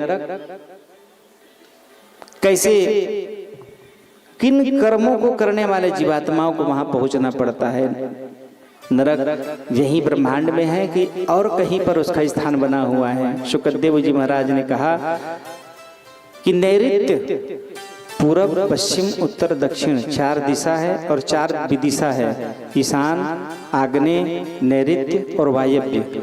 तो पृथ्वी के नैऋत्य भाग की ओर दक्षिण पश्चिम के कोने में नरक का स्थान बना हुआ है। 84 लाख योनियां हैं और 84 लाख नरक है। उन 84 लाख नरकों में 21 प्रमुख नरक है। तामिश्र, अंधतामिश्र, रौरव, महारौरव, कुंभीपाक, सालमली, कालसूत्र, असीपत्र, सुकरमुख, अंधतामिश्र, कृमिभोज, संदेशन, सप्तसुती, वज्रकंटक, शालमली, बैतरणी, पयोध। ये बैतरणी जो है सभी नरकों में प्रमुख नरक है। इसमें पापाचारी व्यक्तियों को, जिसकी पापों की पराकाष्ठा हो जाए, मतलब वो पापाचारी व्यक्ति कई बार जन्म ले रहा है, मृत्यु को प्राप्त हो रहा है, नरकगामी बन रहा है, उसके जीवन में केवल एक ही लक्ष्य है, नरक ही नरक है। तो ऐसे पापाचारी व्यक्ति को यम की यातना देते देते जब यम के दूत थक जाते हैं तो उसको उसी बैतरणी में ले जाकर के फेंक देते हैं। उस बैतरणी नदी में रक्त मवाद नित्य बहते रहता है और दोनों तरफ हड्डियों का ढांचा, तटों में हड्डियों का ढांचा लगा हुआ है। जो पापाचारी व्यक्ति हैं, जो दुष्ट दुर्जयी व्यक्ति हैं, जिन्होंने आखेट करके शिकार के द्वारा किसी की हत्या की है, किसी जीव की हत्या की है, किसी को खरीदी बिक्री में धोखा दिया है, निषिद्ध आचरण किए हैं, ऐसे पापाचारी व्यक्तियों को उसी बैतरणी में ले जाकर के फेंक देते हैं। यम के दूत जैसे कोई तालाब में मछली पकड़ने के लिए डंसी में बंसी में फंसा के रखते हैं ना, तो ठीक उसी तरह से उनको भी मुख में नाक में पास बांध करके उस बैतरणी को पार कराया जाता है, क्योंकि उनके पास बैतरणी पार करने का कोई साधन नहीं रहता, न भगवान की भक्ति है, न गौदान है, न किसी प्रकार का व्रत है, अनुष्ठान है। तो ऐसे पापाचारी व्यक्ति को उनको आगे जाना भी है, वो बीच में पड़ता है। बैतरणी के ही तट में 6 मासिक श्राद्ध होता है और उस श्राद्ध को खा करके वो जीवात्मा आगे बढ़ता है। तो ऐसे पापाचारी व्यक्तियों के लिए ही वो बैतरणी नदी बनाई गई है।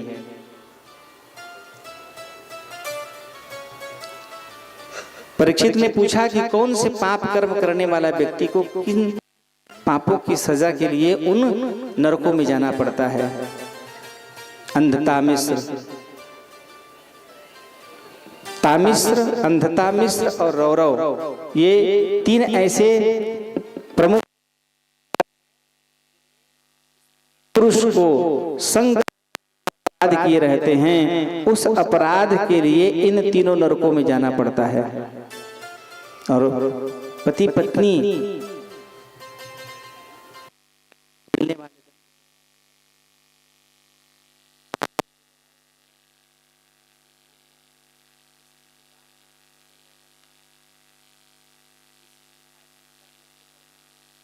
वन वाटिका को नष्ट करना, गुरु माता पिता श्रेष्ठ जन का अपमान करना,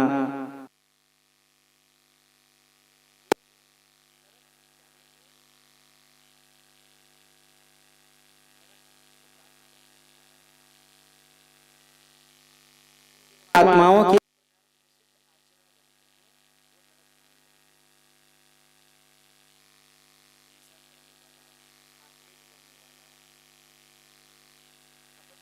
से द्वेष करने वाला, अपने से बड़ों का अपमान करने वाला, नाना नरकों में इनको भ्रमण करना पड़ता है।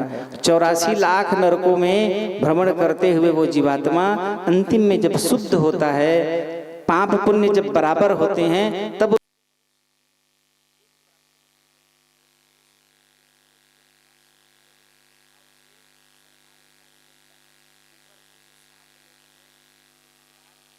अनन्य भक्तों को प्राप्त होता है। साकेत, बैकुंठ, ब्रह्मपद, ये ऐसे दिव्य स्थान हैं जहां पुण्यशाली जीवात्माओं को उनके उस सौभाग्य से प्राप्त होता है। और नीचे के जो 7 स्थान हैं, तल, तलातल, रसातल, इन स्थानों में पापाचारी व्यक्तियों को उनके किए हुए अपराध के दंड के रूप में उनको प्राप्त होता है।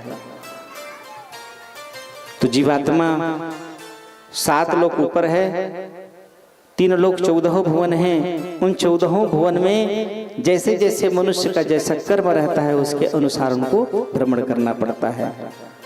सुखदेव जी के चरणों में प्रणाम करके पूछे कि महाराज, कोई ऐसा पापाचारी व्यक्ति जिसने भगवान की भक्ति करके, भक्ति आराधन के द्वारा उस दिव्य लोक को प्राप्त किया हो, ऐसे भक्त की मैं कथा आपके श्रीमुख से श्रवण करना चाहता हूँ।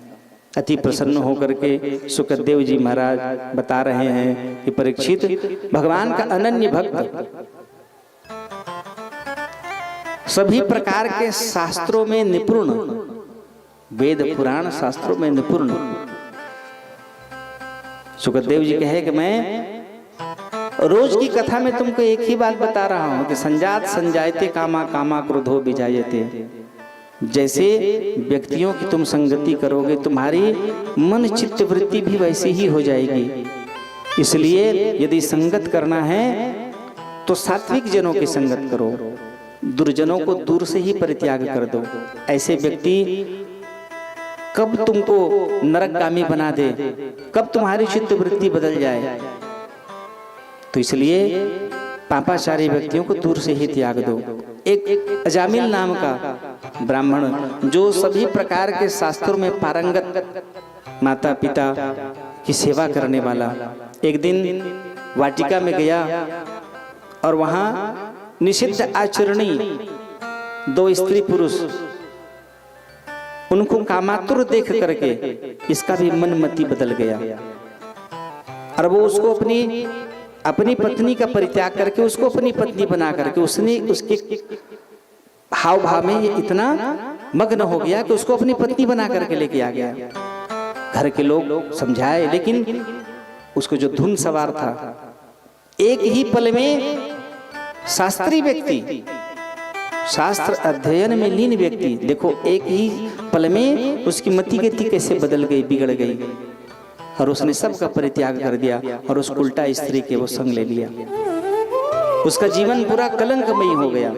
देखो एक ही पल में कैसे ही उसके जीवन में उथल पुथल आ गया। भगवान का अनन्य भक्त, भगवान की भक्ति करने वाला, शास्त्रीय विधान द्वारा जीवन निर्वहन करने वाला, वेद पुराण को जानने वाला कुमार्गगामी बन गया। अब उस उल्टा स्त्री के साथ रहते हुए जीवन निर्वहन कर रहा है तो संजात संजायते कामा, जैसी आपकी संगति रहेगी आपकी चित्तवृत्ति भी वैसी ही बनती जाएगी। उस उल्टा स्त्री के साथ रहने के कारण ये सारे वेद मंत्र पूजा पाठ अनुष्ठान सब कुछ भूल गया, सब उसके चित्तवृत्ति से समाप्त हो गया।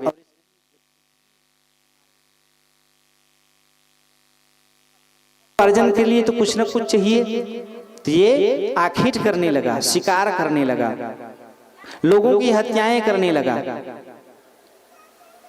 था ये भगवान का अनन्य भक्त। धीरे धीरे धीरे धीरे समय व्यतीत हुआ, भगवान की कृपा हुई इस पर। क्या कृपा हुई कि एक दिन रात्रि कालिक में ये दिन भर सोता था घर में और रात को आखेट करने जाता था, शिकार खेलने। कोई मार्ग में जा रहा है उसको लूटना, उसकी हत्या करना, उसकी संपत्ति को छीन लेना। नहीं मिल रहा है तो किसी के घर में धावा बोल देता, और बड़ा बलिष्ठ भी था अजामिल। उनसे युद्ध करके उनको हरा देता, उनकी हत्या कर देता और उनकी संपत्ति को।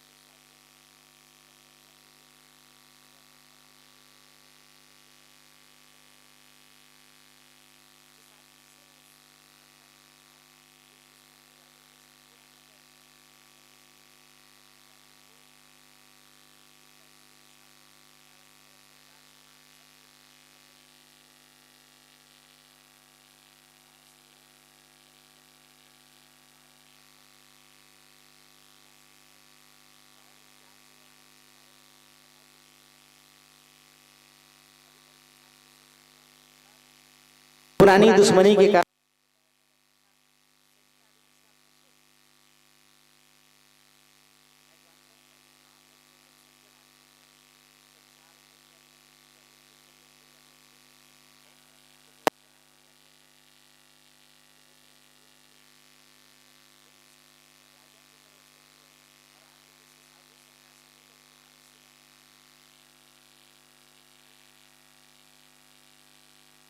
लोगों को लूटना, हत्या करना उसका काम था। सज्जन तो उसके लिए कोई था ही नहीं। ठीक उल्टा उसके विषय में बताए और बता करके वहां भेज दिए। दरवाजे पर, सायंकालिक समय था, दरवाजे पर महात्मा लोग पहुंचे और जैसे ही उन्होंने आवाज लगाई, ओ अजामिल भगत कहाँ हो, निकलो भाई, देखो महात्मा लोग आपके द्वार पर आए हुए हैं। अजामिल की वो पत्नी जैसे ही बाहर निकली, जैसे ही नजर पड़ी महात्मा की, मुनि महात्मा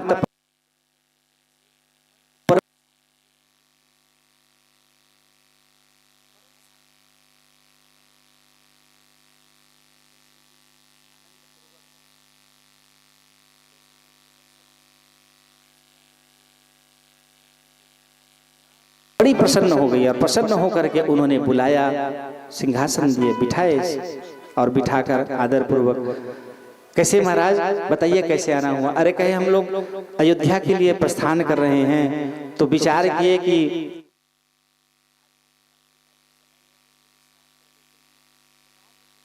व्यक्ति जिसके यहाँ आज की रोटी जहाँ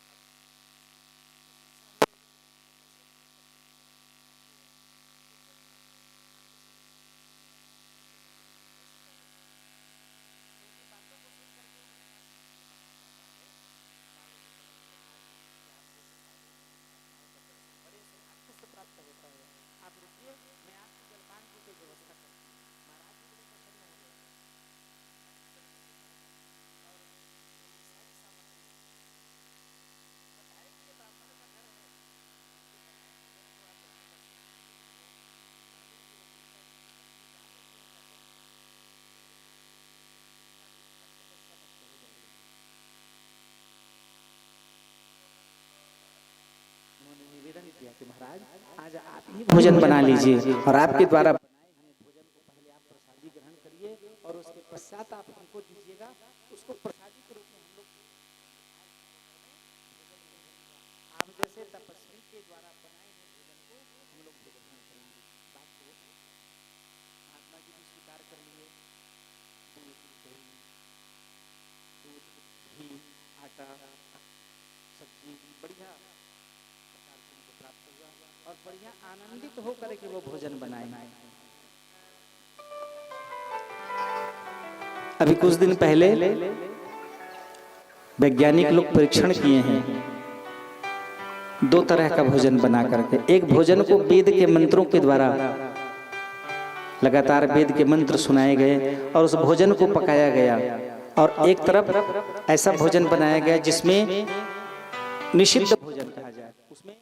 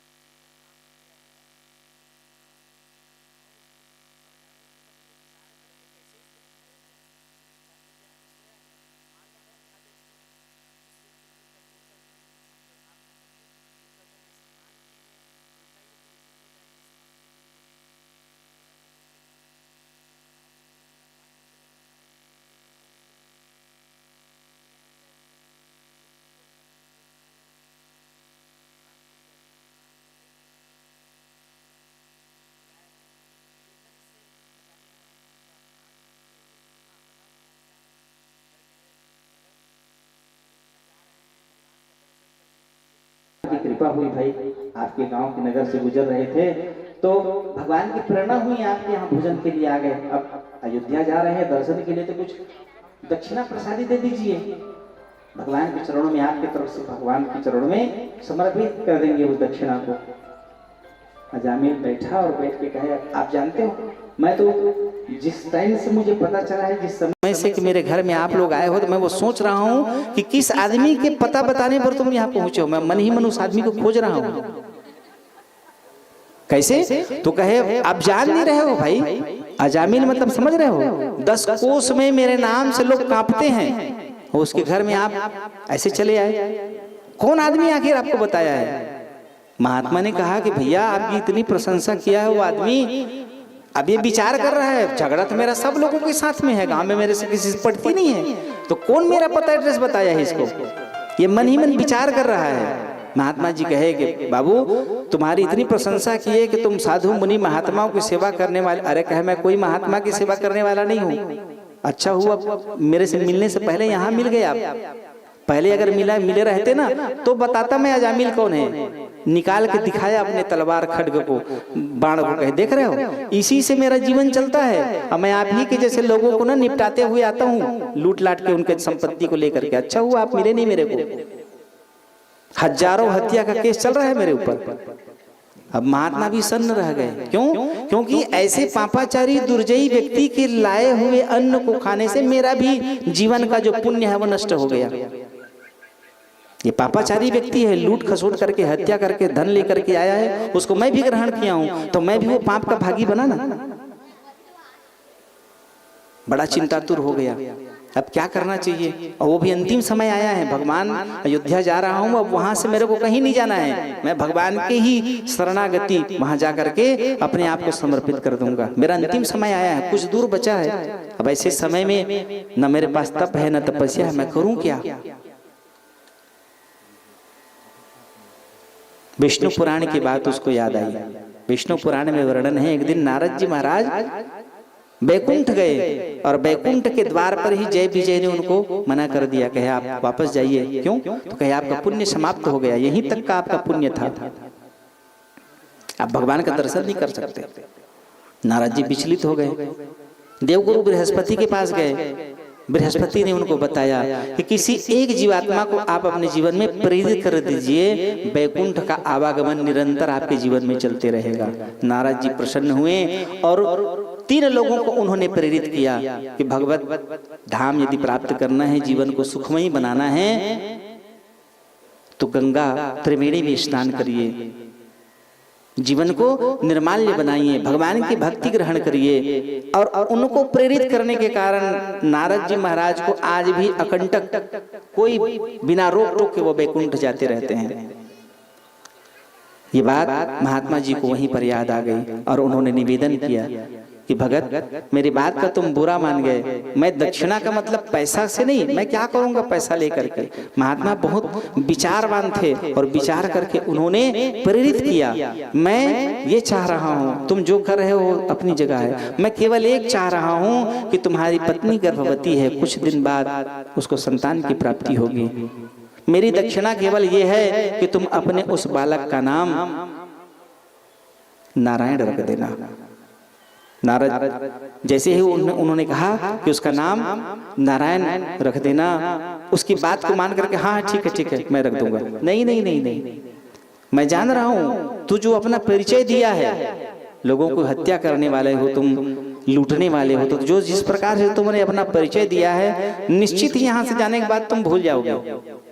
हाथ में जल लेकर के उन्होंने संकल्प कराया और वो अजामिल वचन दिए, मैं वचन देता हूँ मेरी पत्नी के गर्भ से जो संतान अवतरित होगा, मैं उसका नाम आपके कहने पर नारायण रखूंगा। और जैसे ही वो संकल्प पूर्ण हुआ, अब महात्मा जी बड़े प्रसन्न होकर के वहां से प्रस्थान किए। मन ही मन विचार कर रहे हैं, भगवान वो लगन वो लव लगाए रखना, क्योंकि यदि आपकी लव लगी रहेगी तो इसके मन में भटकाव नहीं होगा। अभी 3 महीना बाकी है संतानोत्पत्ति में, 3 महीने में एक क्षण में जब इसका जीवन बदल गया, वन में गया हुआ ये सन्मार्गगामी शास्त्रीय विधि से जीवन निर्वहन करने वाला आदमी उस उल्टा स्त्री को देख करके इसका मन परिवर्तित हो गया एक पल में। तो अभी तो 3 महीने का समय बाकी है। उसने निवेदन किया कि हे भगवान, मैं अपने जीवन की तपस्या आपके श्री चरणों में समर्पित करता हूँ। प्रभु, आप अजामिल के मन में वो लव लगाए रखना ताकि वो नाम को भूल न सके। और भगवान अपने उस भक्त की आराधना को स्वीकार कर लिए। महात्मा जी अयोध्या पहुंचे और इधर अजामिल की लव उस नारायण नाम में लग गई। उसकी चित्त वृत्ति में वो नारायण इतना स्थापित हो गया कि वो सारे कुमार्ग बुरे काम धीरे धीरे कम होने लग गया। जो रोज शिकार खेलने जाता था आज 4 दिन में 1 दिन जाने लगा, फिर हफ्ते में 1 दिन। उसकी मन रुचि भगवान के उस नाम के प्रति दिन भर उसको स्मरण होने लग जाता कि महात्मा ने जो नाम बताया है नारायण। अकेले बैठे पश्चाताप की अग्नि में जलता हुआ अजामिल मन ही मन विचार करने लगा कि बताओ, मैं शास्त्री के घर मेरा जन्म हुआ है, मैं खुद वेद वेदांत को जानने वाला। धीरे धीरे उसका हृदय परिवर्तित होने लग गया। इधर पुत्र का जब जन्म हुआ तो उसका उसने नामकरण रखा नारायण। नारायण में सुखदेव जी महाराज परीक्षित से कह रहे हैं कि उसकी इतनी आकृष्टता हो गई कि अजामिल कहीं से भी आता पहले नारायण को पूछता। और 2 बेटे हैं, उसके बारे में कुछ नहीं बात करता, नारायण कहाँ है। और कुछ भी लेकर के आता तो पहले नारायण को देता। इतनी आसक्ति, धीरे धीरे वो आसक्ति इतनी प्रबल होने लग गई कि वो सारे बुरे काम धंधे उसके बंद हो गए। सात्विकता में वो जीवन निर्वहन करने लग गया।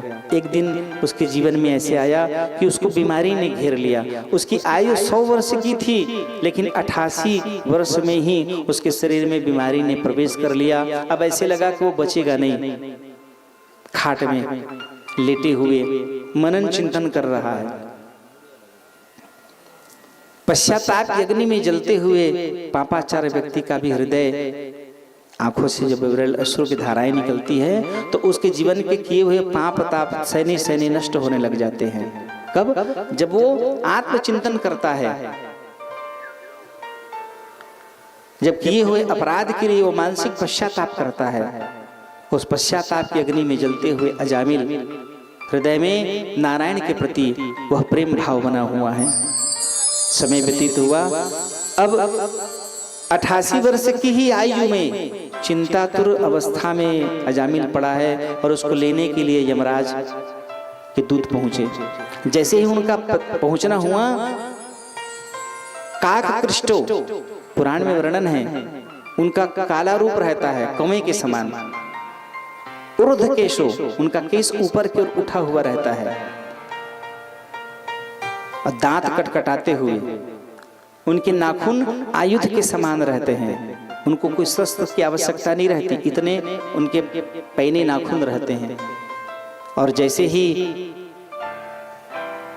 चंड और प्रचंड पापाचार व्यक्तियों को लेने के लिए यमराज के जो दूत पहुंचते हैं उनका नाम है चंड और प्रचंड। ये दोनों जैसे ही अजामिल को ले जाने के लिए वहां पर पहुंचे तो उनके उस रूप को देख करके ये भयभीत होकर के चिल्लाने लगा। किसको? अपने बेटे को। नारायण नारायण नारायण। जैसे इसने आवाज लगाई, भगवान के पार्षद वहां प्रकट हो गए। और भगवान के पार्षद जैसे ही वहां प्रकट हुए, दोनों के बीच वार्तालाप चल रही है। देखिए, भगवान के नाम स्तवन करने से अजामिल को क्या फायदा हुआ? तो पहला फायदा ये है कि भगवान का जैसे ही उसने नाम लिया, भगवान के पार्षद वहां प्रकट हो गए। एक तरफ यमराज के दूत हैं और एक तरफ भगवान के पार्षद हैं। पहला पुण्य। दूसरा, भगवान नाम स्तवन करने के कारण पहले नाम लेने से भगवान के दूत आए, दूसरी बार नाम लेने से दोनों के बीच में बहस चल रहा है। यमराज के दूत कह रहे हैं, महाराज आप लोग कैसे आए हैं? अरे कहे, भगवान का नाम लिया है, ये अभी ले जाने, पहले तो ले जाने के लायक नहीं है, 100 साल की इसकी अवस्था है, 12 साल अभी बाकी है, तुम कैसे आ गए हो? अरे कहे, आप जान नहीं रहे हो, ये इतना पापाचारी व्यक्ति है कि इसको यदि 100 बार जन्म करा करके मृत्यु के घाट उतारा जाए तो भी कम है, इतना पापी है ये।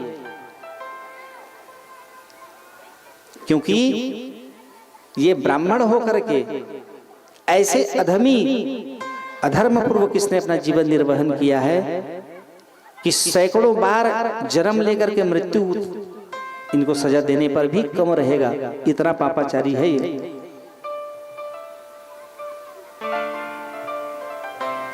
भगवान के पार्षदों ने कहा कि ये भगवान नाम स्तवन किया है, अच्युतम केशवम राम नारायणम कृष्ण दामोदरम, जो यमराज स्वयं तुमको कहे होंगे, तुमको याद नहीं आ रहा होगा। भगवान के अनन्य भक्त हैं स्वयं यमराज, और यमराज ने कह रखा है कि जो भगवान के भजन करते हो उनको भूल से भी यहाँ लेकर के मत आना, जो अधर्मी विधर्मी हैं उनको लेकर के यहाँ आया करो, और जो भगवान के भजन करते हैं, क्योंकि मैं खुद उन्हीं भगवान का भजन करता हूँ, अच्युतम केशवम राम नारायणम, नित्य निरंतर मैं उनका भजन करते रहता हूँ, उनको भूल से भी यहाँ मत लेकर के आना। तो ये तो भगवान का भजन करने वाला भजनानंदी है। यम की दूत कहेगे आपको देख करके भजनानंदी, ये हमको देख करके भजनानंदी बना है, नहीं तो इसके पहले इतना दुष्ट दुराचारी है कि सज्जन लोग तो इसको देख करके दूर से ही भागा करते थे, इतना पापाचारी है। दोनों के बीच में वार्तालाप चल रही है, और दोनों के बीच के वार्तालाप को तीसरा पुण्य इसके जीवन में ये है कि दोनों के बातों को ये बैठे बैठे सोए सोए सुन रहा है।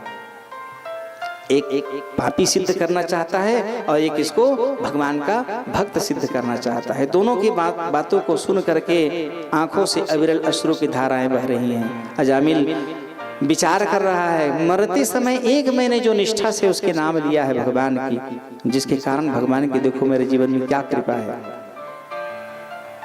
समय व्यतीत हुआ, भगवान कि पार्षद उसको छोड़ दिए, यमराज के दूत भी उसको छोड़ करके चले गए, जाओ तुम पूछ करके आना, हमारे रहते तो उसको तुम ले जा ही नहीं सकते। यम के दूत यमराज के पास गए, प्रणाम किए, बताए, कहे अरे वो भगवान का भजन करने वाला है तो उसको भूल से भी मत लेकर के आना, बेवजह है कि भगवान के साथ मेरी द्वेषता हो जाएगी, और मैं भगवान का अनन्य भक्त हूँ, मैं द्वेषता नहीं चाहता, मैं ऐसे पापाचारी दुष्ट दुर्जयी व्यक्ति को ही यहाँ लेकर के आया करो ये चाहता हूँ, और भगवान के भक्त को तो भूल से भी मत लाना। और इस प्रकार चैतन्यता जब आई तो अजामिल ने विचार किया, कुछ जो शरीर की विकृतियां हैं वो समाप्त हुई, और फिर उस स्त्री को बुला करके, जो अब उसको पत्नी हो गई थी, वो उसको बुला करके उसने बताया कि मैंने अपने जीवन में बहुत भयंकर अपराध कर लिया, पूरी बात बताई। मैं इतना वेद वेदांती ब्राह्मण था, भगवान की पूजा अनुष्ठान करने वाला, और एक ही पल में उस कुमार्ग को मैंने अपना लिया, तुम्हारी भी गति बिगड़ गई, मेरी भी गति बिगड़ गई। अब मैं बचे हुए शेष 12 वर्ष का मेरी समय, भगवान के पार्षदों ने बताया कि 12 वर्ष इसका शेष बचा है, तो मेरे 12 वर्ष बचे हुए शेष समय में मैं भगवान नाम स्तवन करना चाहता हूँ। मेरे मन में किसी प्रकार की कोई द्वेषता नहीं है, तुम लोग भी अपने मन को शांत रखना, भगवान का भजन करना। ऐसा कह के अजामिल वहां से निकला और ऋषिकेश में जाकर के उसने भगवान के बद्रिकाश्रम की ओर जाकर के उसने भगवान की तपस्या की।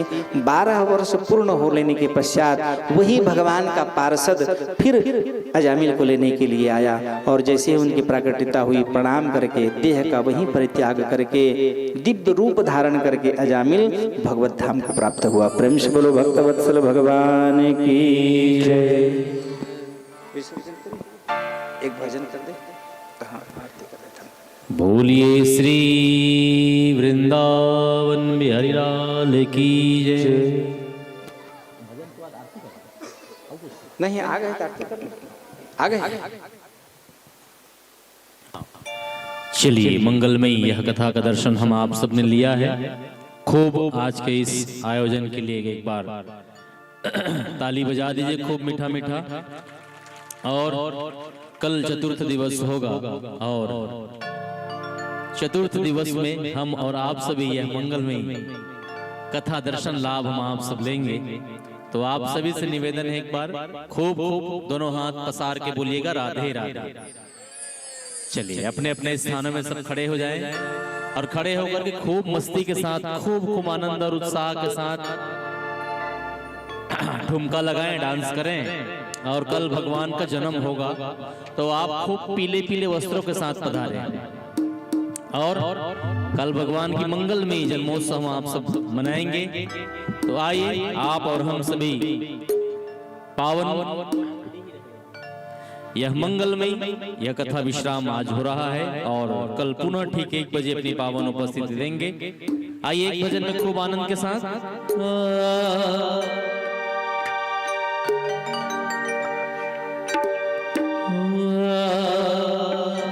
अभी आरती रख दो बेटा। अच्छा भोजन रख दो, भोग लगा दीजिए महाराज को देंगे। वृंदावन की कुंज गलिन में, वृंदावन की कुंज गलिन में, गाइए ना। वृंदावन की कुंज गलिन में, वृंदावन की कुंज गलिन में। वृंदावन कौन कौन गया है? अच्छा वाह, हमारे बिल्कुल दुल्हा सरकार वृंदावन से आ गए हैं। अब बहिनी लेके जाइए वृंदावन। हाँ तो आइए, जो वृंदावन गए हैं दोनों हाथ एक पग पसार के बोलिए राधे राधे राधे।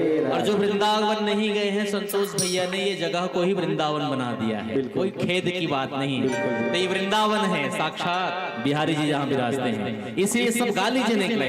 वृंदावन की कुंज गलिन में, आइए वृंदावन की कुंज गलिन में, अरे वृंदावन की कुंज गलिन में, वृंदावन की लगाते गए जय हो।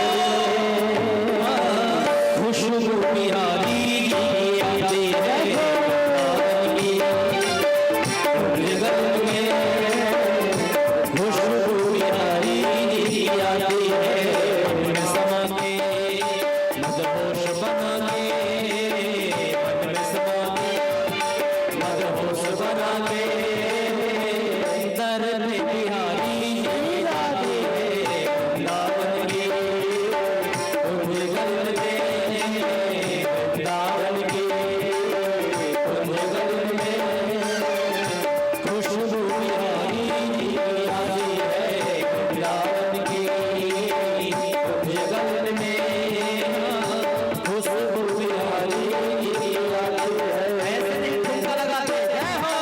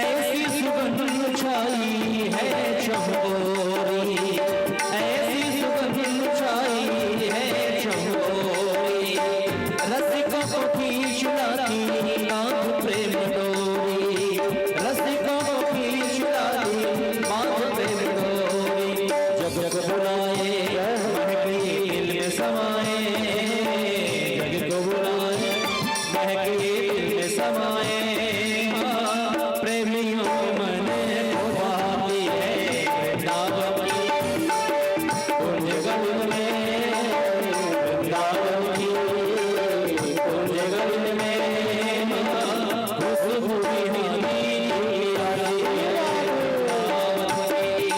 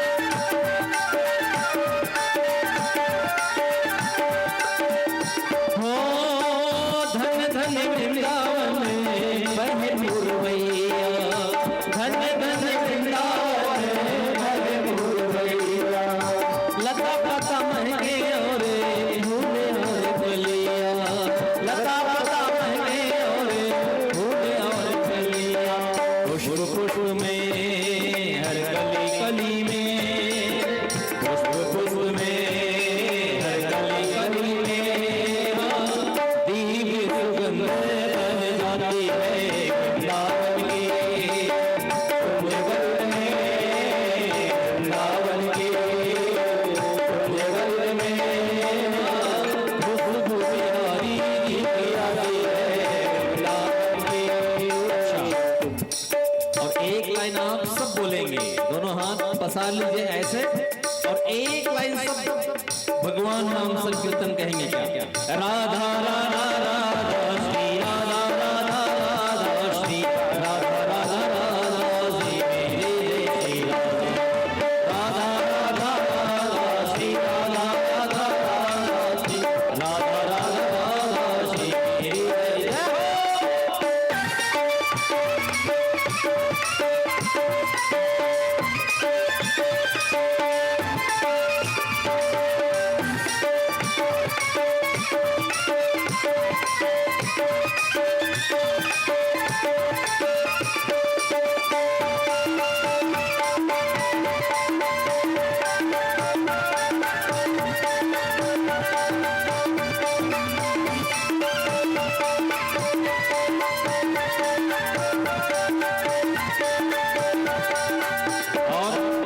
रहता ना दिल उदास है, रहता ना दिल उदास है क्यों?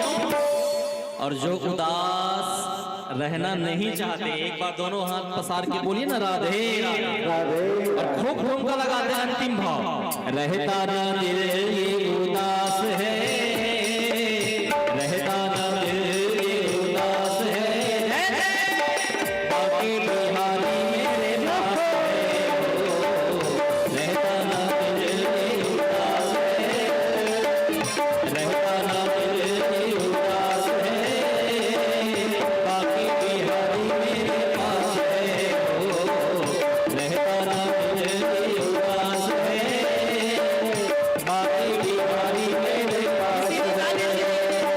राधा राधा राधा श्री राधा राधा राधा श्री राधा राधा राधा श्री मेरी श्री राधा राधा राधा श्री राधा राधा राधा श्री राधा राधा राधा श्री मेरी श्री राधा राधा राधा श्री राधा राधा राधा श्री राधा राधा जय जय श्री राधे, जय जय श्री राधे, जय जय श्री राधे।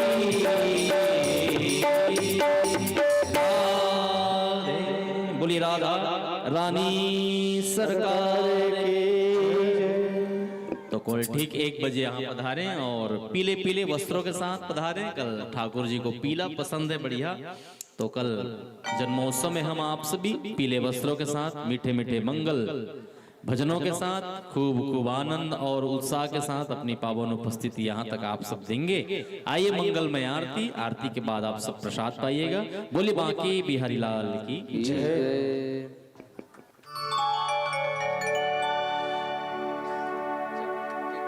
चलिए आरती जला लीजिए। ओम हरि ओम। ओम अग्निर्देवता वातो देवता सूर्यो देवता चंद्रमा देवता वसवो देवता रुद्रा देवता आदित्या देवता मरुतो देवता विश्वे देवता देवेन्द्रो देवता वरुणो देवता।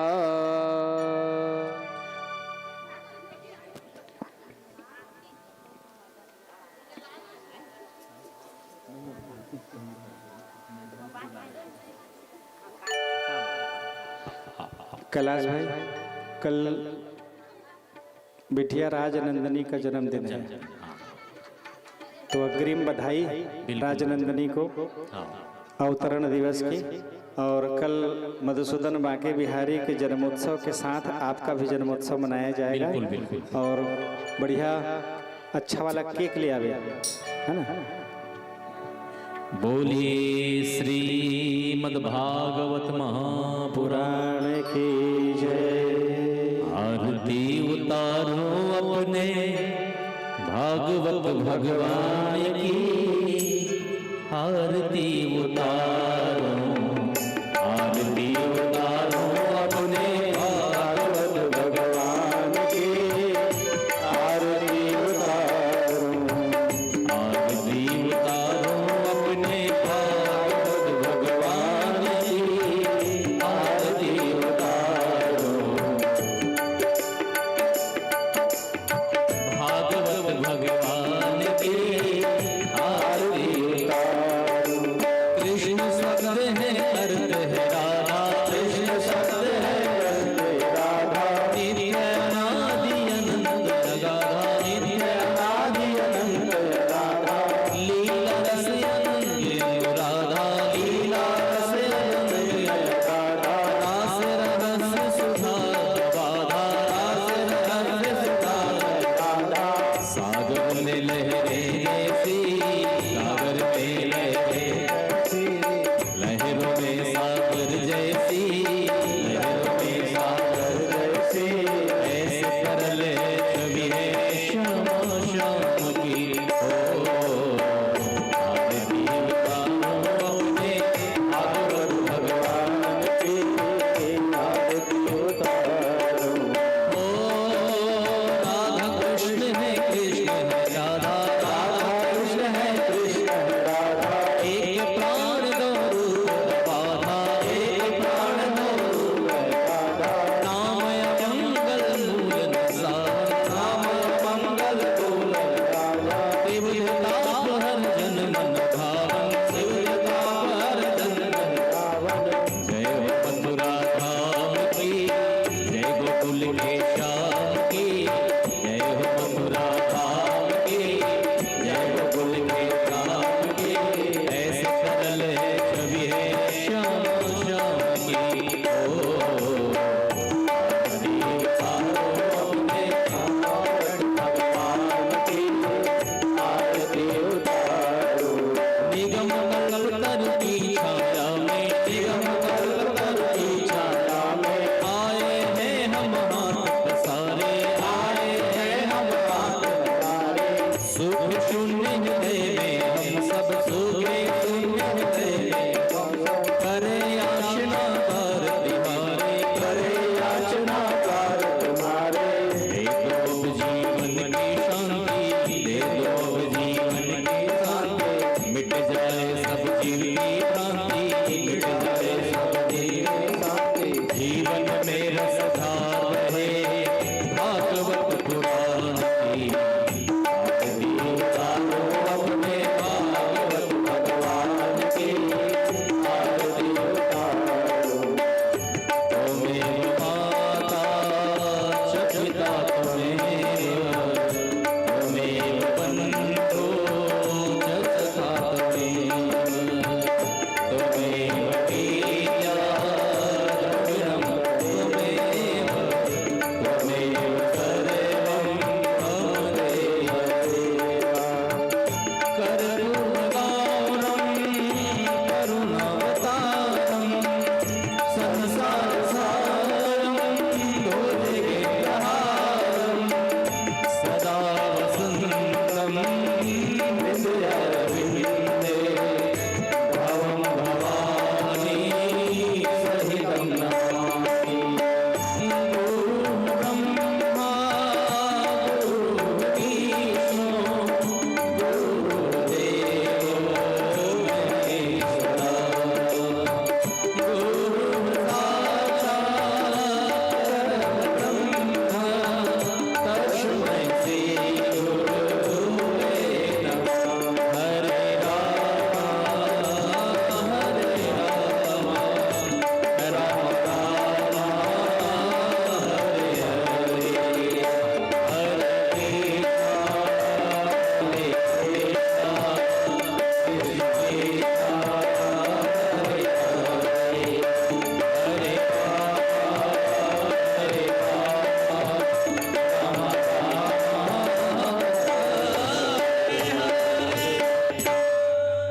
ओम भूर्भुस्वा आरतिक्यं पश्चिमे कुरु मे भरदो भवः जलेन शीतले कर्णं पुष्पै देवादिवन्दनम्।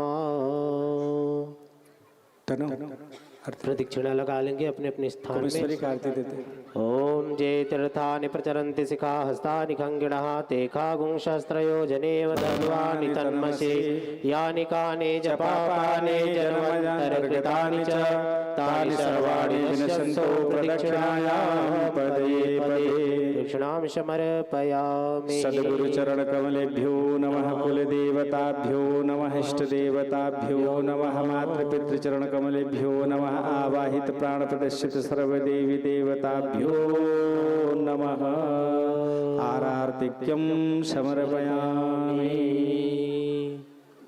आर्थिक थाली नीचे रख देंगे, बड़े भाव से पुष्प पकड़ लेंगे, अक्षत पुष्प।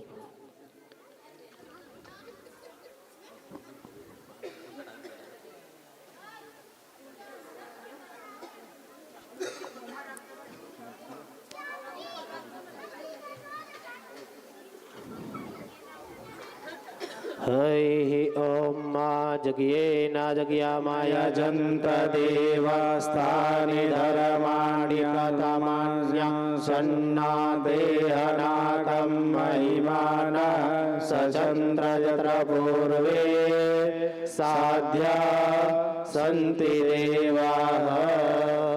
हे मुरारे कुंज बिहारी हे प्रणत जन बंधो हे माधव मधुमथन वरेण्यं केशव करुणा सिंधु राशनि कुंजे गुंजते नियतं भ्रमरशतं किल कांत हे निवृत्त पथ पांथ स्वामी याचे दर्शन दानं हे मधुसूदन शांत शून्यक कुसुमासनमिह कुंजे शून्याके दिकदाम्बा दीनाके दिकदाम्बा।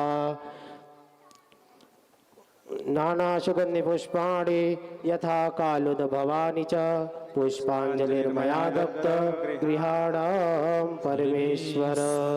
जय जय श्री राधा रमण, जय जय नमन किशोर, जय गोपी चित चोर प्रभु, जय जय माखन चोर, जय जय माखन चोर। मंत्र पुष्पांजलिम समर्पयामि। चलिए सब लोग जयकारे लगाइएगा। बोल श्रीमद् भागवत महापुराण की जय। आप सब लोग भी जयकारे जोर से बोलिए। वृंदावन बिहारी लाल की जय। और जोर से बोलिए। भागवत महापुराण की जय। जननी मैया की जय। बजरंग बली की जय। अपने माता पिता गुरु गोविंद की जय। धर्म की जय हो। अधर्म का नाश हो। प्राणियों में सद्भावना हो। विश्व का कल्याण हो। गौ माता की जय हो। गौ हत्या बंद हो। शुद्ध सनातन धर्म की जय हो। धर्म सम्राट करपात्री जी महाराज की जय हो। नमः पार्वती पदये हर हर